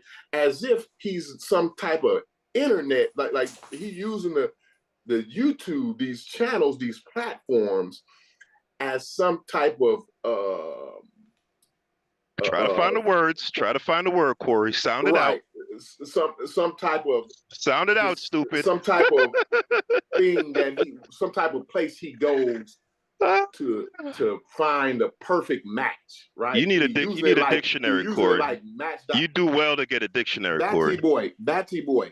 When it's your turn, I'm not gonna be on the panel. Yeah, but you bloviating. You just rattling on about that. Go ahead though. I would have been done if you would have shut your fucking lips. Go ahead. You're saying a lot of nothing though. You study got your lips open, and you study going from panel to panel with your lips open. Go ahead. Okay, you're saying the same shit over and over. Go ahead. Now, I wanted to say, he's judging everybody's character, right? As if he displays flawless character, right? I'm not a flawless. My character is not flawless. So if you're looking for flawless character, this is the wrong place to look. You might want to stay over there on them other channels, right? And capitulate with them, because they have your ideas and they display the perfect character to you, right? This character over here, we don't have the kind of character. Is there a time limit on this, Chef? Is there a time limit? Do we have to listen to this guy prattle on and on? The limit is when I'm done, when I feel like I'm done. Okay, you're rambling though. You're rambling. I would have been done. Nobody wants to hear this, Corey. You're rambling though. But go ahead. I know you don't want to hear it. Nobody wants to hear it. Go ahead. I'm gonna say it though. That's the point. Go ahead. I like the way you come on this show, on our show. Every time we go live, every single time we've been live, you've came on, and not every single time. That's a lie. That's a lie. What I've noticed. That's a lie. In the past. That's a lie. In the past couple of weeks, when we started back to show up again. In the past couple of weeks, you've been here pretty much every time. But so you come here every time, and you derail the conversation. You argue every person that's been on the panel. You argue with them. You overtalk, and you come on and you try to make the whole show about Haskell and what Haskell's questions is all about, bro. But what I've noticed is, bro, what you're doing, I think you're trying to find your perfect boyfriend. But bro, We over here doing something else, bro. That's so corny. So go judge That's so somebody else's corny. character. Go judge somebody else's character, and don't come over here with that shit, bro. You done talking? Peace. You done talking? All right, peace, man. So listen, if that's Corey's official disinvitation from the channel, and Chef co-signs it as such, I'll never be over here again, right? So he wants to run away when pressure is applied. I don't have no problem with that, right? In any group that I ever interact with, I'm always to some extent gonna police people, and I expect people to police me. And no, I'm not infallible. I'm not beyond reproach, right? If I do something flaw and the homie pull my code on it, and I said, damn, you're right about that. Just like we was having that conversation about King Alfonso, and I had him as a slaver. Chef got me together. And what I did, I immediately bent the knee, didn't I, Chef? Yep. Right. So that's how that's supposed to go. That's homie to homie. Right? Now, if I come on a panel and I see something being said that's clearly that I disagree with, or there's no consistency or congruency to what is being said, I'm gonna say, hey, wait a minute, that doesn't add up, right? What a person like Corey wants is an echo chamber, because he's an intellectual midget, right? So he doesn't want anybody to put any checks and balances on him. He'd like to come and say, oh, there is no Black Egypt, and everybody just kind of bows down to that. Well, Corey, it doesn't work like that in real life. And when it comes to shows like these, polarity is a good thing. So yes, you need Haskell to be the bad guy. You want that. It's engaging. It's provocative. It gets the people going. It's Chief X-ish. No, but Chief X doesn't have Chief X. Number one. I've never done hard. You sounded just like him. Continue. I've never done hard drugs in my life. You sounded just like him. Go ahead. Continuing. Go ahead. I've never done hard drugs in my life. I've never pilfered women's aerobic sneakers. Okay? I have conviction in what I'm saying, and what I say actually makes sense. None of those things could be applied to Chief X. Chief X is a guy who pulls up Wikipedia articles and then struggles to read through them. Right? Sounds like he reads with his fingers. How dare you compare me to somebody the likes of a Chief X? That's extremely disrespectful. Extremely. But anyway, back to what I was saying, bro. I come on these panels to learn. We all love to have these discussions. We all like to argue, bro. Right? As far as the character thing, it never came into question until I seen people doing disreputable things, people who I'd previously held in high regard, namely Sheffrin, right? And he asked me why I don't do it to the other side. Well, to this point, I haven't seen the quote unquote other side, whatever that means, do anything in the vein of what Sheffrin did to me. Yo, right? And if I were to see them do it, and no, this my last word, Chef. This my last word, Chef, right?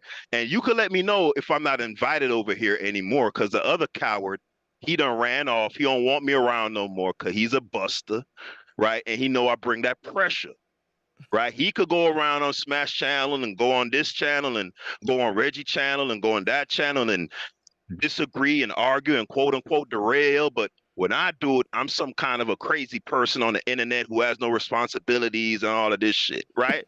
But he could do it all day long. And that's the thing that I really, that's my biggest issue with y'all. Y'all don't believe in what's good for the goose is good for the gander. Right? You make you and Corey. Right? Okay. So if I'm disinvited from the show, bro, just let me know. You notice you don't see me over what's the name no more? PK after me and dude had a little, because y'all niggas are goddamn dictators. Y'all are authoritarians, totalitarians, right? You believe in, you come over here, you fall in line. And when a person don't agree with y'all, y'all do all manner of things. You attack the character. Now I'm a homosexual, according to Corey, right? He done told me to shut the F up multiple times. Such. I'm talking about Corey specifically, right? I've never done none of those things to Corey. I've always said, yo, out of everybody, Corey showed me the most respect, the most love. And I've always shown a lot of deference to dude. And now I'm a homosexual. I ain't got no responsibilities. Uh, what else? These all manner of things, right? And then I'm now supposed to take all these disrespect and just eat them. Otherwise, I'm the crazy nigga. Well, guess what? I've never cared, bro. Somebody not gonna disrespect me, and I don't fire back.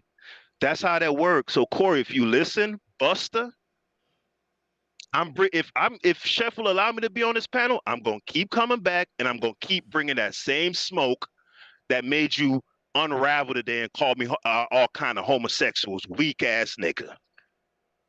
Y'all have a good night. Peace, peace, peace. I hope everybody got it out their system.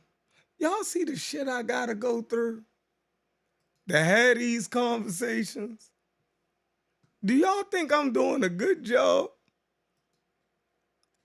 Do y'all see the nonsense that I go through to have these conversations with black men?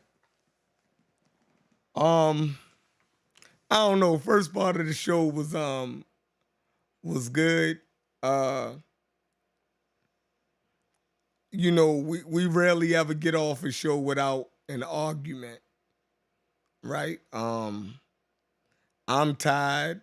I don't even want to respond to what then transpired between Haskell and Corey. I don't even want to respond to the things that Haskell levied at me and the channel, because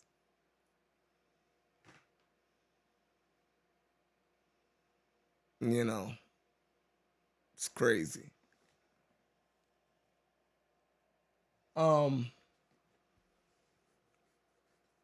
You know, but I want to say, I hope, Haskell, if you and Stu Peas do start a channel, I would come over there and support y'all. That'd be dope. Two Jamaicans. You know what I mean? That would be dope. But y'all know what it is. Now, Haskell, now you done jumped in the comments fussing with people. This is crazy. You was on one tonight. But yeah, y'all.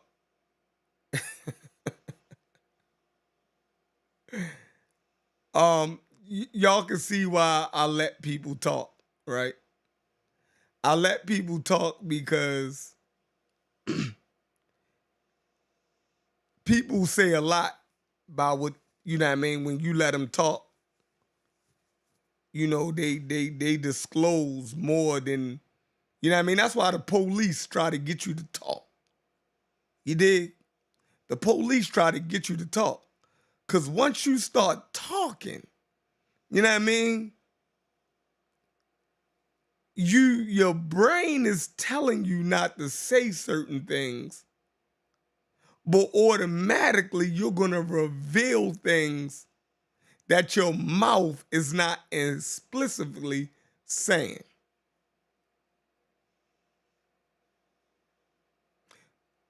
So the whole thing about character,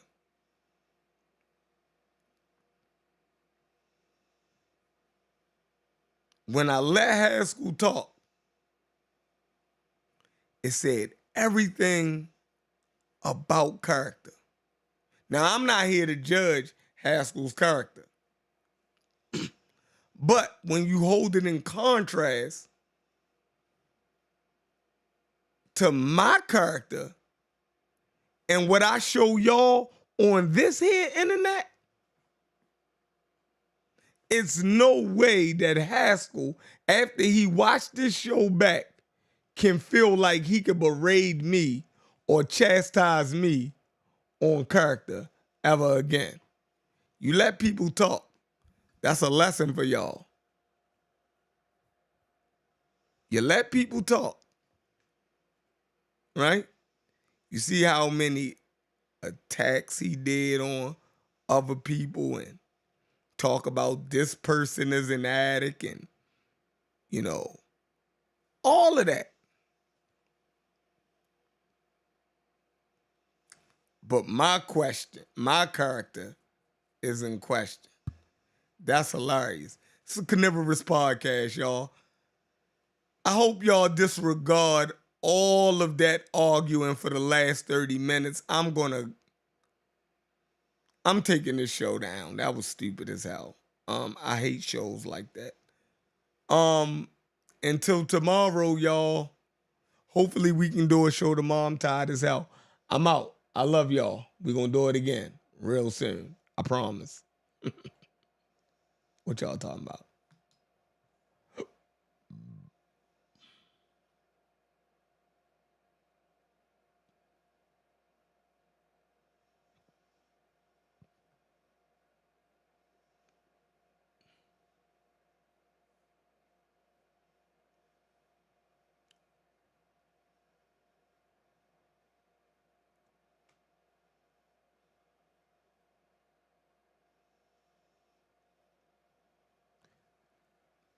Haskell, that's because I'm not dissing at all.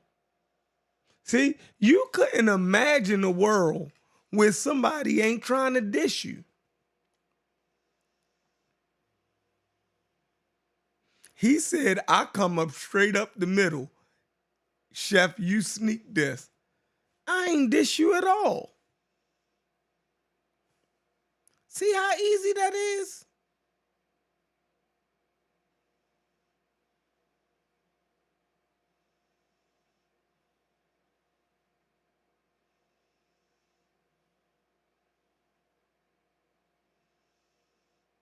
Couldn't even imagine, yo, dude just having a conversation with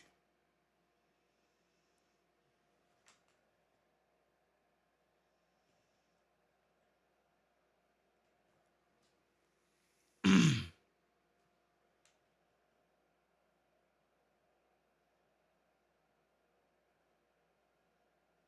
Now I'm throwing rocks and hiding my hand.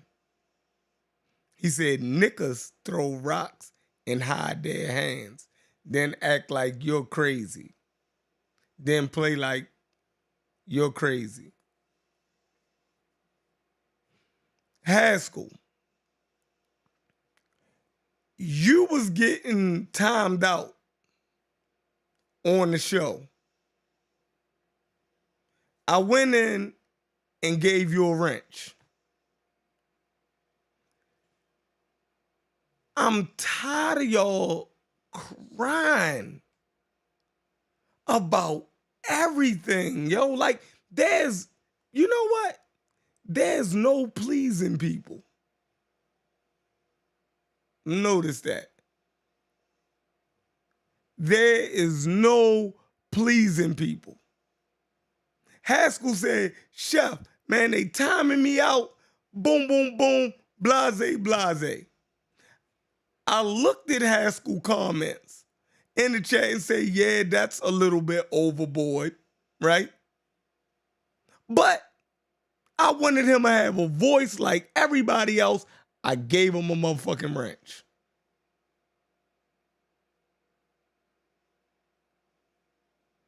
I let you sit up here and call my co-host a bitch over 10 times.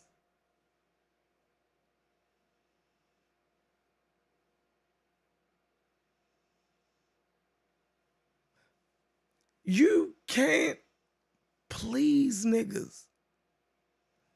People, I'm sorry. Stop trying. Stop trying.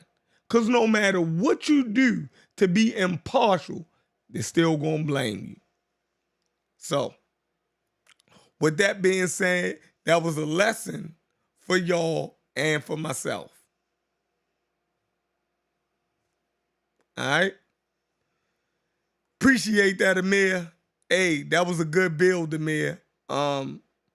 I'm going to holler at you in the morning.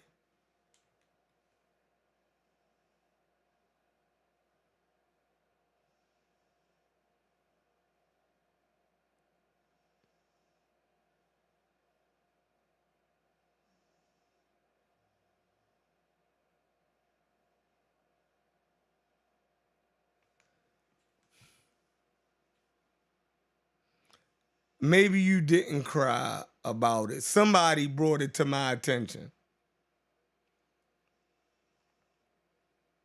I think somebody said you was being tired. I don't know. Listen, fuck it. It don't even matter. Like, it's too much. I just thought,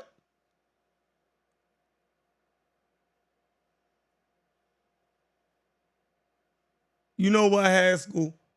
Don't even worry about it. You making everything super difficult. I don't want to argue with you.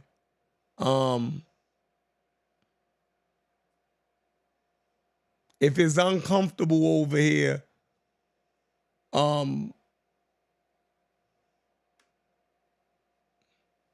don't know what else to tell you.